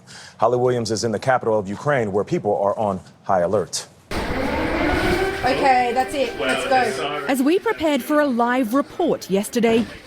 Oh, sorry, it's not an ICBM. An intermediate range ballistic missile is what chatters are saying. Air raid alarm sounded over Kyiv. Holy fuck, the stupid unserious criticism of AOC got me checked out. Okay. And sent us scrambling for cover. The US Embassy in Kyiv had already announced it was closing temporarily yesterday because of a potential significant air attack. In the end, no missiles landed yesterday, but Ukraine accused Russia of a psychological attack. We are very worried, yes. We want to live in peace. After more than 2.5 years of war in Ukraine, the scars in this country cut deep. It can happen any minute, any hour. Major Taras Berezovets of Ukraine's territorial defense told us Russia is blackmailing his country. Putin is trying to frighten Ukrainians into surrendering. Absolutely. Trying to make them conclusion that any sort of opposition to Russian invasion is absolutely useless. Some believe that both Russia and Ukraine are trying to maximize their gains before President-elect Donald Trump takes office. There are fears here that Trump could cut US support for Ukraine. Gail. Holly Williams in Ukraine, we thank you. Topping our world lead, a never-before-used new Russian missile carrying multiple warheads was fired at Ukraine today, and it was not just a weapons test, rather a blaring signal to the West and to Ukraine that while this one was not strapped with nuclear warheads, the next one, well, could be. Russian President Putin emphasized this point by celebrating the new missile's, quote, successful launch. CNN's Nick Payton-Walsh reports now for us from Ukraine's capital of Kyiv as Putin tests the world's limits. A familiar horror, but a quite different sight on Ukraine's skyline. Multiple projectiles at 5 a.m., apparently from one missile hitting an industrial site in Dnipro city, suggesting, as Ukraine reported, Russia had launched a new type of ballistic missile, perhaps intercontinental, a stark escalation. Today, our crazy neighbor has once again shown who he really is and how he despises dignity, freedom, and human life in general, and how afraid he is. He is also so afraid that he is already using new missiles. CNN obtained these exclusive images of the missile debris, Ukrainian experts poring over the pieces to determine what this new threat is. Little dispute, it was something new. The Kremlin kept silent during the day, bar this bizarre episode at a foreign ministry briefing that spoke volumes. Алло, передай, у меня брифинг. Да, хорошо, спасибо. Perhaps a trailer for Russian President Vladimir Putin's big reveal. He said the missile was a new hypersonic non-nuclear device called the Hazelnut. потому что средств противодействия. There are no means to counter such weapons today, he said. The missiles strike targets at speeds of 10 Mach. That's 2.5 to 3 kilometers per second. The modern air defense system available worldwide and the US-developed missile defense systems in Europe cannot intercept such missiles. This is impossible. He framed the strike as a response to American and British-supplied missiles, ATACMS and Storm Shadows, slamming into Russia proper over the last 72 hours. Мы считаем себя вправе. We consider ourselves entitled to use our weapons against the military objects of those countries that allow their weapons to be used against our objects. And in the event of an escalation of aggressive actions, we will respond just as decisively and in kind. Yet Kiev was yet more on edge when the sirens sounded Thursday afternoon. A US official insisted Russia had few of these new experimental missiles, and it had warned allies about the strike. It's unclear if that led to its embassy shutting suddenly a day earlier, citing fears of an aerial assault. Russia sending a clear signal, but now not with a test like this. In 48 hours, it's made a nuanced change to its nuclear doctrine and launched a new missile. Total silence so far from Western leaders, but the blast was heard across Ukraine. Now, Jake, I think some of the uncertainty about exactly what this missile was that's echoed throughout the day has contributed to the anxiety felt certainly here in the capital and across Ukraine. The Russians, the Kremlin head, Vladimir Putin, keen to project technological prowess, to suggest that there's still a military superpower that has tools in their arsenal they haven't yet, even 1,002 days into this war, reached for, and that the recent escalation, they say, by the Biden administration has made them do something extra. Their assessment, too, that they think they can get through all the air defences of the capital is going to leave many Ukrainians concerned tonight. And also, I think Western officials perhaps thinking when they saw this that they knew partially what it was, able to say some things, not wanting to say other things, and perhaps not knowing other elements about indeed what this missile may be capable of. The fact we're talking about new technology now, this far into the war. I'm confused. The West believes that Putin is a madman devoid of reason. Why provoke him with newer, more powerful weapons? Do they not care about a nuclear holocaust? No, they don't care about a nuclear holocaust happening on Ukrainian soil. Watch this space. I told you this years ago when John Kirby came out and said, "Oh, if there's a nuke that is deployed, it'll only be in Ukraine and it'll just be like a tactical nuke, a baby nuke, okay, a mini nuke." The thing is, this is where America's interests in Ukraine matter, okay? If their goals are earnest and interested in genuinely trying to defend Ukraine or ensure that no more Ukrainians are harmed, okay, they would have, one, probably allowed Ukraine to have more weapons earlier on to launch better defenses, and then two, immediately gotten every party to the table, including China and Russia, with the Ukrainian upper hand to put forth the third Minsk agreements. Of course, it's still Putin's responsibility if he launches a nuke. He is a fucking madman. He is a violent, barbaric, bloodthirsty madman. I mean, so is Biden, but that's besides the point. It doesn't matter. What you fail to consider is that if there is no real interest and if Ukrainians are treated as disposable, then it doesn't matter. America will slowly but surely be like, no, you can keep escalating. You can keep escalating. These escalations in defense of Ukraine have to be productive if they are going to actually change the tide of battle, because the Ukrainians do have a right to purge the invading forces from its national boundaries. I don't see a way out of this that is good for the Ukrainian people, especially at this point. I mean, Vladimir Putin is basically dry firing nukes to demand Ukraine stand down and not use Western weapons inside of Russian boundaries. Do you think Israel will be abandoned by U.S. like Ukraine? Fuck no. No, absolutely not. Israel's a 76-year project. There is way too much investment in a resource-rich region. Our interests in Ukraine have remained for quite some time. I think like the first iteration was when George W. Bush on his way out floated the idea of Ukraine and Georgia being welcomed into NATO. Why is it okay for Israel but not Russia? It's not okay for Israel and it's not okay for Russia. The fuck? it's not okay for either of these parties to engage in the violent acts that they're engaging in. In the eyes of America, one is justifiable and permitted and also encouraged. The other is, of course, the most unacceptable act. Both states are engaging in unjustifiable atrocities. But if you're wondering, will America abandon Israel? No, they won't. Israel is far more important to America's strategic interests in this resource-rich region than Ukraine is in terms of crippling America's foreign adversaries. But like I said, America never has and never will have a real emancipatory interest in Ukraine. Their goal is simply to use Ukraine politically early on, and then to use Ukraine militarily against Russia's, against the foreign adversary's military. And it's not like I'm making this up or speculating on this. This is something that Lindsey Graham has openly stated. This is also America's tool in its tool belt. They did this with the Kurds.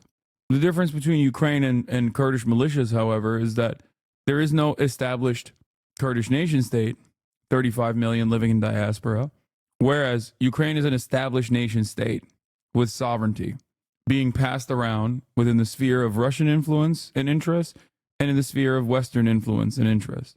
So now we're going to take Lindsey Graham seriously. Okay, if you don't want to take Lindsey Graham seriously, what about Elizabeth Warren or Chris Murphy? They have also said the exact same thing as Lindsey Graham. American foreign policy is uniparty. That's why politicians agree on Israel, and that's why politicians agree on Ukraine.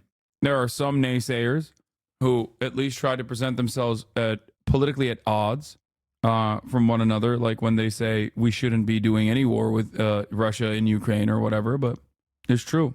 Yeah, Blumenthal as well.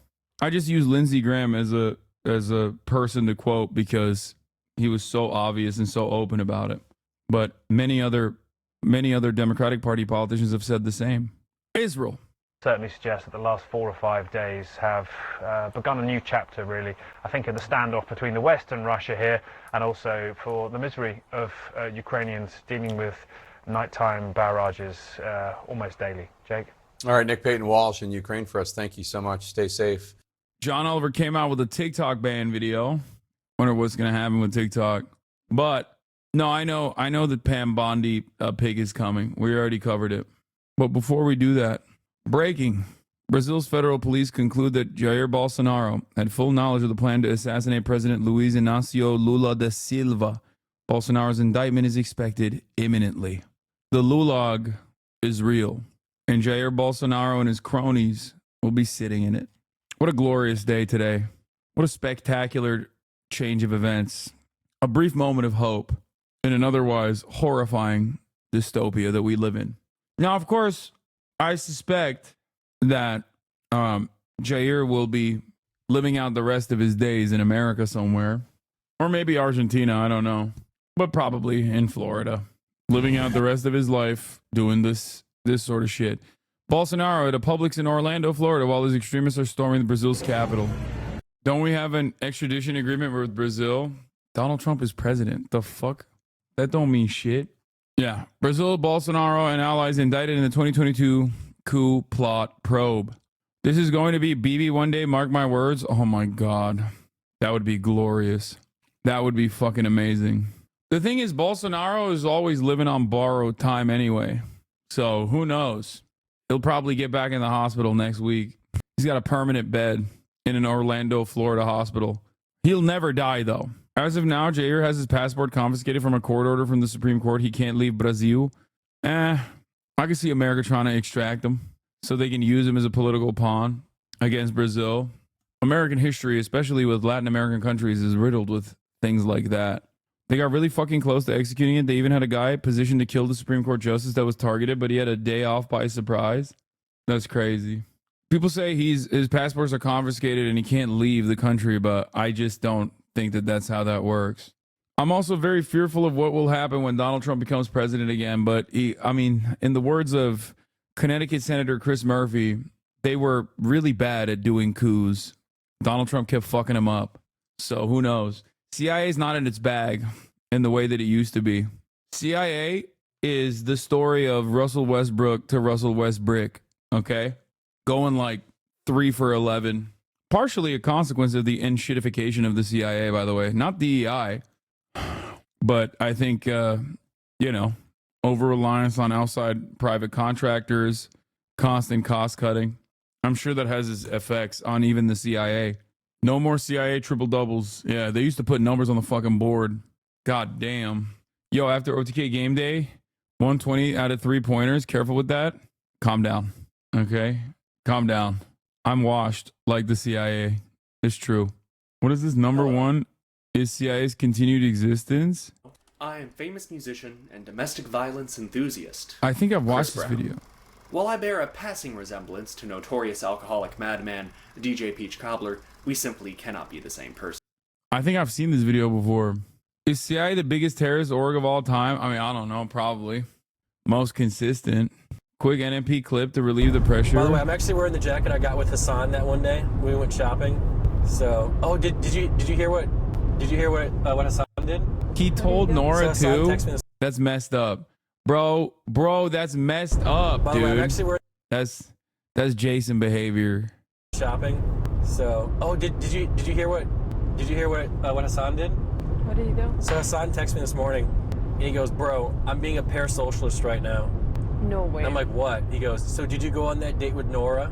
You're lying. On God, Hasan thinking about me and you this morning. He's a part of the parasocial. Oh God. Yes, he's thinking about us. Damn. Isn't Stop! that crazy? Why are you outing me, bro? Why? I mean, I never said that. He's a liar, is what I should be saying right now. Deny. That's not what happened. Wait, are you being serious? I'm dead serious. Jeez. Dude, maybe I just. And he was all about like not being like having any takes or anything about it. Yes. It consumes you. You know what it is? I feel like a lot of people like low key are just rooting for me to find happiness. You know? Yeah. You don't think so? Hold the fuck up. That's not parasocial. He's your friend. I mean, fair, but still. I mean, you might have a couple of haters here and there, but I do want you to be happy. Are you happy now? Getting there. Come. Wait, that's a nice answer. Yeah. Because usually you. He fumbled it. How did he fumble the bag? Show me how he fumbled the bag. All HasanAbi girlies are from the TYT I heard the girls days. were outing themselves as HasanAbi heads, and I have to say, yes, I'm a HasanAbi head, but I've been a fan of Hasan Piker since before he joined Twitch. I literally only joined Twitch because he was like, hey, like, I'm going to do Twitch, I think in like 2018, 2019. Frogan, also HasanAbi head girly from TYT. Now my love for Hasan has gone back to at least 2016, maybe even 2015, but I don't have proof of that, so I'll just say 2016. And then I have some photos that I would like to share with you. I thought this was a lot more recent, but this was in 2017. And before I show you this photo, please do not say, go back to dark hair. I lived in Hawaii at the time. I was tan all the time. I self-tan. I live in Washington now. I'm pale, and it doesn't look good on me. But if I move back to a climate where it's sunny all the time, I'll go back to dark hair. This was me like 7 years ago. And Oh my God, I remember this. This is, oh my God, that's my old ass, that's my weakest merch. The first collapse. I don't know. It was a while ago.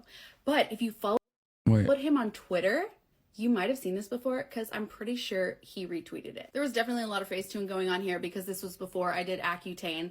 But yeah, I was feeling cute and I rode for him. This is an extra picture just for fun because if you used to shop on Dog shit merch, bro, I'm sorry, shut up. Velvet Caviar back in the day, I'm pretty sure this picture was on their homepage at some point. So I think it's safe to say I'm one of like the OG HasanAbi heads before he was HasanAbi. I love that man so much. And he's the one person my husband is jealous of. Shut up. Dude, you literally used to dress like shit, bro. I know. Man, shut up. Shut up. What? Merch is so lived up. Oh, I'm sorry. Do you guys like fascism now? Is that what it is? Shut the fuck up. And I'm like, it could never happen.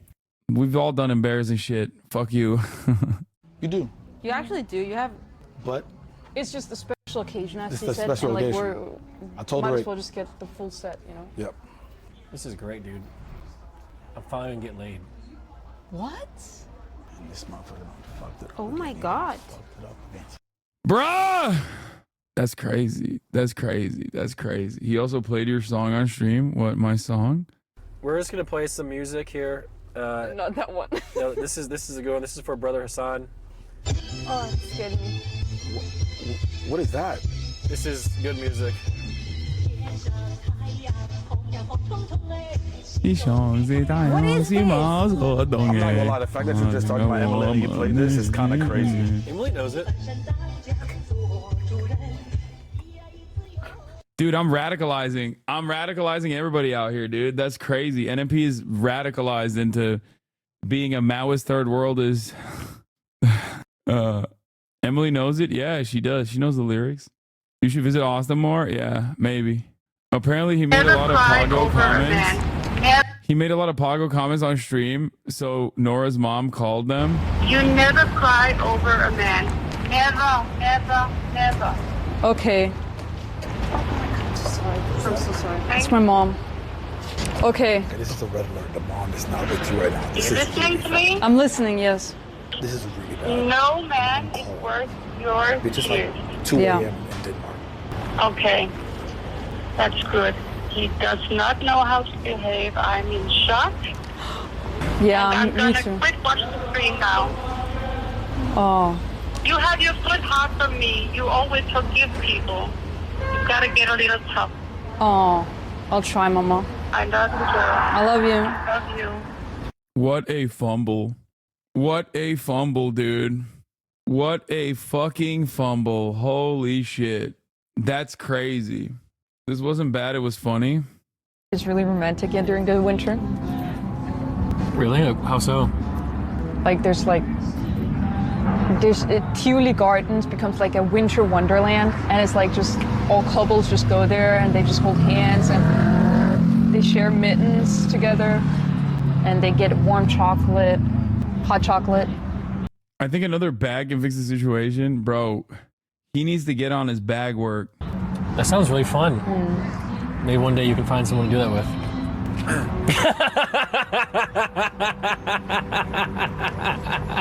God damn, dude.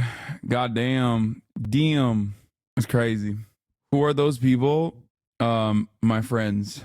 People that I've collaborated with. Hasan can't help him? No, I cannot. No. Look, man. Nick is his own worst enemy, okay? It is, no disrespect, but it is virtually impossible to fix someone who is refusing to fix themselves, okay? What is this? It's not working. Nick scores. Oh my God, you guys are so parasocial. Stop. Stop. Stop sending me this shit. What the fuck is this? Hackers breach Andrew Tate's online university, obtain chat logs and leak data on 800,000 users. Oh no. Oh no, Tate bros. Oh no, Tate bros. Mr. Stark, I'm not feeling too good. Speaking of Hasan girlies. HasanAbi this, HasanAbi that. I've been a member for 4.5 years. Okay, so we were on stream today, and I'm still really excited about it. I think Hasan's probably read 2 of my chats over the span of like 4 years, so this was a big deal. But it's also a big deal that I have all of y'all here now. One point of order is that in Hoscord, they were getting on me because I said there's no girl chatters. That's not what I meant. In my brain, I was thinking about like the people around me in Orange County, California, my girlfriends around me, my coworkers. Like, I don't know people in real life that watch Twitch like this. Like this. You know what I mean? That are girls. So that's kind of what I was trying to imply. I feel that. But it came out like, oh, there's no girl chatters. I see all y'all in the comments, and I love you guys. And thanks for following if you are. Or not, you just stopping by. Hi. My name's Carlin. I don't know if it's on my profile. I don't think it is. But I'm Carlin. I'm 26. I live in Orange County. And I would love to be your friend if you're a HasanAbi watcher. So, anyways, if you do follow, I have no idea what type of content I will be providing you. But nonetheless, appreciative of your support. That's really all I wanted to say, and I hope y'all have a good night, and I'm really excited to meet everybody, and thanks for being so nice, because I was really scared that my video would get on the wrong side of TikTok, and it didn't. So, someone also said this is the funniest day to announce, to come out of the closet as a HasanAbi watcher, and I cannot agree more. Anyways. See, Hoscord isn't all bad? Yeah, Hoscord isn't all bad. Talk to me when I go into the Hoscord to be like, hey, I need like screenshots from the stream that I was just on. Can you guys send them to me? And then everyone is just like sending the dumbest memes. And back in the day, there would be like 8 stupid memers, and then like 25 people would dunk on them and make fun of them for immediately trying to get my attention. Now, every single person does it. Every single fucking person. I log in. Y'all hear the news? No, that's literally why I watch you, dumbass. Yeah, this is how it is now. This is how it is. Community of fucking monsters. It's gross. I was on Hospital Cycle. Y'all like that? I hate you guys. Y'all like that? Y'all like that? I hate you guys. It's true. It's fucking true. Annoying ass motherfuckers. Bro, the memers aren't even chatters. They live exclusively in the Discord, like one of the most self-contained terrarium ecosystems. Yeah. There are also fucking people in the Discord that like flex that they don't watch me, which I don't understand. It's like, bro, you're in the Discord server of a Twitch streamer. Like, what do you mean? You're objectively worse than anybody that watches me, okay? Like, you can't flex that you don't watch a specific type of content that I put out there when you're in my fucking Discord.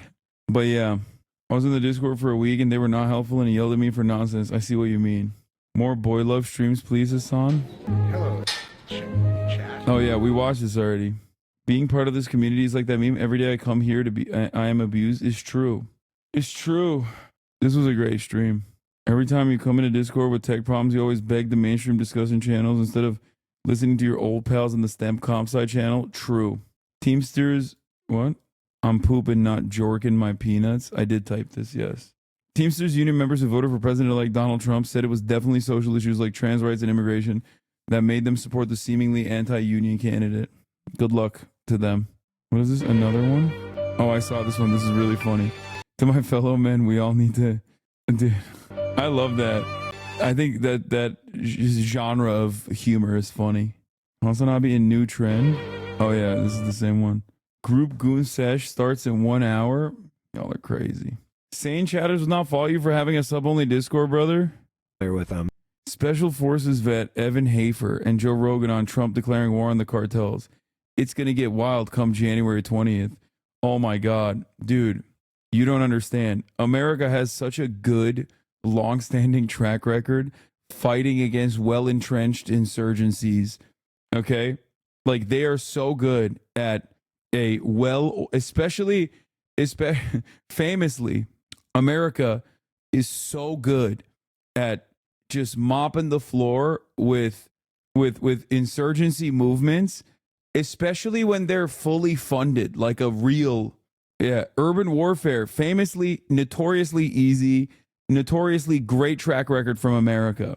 I can't think of a single time where America's had a success in this, okay? Like World War II doesn't fit the standard. There's never been a moment where America has ever, in its history, successfully conducted a counterinsurgency operation. And this time, it's literally dudes with our guns. It's our guns that we gave them. Vietnam? What do you mean? You think Vietnam was a success?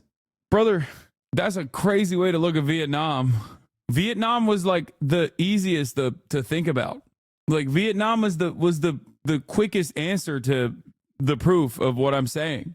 I was thinking about this from the thought exercise where I'm like, because I know these units. I'm intimately familiar with them. Bro,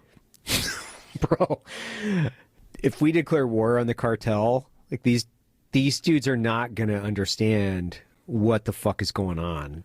No, like, of course not. They are going to be, because God, you'll God stop the bless those distribution. guys. That's going to be, yeah. They are in for a world of like ultra violence they've never actually felt before, because they, obviously this is a very capable ultra violent organization. They have fucking no clue. If we organize these tier 1 units against them, this is going to be what I would be doing if I was down there. I'd be like, I know all those shoe boxes in my fucking, my walls that I'm going to have to collect up. I'd be getting ready to retire right now. That's what I would be doing. Because if Delta Force is hunting me, bro, I would be so terrified. Is that a real thing that they've proposed doing? Yes, that is a real thing. It's funny to be like, wow, cartels are not ready for ultra violence. It's like, we trained them. What are you talking about? Like, what are you saying? He's like, I can't wait to see my homies that I trained long time ago using newer weapons that I didn't even know they had. Average Redditor, OMG is just like Sicario. Who proposed that? I'm almost positive either JD or Trump had said something with the new guy from ICE, like we're going to mobilize tier 1 units against the cartel. The only thing I thought was, no, what they're going to do is kill a shit ton of Mexican civilians, because the only way America knows how to wage war is carpet bomb entire villages and call it a fucking day, as all the tier 1 operators piss in their fucking pants because they encountered sniper fire from the tree line. Okay. Yeah. That's what we're going to do. Great example. Great argument. This time it'll work. Surely. What? It's so fucking stupid. Yeah. They're going to crash a fucking Black Hawk into a village. Was like, retire. If you guys got some money, man, I would like put that away, like maybe move Jamaica. Open I don't up a know, go restaurant. somewhere. Yeah, buy a restaurant. Like, try to go legit, because go legit, dude. If those guys are hunting you, yeah. By the way, like you're done. You're fucking done, dude. This is such a funny, like, my dad will beat your dad type situation. Oh, dude, have you ever played a Call of Duty campaign? I mean, it's easy pickings, dude. Do you not understand? Like, and it's a weird thing that's going on right at our border. So it's a strange. Weird thing.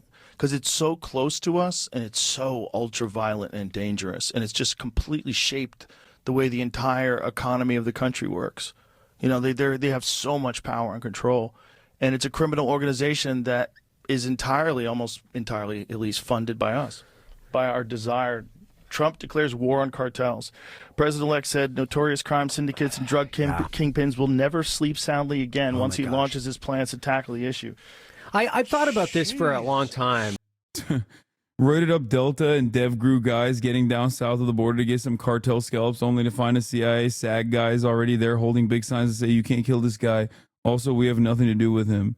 Funny that these 3-letter agencies and IRL Bond villain guys aren't allowed to talk to each other and also don't really care to, so you end up with Abbott and Costello Green Zone style shit where Pentagon funded guys and CIA funded guys are trying to arrest DEA funded guys. The U.S. successfully countered insurgency in the Philippines by committing genocide. That's the only time I can think of, aside from the Indian Wars. Success in base American standards is complete annihilation of the population. Bro, it's like America's attitude right now is basically like, oh, there's a shiny toy that like my neighbor is playing with. I'm going to burn his fucking house down. Mexico's just chilling, doing partnerships with China, developing the nation, got, two, not spectacular, but 2 relatively decent leaders in a row. People seem happier than they ever have been with their previous governments, and they're like, oh, it's time to fucking destroy them. It's time to literally kill them dead. It's time to fuck everything up. Oh, it seems like they're doing fine. I hate that. I'm gonna fucking kill them. And then when people are like, oh my god, you killed my entire family and you destroyed the remains of like whatever wasn't the narco economy, you've completely destroyed it. Now I have no other option but to cross the border. And then you go and you spit on the people that cross the border. You're like, fuck you. You want to rape and murder my wife.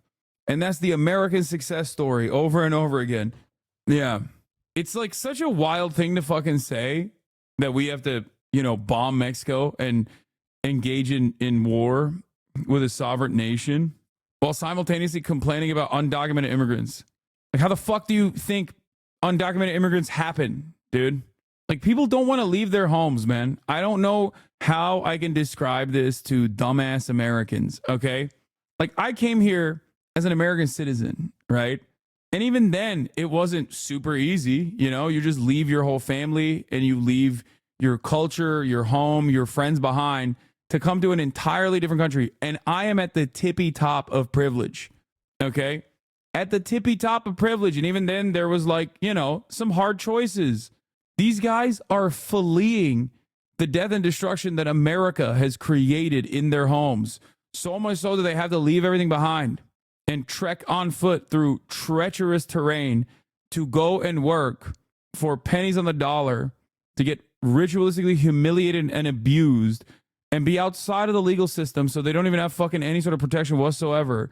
And then they still get spit on after all the work that they put in to have some sense of normalcy And America goes, you know, fuck those guys, but also let's make more of them by bombing a relatively stable nation south of our border.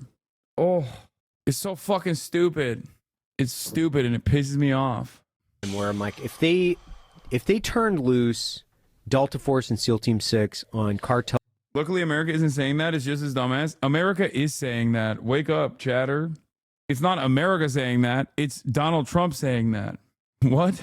Donald Trump literally took what Marjorie Titan Green was saying to heart when she was like, why are we funding the war in Ukraine when we should be funding our border by bombing Mexico? And now that's about to be foreign policy for America. Thomas Homan has also talked about it as well. You know, Donald Trump's new head of ICE. So it's not just this fucking special tier 1 operator dipshit saying it. He's just stupid and also claiming that it will be a glorious victory for America, because I feel like he's just oblivious to his own military's track record so far. Cartels and pedophiles, we could just kind of like erase the problem in about 2 years. It's be gone. He wants to send troops to Mexico. He said we make appropriate use of special forces. There you go. There you go, chatter. You were like, oh, this is not America. Forces, cyber warfare, and other overt and covert actions to inflict maximum damage on cartel leadership, infrastructure, and operations. Oh, Jesus. Bro, it is going to get wild come January 20th. The peaceful dove, ladies and gentlemen. No new wars, ladies and gentlemen. Trump isn't going to do shit. He had a good relationship with AMLO, and I think he's going to be the same. Yeah, as long as fucking AMLO and Scheinbaum maintain border patrol, America probably won't do too much about it. So we'll see. AMLO is basically like, AMLO's doing the Erdogan thing. Like, the method is, Erdogan took in a whole bunch of Syrian refugees so that they wouldn't go to Europe.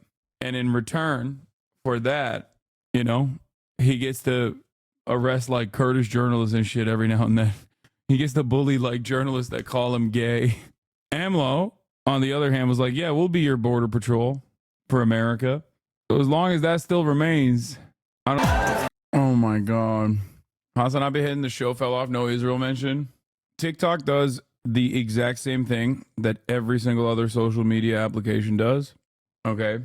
The only difference is that TikTok is not controlled by an American capitalist. That's it. And because of that, they don't have the same rigorous standards of, you know, massaging the algorithm in a way or silencing some sort of speech that people might consider to be too tricky, like when it comes to Israel-Palestine. And certainly not anti-Semitism, by the way. I'm not talking about anti-Semitism at all. I'm talking straight up any kind of sentiment that is anti-Israel. Because as we have seen time and time again, including but not limited to the fact that there are literal neo-Nazis marching in the streets and all this other shit, the American government and no one really gives a shit about actual neo-Nazis, actual anti-Semites. They only care about defending Israel. Will EU follow suit if USA bans TikTok? Seems like a pattern in some ways. The irony is if the American government cared about protection of people's privacy, they would follow suit of the EU, which has not banned TikTok, but has implemented some privacy restrictions that TikTok abides by. So the fuck are we doing? Mike? Hasan is not allowed to take his shirt off at all this. Why not? Because that would be on my digital footprint forever. Yuck.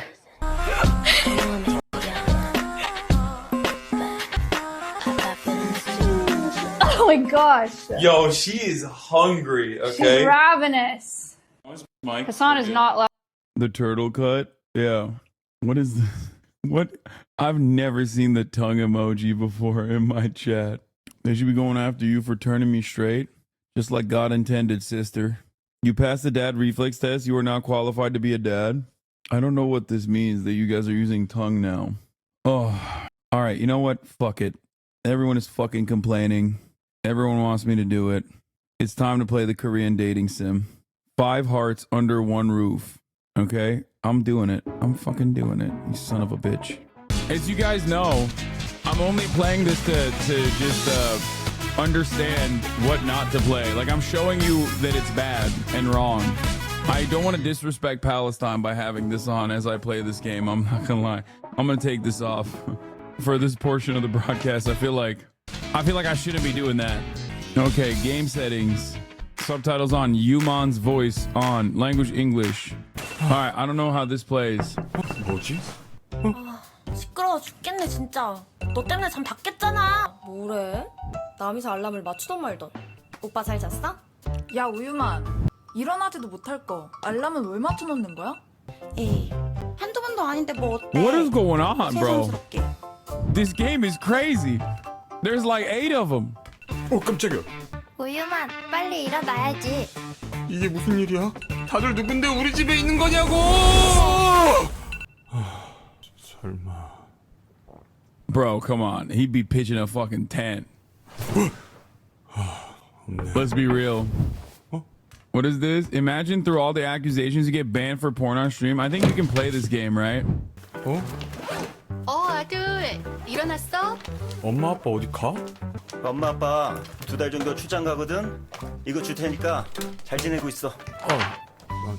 또 출장 가? 유만 아빠, 얘 소심해서 이런 거 못할 것 같은데? 사내 자식이 나이가 곧 30인데 그걸로 용돈벌이 하고 있어.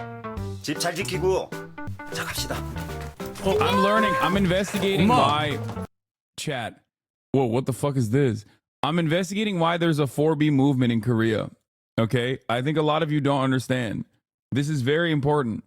Okay? There's a 4B movement happening in Korea. And I think it's one, this entire time I thought it was because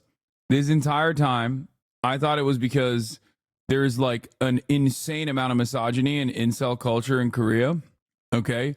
But it turns out it's actually because the men have given up on having sex with women because they're playing Korean dating sims. Okay? These dating sims are so incredible so far. I mean, this is like, what, 20 seconds in? And it turns out it's the reverse 4B. It's the men that just don't want to do anything because they sit at home and they play this game instead. They really cooked with this. 아빠! I can't read Korean. 너무 잘 잤다. 오늘따라 왜 이렇게 개운하지? It's because you cranked it. Come on, big dog. A dream like that, you're ripping one off, you know? You're definitely dropping some loads before bed. That's gonna have some consequences. You're gonna sleep well. Okay? 11시? 오늘 면접 이력서도 뽑고 가야 되는데. 정장은 여기 있고. 넥타이가 어디 갔지? 넥타이 어디 갔어? He's got the jerk off papers too. Wait, what the fuck? It doesn't seem like I have my necktie there. 뭐야? Milk. 우유가 벌써 다 떨어졌어? 난 잘 안 먹는데. Who's drinking all the milk? Is it the ladies? The attic is a restricted area. 저기 뭐가 있길래 엄마 아빠가 어릴 때부터 못 들어가게 하는 걸까? 뭐지? Wait, what? So I searched the entire house and I couldn't find it. 밍밍, 오늘 면접 잘 볼 수 있게 꼭 응원해줘. Bro, I'm 30 years old and I'm still not allowed in the attic is crazy work. 말숙이, 이때는 참 귀여웠는데. Is that my girlfriend from when we were babies? 오늘 이것도 붙여야 되는데 시간이 될까? Bro, I thought Korean parents were hella strict. What the fuck is going on?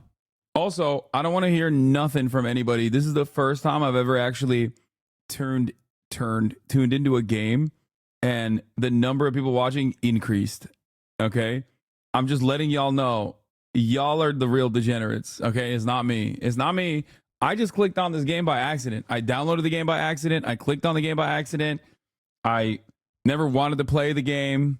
Okay? I just wanted to see if it was woke or not. You know, I'm fucking DEI.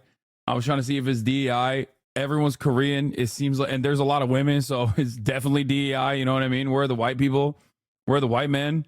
It's kind of fucked up. But also, y'all are savages. Okay? And it's gone. Everybody left. I shamed them. 언젠간 밍밍님께 꼭 드려야지. Bro, as soon as I said that minus 2K, that's crazy. I think I shocked people. I shocked people to the core. They were like, what am I doing? Okay, bro, what is happening? I already checked everything. There's nothing there. I gotta go back to the living room. Shut up. I don't want to hear your stupid voice. Okay, so I have to go to the attic, right? Oh, you can just continue. Okay. It's kind of funny that this game has nothing and I'm still having a hard time. And there's a hype train. That's crazy. Y'all are pervs. Y'all are perverts. This is not me. This is you. Y'all are perverts. You're doing a hype train. You're subscribing. Okay? You're subscribing for $6 or for free with a Twitch Prime to show me that you want me to keep playing video games. Specifically this one. Okay? It's fucked up. It is fucked up. Actively. 5 gifted subs by Malisan, Atlantic Tuna.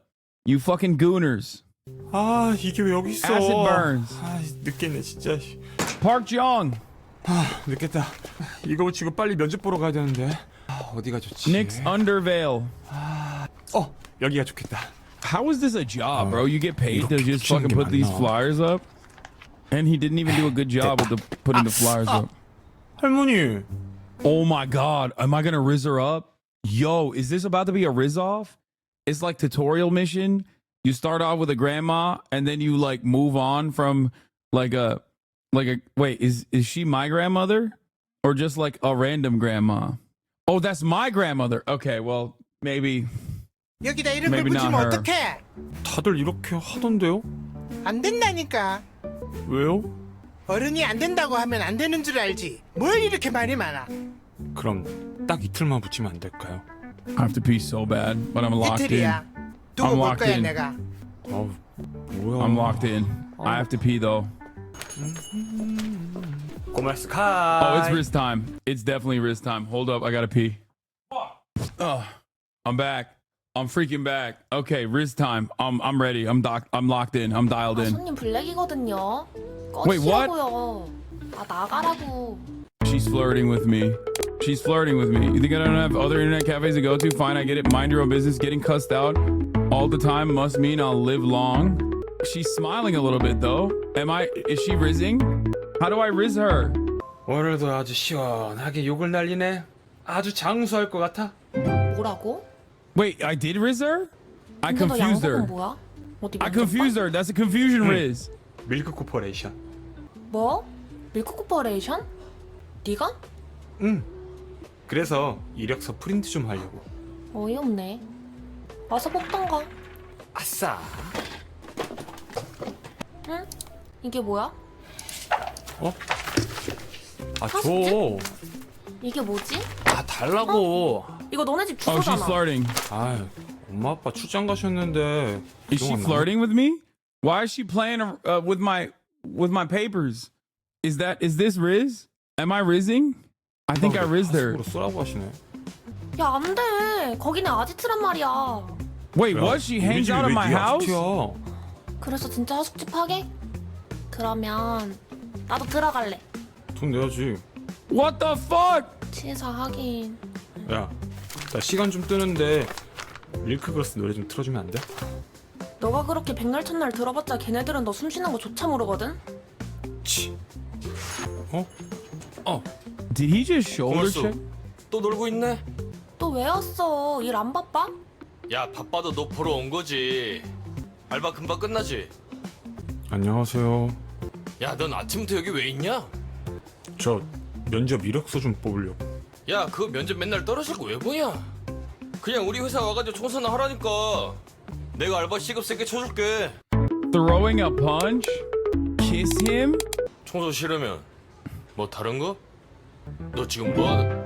이력서 가져갈게. Dude, oh my god, I stunned him. 면접 늦겠다. I stunned him. Oh my god, my technique is undefeated. The real alpha dog move, like, oh, punching is for the losers, dude. You kiss him and you stun him into submission. His name is Sausage Man. Yeah. And I got a little kissy poo. The pro tag is actually participating in 4B. The purpose of this game is to reject. Good luck. Good luck. Yeah, put enough cuties in front of me. It's not gonna happen. Okay. 택시다. 택시. 택시. 택시. 맞다. 뭐야? 저 강남역으로 가주세요. 아, 뭐예요? 지금 뭐 하세요? 아니, 이거 제가 What is yo, is this the day in the life of an average Korean incel? What the fuck? That is a wild move, dude. I ain't never seen that before. He said, yo, get the fuck out. I flagged this cab. 잡은 거잖아요. 뭐래? 빨리 문 안 닫아요? 제가 잡았다니까요. 기사님, 저보고 오신 거죠? 그쵸? Okay, I'm doing a lot of creepy, pervy shit, but I don't know if this is autism or not, but it always feels like they're looking at me longingly, despite all the creepy, pervy shit that I'm doing. What is happening? No, actually, what? Am I wrong? Chat, come on. Don't say I'm being autistic. I don't think this is a look of disgust. Ride together. 뭐야? 아니 뭐 하세요? 제가 택시비 낼게요. 아니 누가 돈이 없어서 그래요? 기사님, 출발해 주세요. Just go. Wait, why did he start driving? Wait, is the driver an NPC? Is this a fucking Waymo? What do you mean, just go? The driver's like, all right, I guess this rapist is now in the cab with the woman. Damn, I'm about to kiss the driver. 아침부터 피곤하게 하네. 감사합니다. 오늘 제가 진짜 중요한 면접이 있는데 이거 늦으면 좀... 여보세요? She said, nope. 엄마가 그렇게 말해도 나 그 집 다시 안 들어가. 아니 아빠 사업 때문에 하는 결혼 하기 싫다고. 집 구하면 다시 연락할게. Oh my god. My sweet princess. I'll have you know. I have a boarding house. Me, the creepy guy who just directly who pushed you into the cab and then got in the cab. I have a boarding house.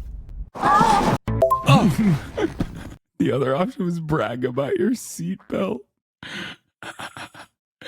By the way, I one framed that.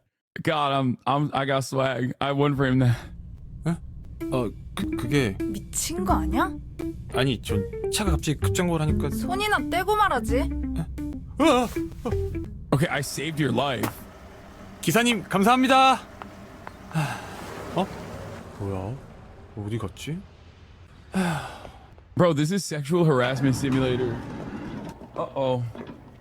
안녕하세요. Uh-oh, someone got annoyed with their bandage and are ripping it off. I wonder who. Who could I be talking about in this room? Uh-oh. Someone got annoyed with their bandage. Kaya's officially 93 pounds, by the way. Last time she was at the vet, she was 88 pounds. Now she's 93. Healthy weight. It's a fatty. Fatty, come here. Come here, you little fatty. You got a little boo-boo? You got a little boo-boo? Okay. Good girl. Little boo-boo girl. She didn't get a little boo-boo. She got a shot, I think. They drew some blood. Had to get some blood work done so we can see if she can get spayed. Oh, little girl. She's gonna be a lady. Hi. Hi. Sorry, I had to take a little Kaya break. She's like, no, I'm not done. I need more pets, please. I need more pets, please. Good girl. Who's a big girl? Who's a big baby? Who's a big baby girl? Who's a big baby girl? Yeah, you like it. Scratchies on the neck. All right, place. Kaya. Just watched my Trump mom get unk pill watching Cenk on News Nation. It was a good moment. Hell yeah.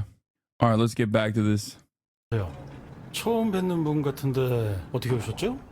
저 오늘 여기 면접 보러 왔습니다. 그렇군요. 좋은 결과가 있길 바랍니다. 네, 감사합니다. 면접 시작할까요? That's crazy. 자기소개부터. That's crazy. That's crazy. That's, oh my God. That's crazy. That lanyard's going nowhere. You understand me? That shit is tight. Damn. 해주세요. 네, 밀크 코퍼레이션의 밝은 미래 내가 이끌어가겠다. 안녕하세요. 전략팀에 지원한 우유만입니다. 이끄는 건 저희가 할 테니까 잘 따라오긴 하셨으면 좋겠네요. 네. 자, 그럼 This guy immediately gives me creep vibes. Okay. 질문을 드릴게요. 달리기를 하는 3명이 있습니다. 그때 결승선 앞에서 3등이 2등을 제쳤다면 과연 그 3등은 몇 등을 했을까요? I mean, I want to say second place, but I want to be cocky. I want to refute the question. 제가 왜 그런 거에 대답해야 하죠? 저는 그런 질문을 받기 위해 이곳에 온 게 아닌데요? 100을 반으로 나누고 또 2분의 1로 나누면 어떻게 될까요? Why is chat being fucking lame ass nerds like giving the right answer? 저는 무언가를 나눈다는 행위 자체에 의미를 두겠습니다. 나눔에 미덕을 하는 그런 사람이 되겠습니다. 그럼 오늘 면접은 여기까지 할게요. 수고했어요, 다들. Did I fail? 네. 수고했습니다. 엉망이네. 네? 이딴 스펙으로 잘도 들어올 생각을 했네요. 면접자 제대로 안 걸을 거예요? 죄송합니다. 됐고 그냥 이 사람으로 뽑고 자리 마련해 주세요. Oh, she wants me. Oh, she wants me, bro. Come on. Oh my God, the connection we had in the cab when I saved her life, paying in dividends, dude. That's crazy. 저 된 건가요? 네. 내일부터 출근하세요. 그래도 합격이니까 잘 된 거 맞겠지? Mom, I don't think. Hello, seller. TT. Mom, I want steak. Or did you finish your interview? How'd it go? Guess what? You didn't get it, did you? I knew it. Actually, I did. Oh, so annoying. Let's have a drink together. Maybe I'm just made for interviews. Oh, and I got that signed Milk Girl CD. Oh my God, seriously? Okay, we're done with that? Okay. I don't even think about going up on the 3rd floor. Yo, they're so adamant about not going up on the 3rd floor. That's weird. 대박이다. What is the deal with the 3rd floor, man? What's up there? Is a sex addict, isn't it? 혹시 저분인가? Oh, Riz time. Riz time. 혹시 토마토? 아이디 올리밀크님? 네 맞아요. 이름이 우유만이라. 여기 사인 CD요. 감사합니다. 이거 가지고 있는 사람 진짜 많지 않은데. 여기 돈이요. 예. 와, 드디어 얻었다. 대박 밍밍 사인. 저기요. 네? 근데 얘네가 그렇게 좋아요? 밀크걸스요? Oh my God. Is she actually Ming Ming? I'll lose my mind. Not Ming Ming. Bro, if Ming Ming is out in the streets basically trying to meet her fans in person, like I love all her albums, dude. Milk Girls 1 through 8, I've listened to them non-stop. Oh my God, it's Riz time, bro. I bet it's her. That's why she's hiding herself with that goofy ass hat, bro. Oh my God. How could Ming Ming fall for a guy like me is the question people will be asking about in all of the top Korean news channels, bro. 그럼요. 제 인생의 덕질은 밀크걸스뿐이거든요. My whole world, like I'm. Drop your pants? Dance. 와 대박. 어떻게 이렇게 만나요? 저 밍밍님 안무 다 따고 그랬거든요. 한번 보실래요? 무지개 핀 파란 하늘같이 녹여져. I'm following! I'm always, first of all, I'm always going for the worst choice. Okay, everybody calm down. No! Is this what Nick Pollum lives like? Is this what his life looks like? This is turning into a Nick Pollum simulator, bro. Stop! 요 달달한 스윗 바닐라 아이스크림 잘 봤습니다. 아직 안 끝났는데? 아직 안 끝났는데? Bro, she's running away! 어딨지? 잘 모르겠다. 어디 갔지? 못 찾겠다. Bro, my Riz is so bad. I got Ming Ming to hide like an animal. You know, like an animal that, like an ostrich. She like stuck her head in a hole and was like, "Oh, you can't see me. I hope." 후후, 밀크걸스.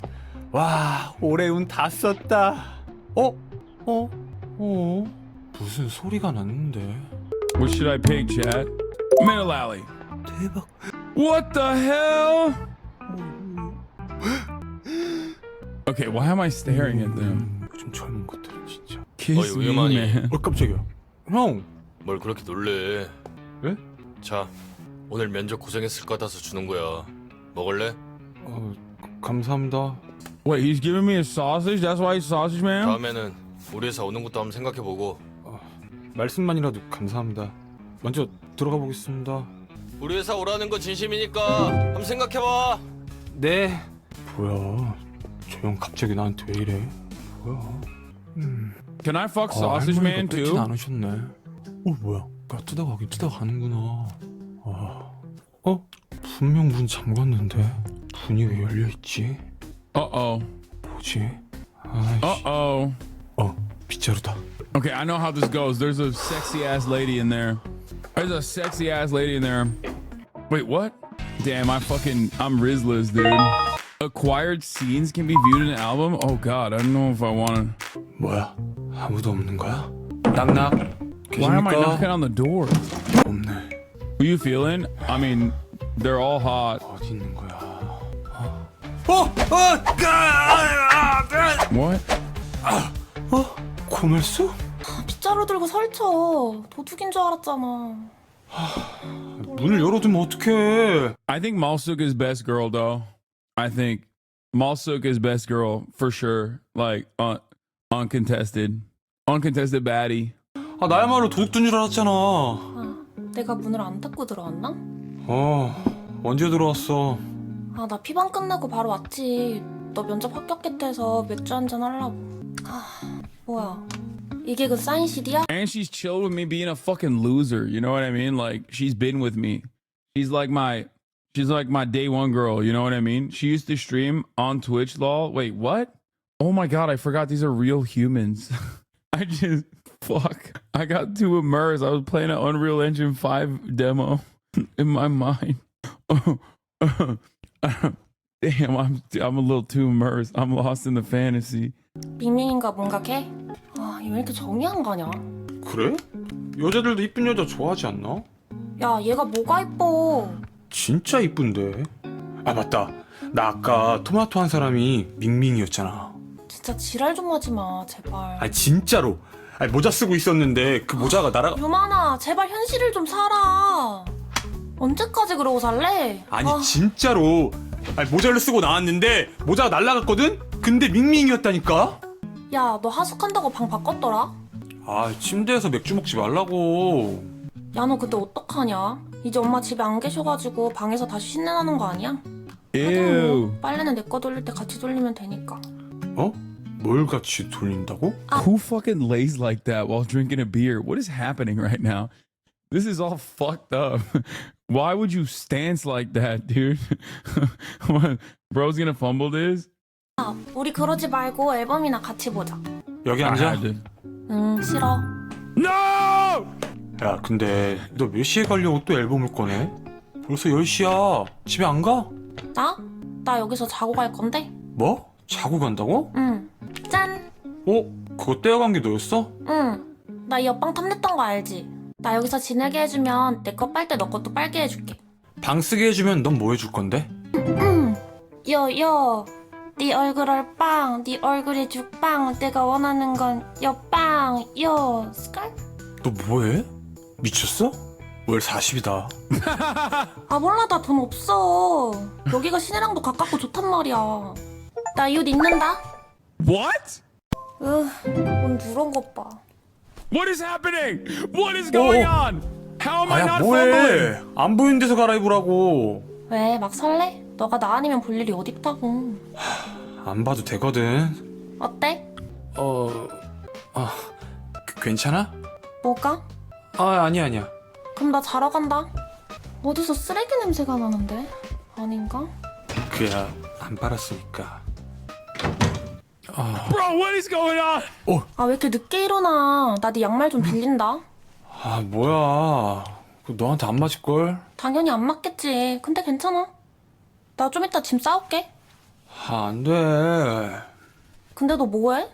지금 너 지각이야. 쥐가? 큰일 났다.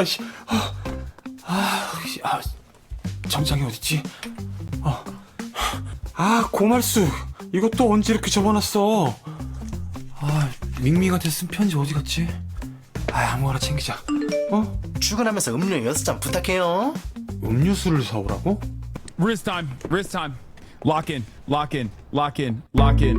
제가 도와드릴까요? 괜찮아요. 아니에요. 많이 무거워 보이는데 제가 할게요. 하시는 것 좀 봐. 감사합니다. Oh my god. 어제 그 토마토? 우와, 이틀 연속 실물 영접 대박. 밍밍님 여기서 일하세요? 저 근데 좀 조용히 좀 해주시면 안 될까요? 죄송해요. So what's the deal? Like, is this a statement about like the way that K-pop stars are mistreated in Korean society, so much so that they also have to like secretly work a day job until they break through? Is that what it is? Like, Am I learning about Korean culture right now? Is that what's going on?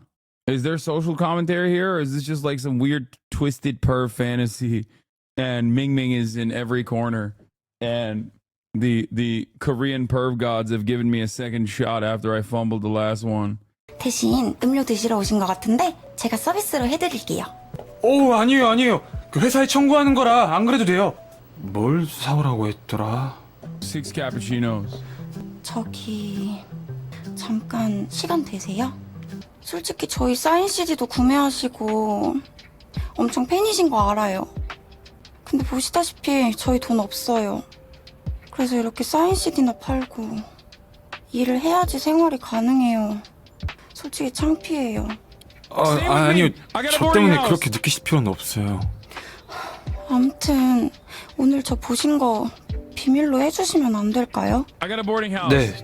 I got a boarding house. Ming, I have a boarding 비밀로 house. 해드릴게요. 근데 밍밍님. He says she sounds like a scam DM. Yeah. Hey, hello, it's me, Ming. I'm calling you from this profile because I got locked out of mine. Can you please send me a PayPal? 아니, 민정님을 덕질하는 건 제 인생의 자부심 중 하나거든요. 그냥 존재 자체만으로 저에겐 늘 Oh my 위로세요. God, bro, sick. 그러니까 창피하다거나 그런 생각 안 하셨으면 좋겠어요. He said it's one of my life's proudest accomplishments of being your stand. What the fuck, dude? 이거 이게 뭐예요? 제가 언젠간 만나게 되면 꼭 드려야지 했던 건데 어제 오늘 있었던 일은 제가 꼭 무덤까지 가져갈 테니까 너무 걱정하지 마세요. 그럼 출근해야 돼서 안녕히. You and LeBron, bro. Okay, you got me. I'm not gonna say anything about that. You're right, but like, you know, why wouldn't you glaze LeBron like that? It's not even glaze at that point. It's just valid. Shut the fuck up. 계세요. 저기요. If LeBron played basketball with me one time and like, you know, maybe help me fix my shot mechanics or something, maybe show me like a post move, I would probably die after that moment. I could die happy. Actually, I wouldn't want to die because he would be taken aback by my fucking good ass vibes and also the potential that I have. And then maybe he'd even call me son on accident. And then I'd be like, don't worry, dad. It's all good. And then we'd basically play basketball all the time. He'd hit me up and be like, yo, honestly, it's cool. Like, we should just ball up more. And then we'd become besties. And then we'd go get tacos on Taco Tuesday. And you know, we'd eat tacos together. It would be sick. You are 33, man. It's okay. LeBron is like 40. He could be my dad. 부장님, 안녕하십니까? Ew, bro. 둘만 서원. No. 저 우유만입니다. 아이, 그래. 우리 우유만 사원 들어와서 내 기분이 참 좋아. 응?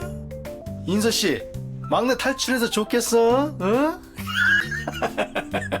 암튼 모르는 거 있으면 나 말고 우리 요 동과장한테 한번 물어보라고. 그럼 우리 둘만 선 파이팅이야. 예, 알겠습니다. 가서 일 봐. 가. 네. 안녕하세요, 나인만 대리님. 오늘 첫 출근한 우유만입니다. 우사원 키가 좀 크네. 군대는? 군대 다녀왔습니다. 역시 군대를 다녀와야 좀 이 컨버세이션이 통하지. 회사는 좀 어때요? 괜찮은 것 같아? 네, 좋은 것 같습니다. 우리 회사가 또 여직원들이 예쁘거든. 응? 네. 아무튼 그럼 수고해요. 안녕하세요. 안녕하세요, 선배님. 뭐라고요? 저 오늘부터 첫 출근하는 우유만이라고 합니다. 후임이시구나. 안녕하세요. 가르쳐 주시면 열심히 배우겠습니다. 근데 여기 학원 아니고 회사잖아요? 네, 좀 곤란하세요. 저 좀 바빠서. 죄송합니다. 맞다. 앞으로 할 말은 톡으로 주세요. 말로 하지 말고. 네. Save the best for last. 과장님, 안녕하십니까? 저 오늘부터 출근하는 우유만입니다. 뽑아주셔서 감사합니다. 여기. God damn! God damn! That's dude, stop. Dude, that's crazy. 2 days in a row. Yesterday I was like, maybe it's an accident, okay? Now I know she's keeping that shit tight. Okay? She does not want to lose that lanyard. Okay? She does not want to lose that lanyard at all. 여기 있습니다. 오늘 몇 시에 출근했죠? I mean, come on, dude. What the hell is going on? Oh, Lord. Is this how people dress in Korean workforce? In the Korean workforce? What the fuck? 9시 조금 넘어선 것 같습니다. 같습니다. 본인이 회사에 몇 시에 오는지도 모르는 직장인이 말이 된다고 생각해요? 저 음료수 심부름을 하느라 시간 준수, 기본입니다. 다른 사람 택시를 뺏어 타는 한이 있더라도 지키세요. 네. Even if they steal someone's taxi, get it? She's reminding us of the time that we spent together. 음료수 좀 드시면서 하세요. 응? 어디 보자. 뭐예요? 잘 마실게요. 저 부장님 영수증 청구는 어떻게? 확실히 요즘 친구들이 센스가 좋아요. 고마워. 잘 마실게. 나한테 청구해요. 네, 알겠습니다. 과장님 여기요. 뭐야? 카푸치노 싫어하세요? 무슨 아침부터 카푸치노야. 다음부턴 이거 사오지 마세요. 죄송합니다. 꼭 메모해두겠습니다. 근데 자꾸 어딜 보는 거야? 저 여기 입술에 거품이 엄청 묻으셨어요. 뭐? 우유만 씨도 빨리 자리로 가서 일하시죠. 네. Oh my god. This 스타킹. game is so stupid. Wait, what happened?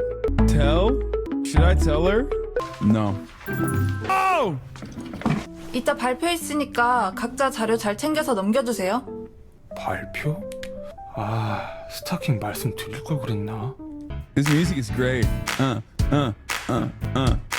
Yeah. Okay. 자, 모두 오늘 고생 많았고 퇴근하도록. 네, 수고하셨습니다. 재빨라. 고고씨.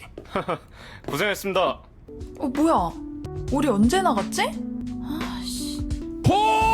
What? Hey, yo! What the fuck? Bruh. And the piggies? Yo, this game is crazy. This game is fucking out of... I love this. This is the best game of all time, dude. 기절하고 싶다. 역시 회사는 쉽지 않네. 동과장님? 이 동네 사시는 건가? That's creepy. Go together. That's creepy. I'm just stalking. 저기요, 왜 따라오세요? 우유만? 안녕하세요. 우유만 씨가 날 왜 따라오지? 아니요, 따라가는 건 아니고 제 집 방향이 이쪽이라서요. 그걸 나보고 믿으라고? 그럼 내 앞으로 가. 네. 네. Renounce Kim Il-sung and Jusha ideology right now. South Korea, best Korea. Oh, straight up. It's true. It's so real. 민정님? 민정님이 어떻게 여기? 저 이거 보고 왔는데요. 저한테 쪽지 주셨. Oh my god. Oh my god. Oh, wow. Serendipity. How could this happen? How could this happen? Wrong note, but still right house. 잖아요. 예? 이게 좀 오해가 있는데 원래는 그게 아니라 다른 걸 들으려고 한 건데. Someone just said, F you, Fox News. This is where I get my news from. 설마. 과장님? 가신 거 아니었어요? 우유만 씨. 설마 이거 여기야? Oh my god. Oh my god. 맞는데요? Oh my god. Oh my god. This is crazy. How is this happening? How is this happening all at the same time? 일단 우리 집에 오신 걸 환영하고. Someone just said, did they get bigger? Shut up, dude. The answer is yes. 뭐 좀 드실래요? 밥은 무슨 밥이야. 이 시간에 먹으면 살밖에 더 쪄? 저도 체중 관리 중이라 안 먹을래요. Damn, they're hungry. They're hungry girls. 식사 하실래요? Shit, pizza or chicken? Pizza or chicken? I gotta go chicken. I gotta go with my heart. Oh, Grant didn't like it. No! 와, 입에 좀 맞으시나 봐요. 유만 씨도 얼른 먹어요. 제가 또 살다 보니 밍밍님이랑 밥 먹는 날도 오네요. 다리 드세요. 대박. 역시 밍밍님은 진짜 다정하신 것 같아요. MBTI가 어떻게 되세요? 프로필 정보에는 아직 안 올라와 계시던데. 저 뭐일 것 같아요? What is MBTI? What the fuck is MBTI? What is that? What the fuck is this shit? Bro, I don't fucking know. INTP가 아니라고요? 말도 안 돼요. 왜요? 밀크거스 팬클럽 일기에 빛나는 팬심에 의하면 밍밍님 MBTI는 CUTE잖아요. 아, 뭐예요. 진짜. 저 그럼 혹시 예전에 열애설 난 건 그건 진짜예요? 네? 아, 불편하시면 말씀 안 해주셔도 돼요. 제 팬클럽 일기시면 이상형도 아실 텐데. Size? What the fuck? I gotta say size. 이정님 혹시 크기가 중요한가요? 크기요? 당연히 중요하죠. 전 무조건 커야 돼요. 얼만큼 커야 되는데요? 저랑 같이 있을 때 She a freak, bro. I was just memeing. I thought I said size. She's like, nah, I'm a size queen. Holy shit. Hey, yo! This game is crazy. What is happening? 내가 좀 작아 보일 수 있는? 네? 같이 사진 찍을 때 제 얼굴이 좀 작아 보일 수 있는 그 정도였으면 좋겠어요. What? Is this chat? There's got to be some Koreans in here. Is this like real Korean cultural attitudes? Like, what the fuck's going on over there? She wants to have a small face? What is a small face? What? 4B movement super soldier? Yeah, face size unironically is a thing, especially in pictures. Your head is too small, I'm sorry. No, I know that. I know that it's like a delicacy. I'm a delicacy in Korea. Having broad shoulders and a small head is like super sexy, right? That's what I've heard.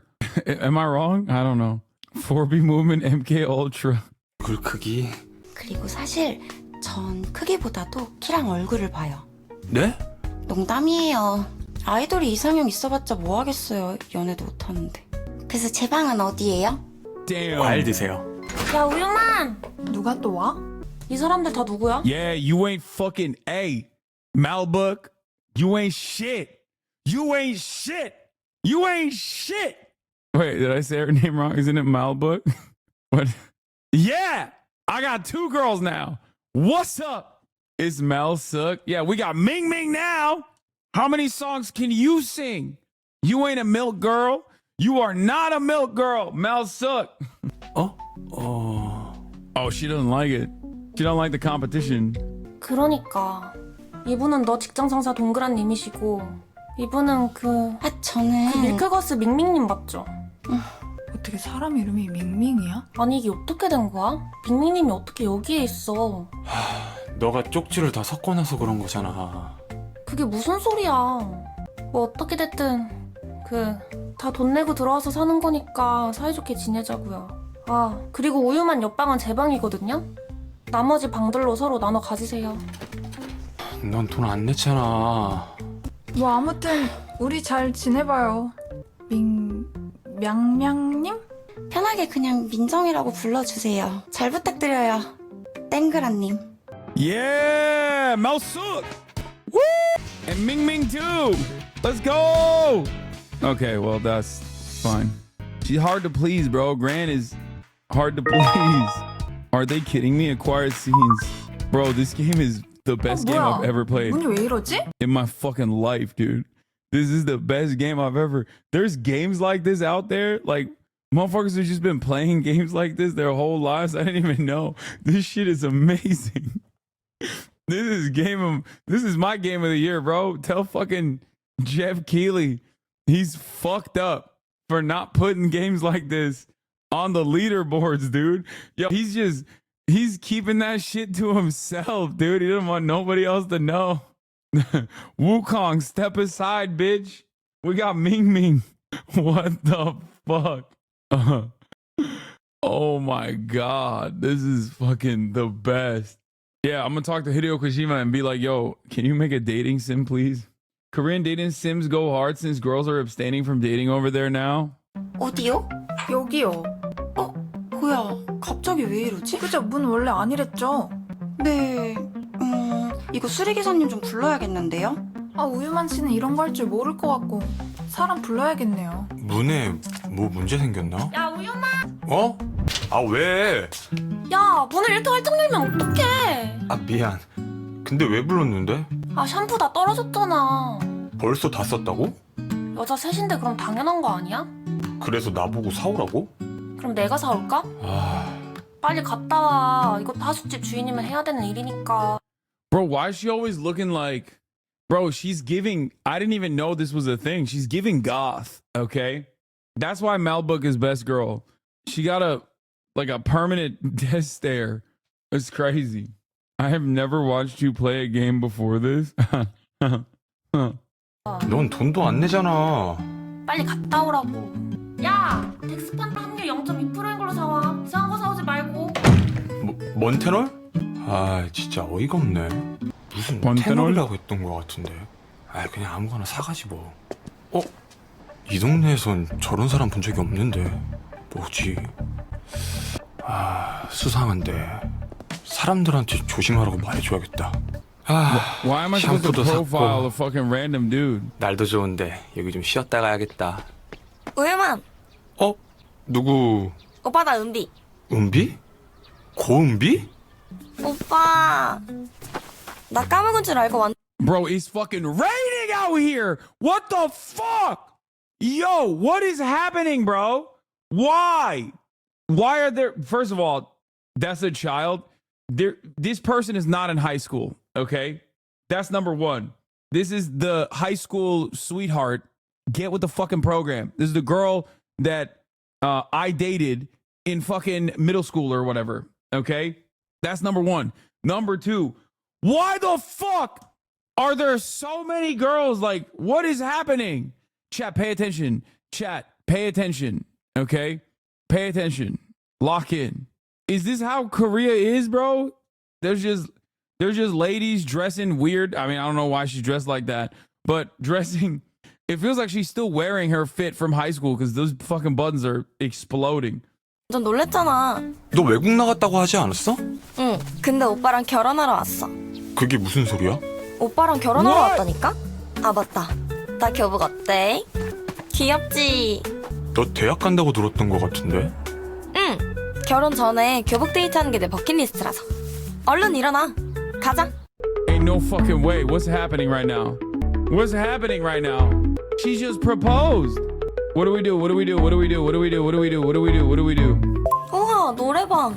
요즘 이렇게 작은 게 많이 생겼네. 그러니까 나도 오랜만이네. 좁은 게 딱 둘이 붙어있기 좋잖아. 오빠, 노래 불러줘. 나 노래 못 불러. 너 불러. 아 왜? 나 어렸을 땐 막 동요도 불러주고 그랬잖아. 응? 노래 불러주면 안 돼?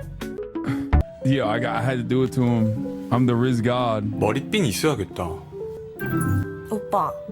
응? 이런 거 누구한테 배웠어? 혹시 나 만나기 전에 누구? She said you Riz too good. You must have gotten experience. That's crazy. How is that a fumble?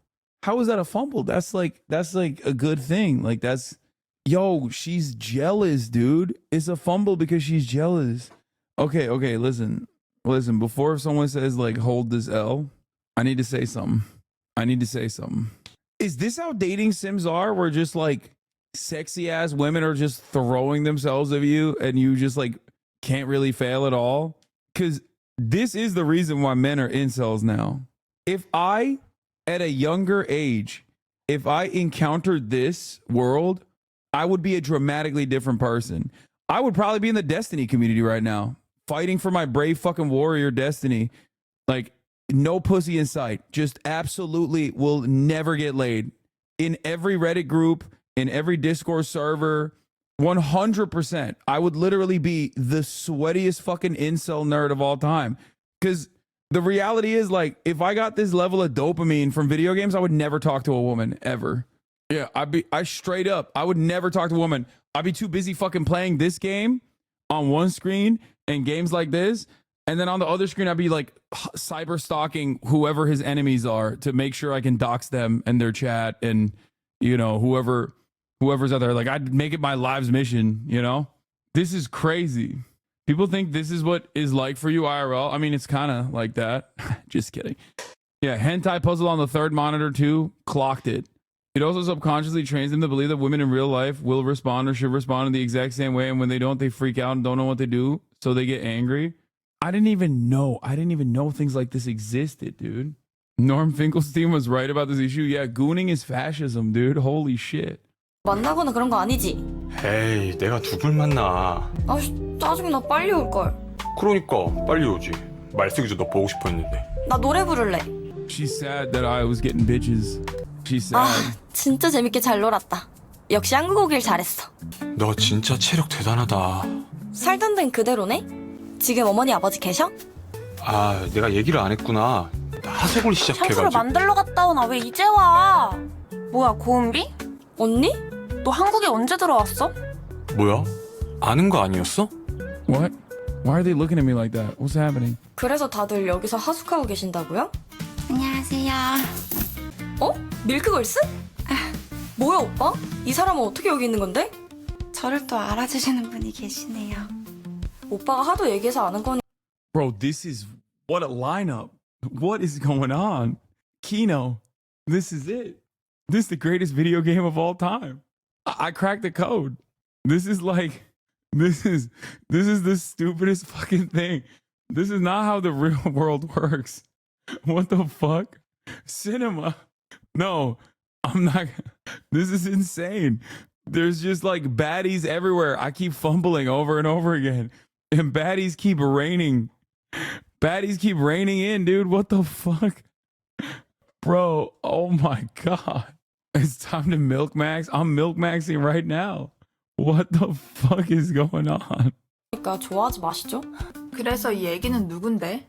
아, 그 말숙이 친동생인데요. 오빠랑 결혼하러 온 고은비예요. 네가 무슨 결혼을 해? 뭔 소리야? 저 20살 됐고 앞으로 여기서 살 거예요. 여기 방도 없을걸? 야 고은비 너 나랑 얘기 좀 해. 아, 말숙이 완전 빡쳤네. 여보세요? 아, 우리 연습 내일 아니었어? 아, 아니야. 알았어, 갈게. Mouse looks still best 오유만 girl. 씨, 네? 자료 조사한 것 좀 보내줄래요? 수치가 안 맞네. 그거 외장하드에 있는데요? 그니까 그거 달라고. 그거 회사에 있는데요? 뭐? 안 가져왔어? 네, 그냥 과장님 자리에 올려놨는데요. 무슨 소리야? 퇴근할 때 그런 거 못 봤는데. 유만 씨. 네? 혹시 시간 괜찮으면 오늘 밀크걸스 연습 날인데 같이 안 갈래요? Hey yo! 갑자기 가게 돼서. 아, 매니저 오빠가 전화를 안 받아서요. 밀크걸스 연습실이요? 아, 너무 좋죠. 무슨 소리지? 유만 씨 지금 당장 회사에 외장하드 찾으러 가야지. Shut up, Gran. 아, 맞다. No! This game is really about the joys of being a landlord. No, I'm going with Ming. 제가 살다 보니 밀크걸스 연습실에도 오네요. 아, 오늘 매니저로 오신 거니까 말 편하게 해야 되는데. 해도 되죠? 오빠? 오빠? 얘들아 안녕? 뭐야? 왜 남자? 아, 오늘부터 약간 중간중간 일 도와주실 우유만 씨야. 아, 안녕하세요. 아 매니저? 안녕하세요. 민정아 숙소 안 들어와서 걱정했잖아. 아 진짜? 그래. 아니 우리가 아무리 망돌이라지만 막 밖에서 자고 다니고 그러면 Wait, are 개무시당하지 they 않겠어? coming? Are they staying with me too? Yo, I got 정말 space. 미안하대. 저희 연습하는 것 좀 봐주실래요? I got space. It's crazy. 아저씨? Act cute practice? Wait, that's. Wait a minute. Wait a minute. What the fuck is this? I need to know. 거기 리나 선배님도 오는 자리니까 우리 서로 거 보고 피드백 해주자. 그래, What 민정이부터 the fuck 해보자. is act cute practice? 해볼게. 네가 너무 좋아. 어떻게 네가 너무 예뻐. 어떻게 잔말 말고 말해. 좋다고. What the fuck is this? What the fuck? What am I looking at? What the fuck is this? Bro, what the fuck? What the fuck are they doing? Yo, you're a grown ass woman. What the hell? What? It's called Aigyo, show some respect. Wait, what? There's a. Wait, so you. Wait. So K-pop groups do baby voice and like do like little cute stuff. Like they practice. What? What the? Oh my god! What? I'm learning too much. I'm learning so much. I need to unlearn shit. Okay, I've learned too much. I need to I need to stop learning. Oh, wow. I'm back on the DPRK train. 우와, 너무 잘하시는데요. 뭐야 저거? 아니 민정아, 너 가서도 그렇게 할 건 아니지? 유행이 좀 지났나? 아니 그냥 좀 웃겨서. 근데 너 그거 알지? 거기 얼굴 망가질 일 많은 거. 맞지. 그래도 그 프로가 반응은 좋으니까. 그거 너가 할 거지? 너가 우리 비주얼이잖아. 거기 벌칙으로 별게 다 있다는데? 이를테면... 저기 잠깐만요. 아, 지금 뭐 하시는 거예요? 우리 다음 주까지는 연습 열심히 해오기다. 알겠지? 가자. 아, 이걸로는 안 되겠는데. 저 이거라도. 죄송해요. 오늘 연습하는 거 구경시켜드리려고 했는데. 죄송하긴요. 저 사람들 원래 저래요? 아니에요. 요즘 좀 힘들어서 그런 걸 거예요. 저 옷만 좀 갈아입고 올게요. Oh my god. Chat, let's not talk about my one frame on Wipe It Off, okay? I'm a gamer. It's just old habits die hard, okay? It's just I'm always going for the headshot, and that's basically what happened there. It's instincts. It's ultra instinct. I just locked in. It's just gamer instinct. That's all it is. That's all it is. It's not deliberate. It's like second nature to me. It's not a big deal. I know it's impressive. I know you guys are shocked. I'm just letting you know. 사실 요즘 애들이랑 사이도 별로 안 좋고 혼자 가기 무서워서 매니저 있다고 거짓말한 거예요, 유만 씨한테. 미안하긴요. 아니, 저 사람들 활동비도 다 민정님이 알바해서 버는 돈으로 하는 건데 너무한 거 아니에요? 아니에요. 아, 옷은 진짜 감사해요. 제가 커피라도 살게요. 전 다 좋아요. 저 밀크걸스 밍밍 아니세요? Oh my god, he's a stalker. 네, 맞아요. 안녕하세요. 와, 대박. 인사 받아주시네요. 진짜 갈걸. 네? 저기 여기 그러지 말고 사진 하나만 찍으시면 안 돼요? 그럼요. 폰 주세요. 예? 사진 찍어요. 네. 예. 자, 옆에 서주시고, 네. 자, 찍을게요. 하나, 둘, 셋. 찰칵. 자, 손 한번 맞대볼까요? 네, 손 한번 맞댈게요. 네, 자. 하나, 둘, 셋. 찰칵. 자, 마지막 하트 한번 할게요. 하트. 네. 하나, 둘, 셋. 찰칵. 네, 잘 나온 것 같아요. 감사합니다. 감사합니다. 민정씨, 제가 또 사진을 기가 막히게 찍거든요. 완전 인생샷.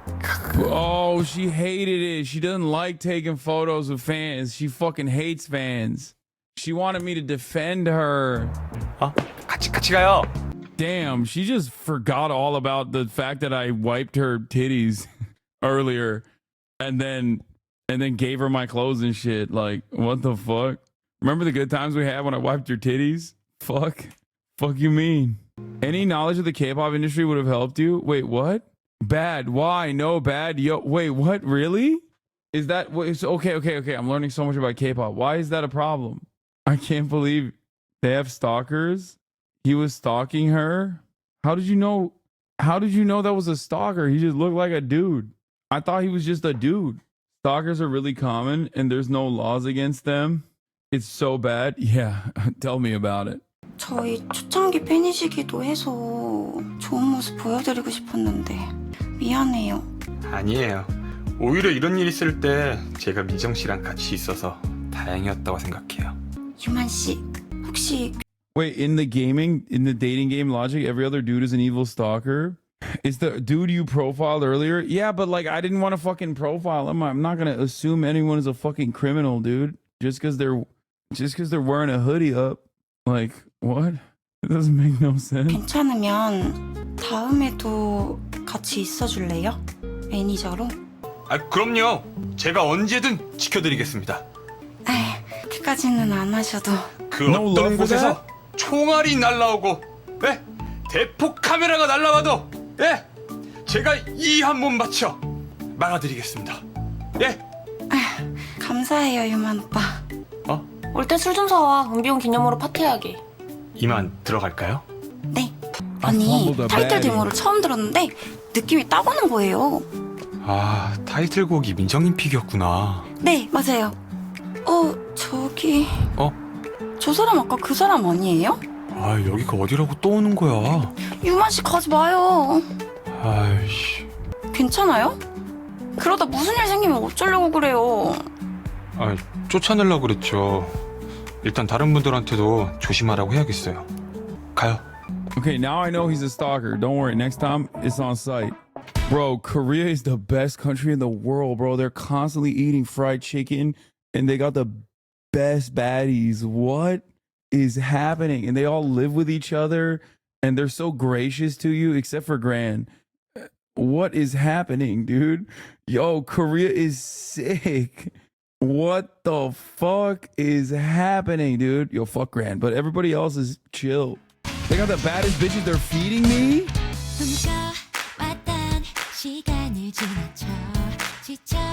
Okay, Melson. Okay, throwing work my way. Playing Jenga. 어차피 쟤네들은 몰라 진흙 속에 묻힌 다이아 누군가 멋대로 생각하라고 해 언젠가는 드러나지 아름다운 진짜 우린 다 Ain't nobody paying rent in this house, by the way. Worst landlord of all time, landlord simulator, but like I'm an absolute fucking failure, dude, at being a landlord. Ain't nobody's paying money to stay in my boarding room, dude. 이렇게 살아가는 중이야 어두움에 눈이 먼 채로 누가 내게 말해줬지 어두운 밤 하늘에 밝은 별은 밝게 더 빛나 무지개 핀 파란 하늘같이 녹여줘요 달달한 sweet sweet 바닐라 아이스크림 크림 하늘 높이 떠있는 저 Bro, even Gran is throwing work my way. What the fuck? Gran's got the granny cannons. The Grannons. I take it back, bro. I was wrong about Gran. I disrespected you. My bad. What is the fun in this? This is, I don't understand this part. They're just wearing funky glasses? Like, what? 아, 피곤해. 여기서 잠들었네. Damn, we partied so fucking hard. 화장실이나 가야겠다. Is the stalker gonna show up? Or some shit? What the fuck? 아! 누구세요? 위에서 내려온 건가? 저긴 잠겨있는 방인데? Bro, is this shit scary? 저기요! Bro, is this shit 저기요! scary? 저기요! Wait, is this a scary game? Ew. Wait, I fucked up. So what's up? Is the ghost a baddie too? What's happening? Like, I don't understand. 피곤해. 여기서 잠들었네. 화장실이나 가야겠다. You didn't get enough love points, so you gotta go play another way to increase it? Wait, what? 아! 누구세요? 위에서 내려온 Oh, I have to replay the chapter? 저긴 잠겨있는 방인데? 저기요! 저기요! 저기요! So I have to go back. You failed too hard to continue? There ain't no fucking way. I had to go all the way back to chapter 1? Yeah, I'm not going back, dude. Fuck that. Okay, dude. That was fun. That was fun while it lasted, chat. I mean, we'll maybe try it again tomorrow, but there ain't no fucking way I'm doing that right now. All right, everybody. It's been real. 8 hours and 30 in. Got some gaming out of the way. Sheesh. Where are my haters at now? Where are my fucking haters at now? People talking about how I don't play video games. I think I'm gonna play more dating sims though. This shit was fire. What a fucking Weasley Actually, liar, dude. she was actually fire. Dude. Holy Anyway, love you guys, and I'll see you tomorrow. Fuck it. I'm Peace. saying it. America deserves love. Fuck it. I'm saying it. America deserves happiness. Fuck it. I'm saying it. America deserves love. Fuck it. I'm saying it. America deserves happiness.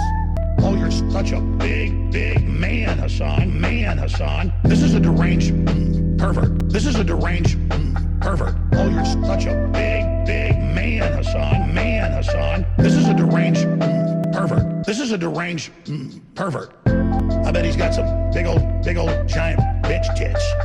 I bet he's got some big old, giant bitch tits. I bet he's got some big old, giant bitch tits. I bet he's got some big old, giant bitch tits. Hasan Pecker. Can't make up that name. That's his name. That's his name. Hasan Pecker. Can't make up that name. That's his name. That's his name. Fuck it, I'm saying it. America deserves love. Fuck it, I'm saying it. America deserves happiness. Fuck it, I'm saying it. America deserves love. Fuck it, I'm saying it. America deserves happiness. America deserves happiness. Fuck it, I'm saying it. America deserves love. Fuck it, I'm saying it. America deserves happiness. Fucking liar, dude. What a fucking Weasley little liar, dude. What a fucking Weasley little liar, dude. Holy shit, dude. Holy fucking shit, dude. Literally lying. Still lying to his audience.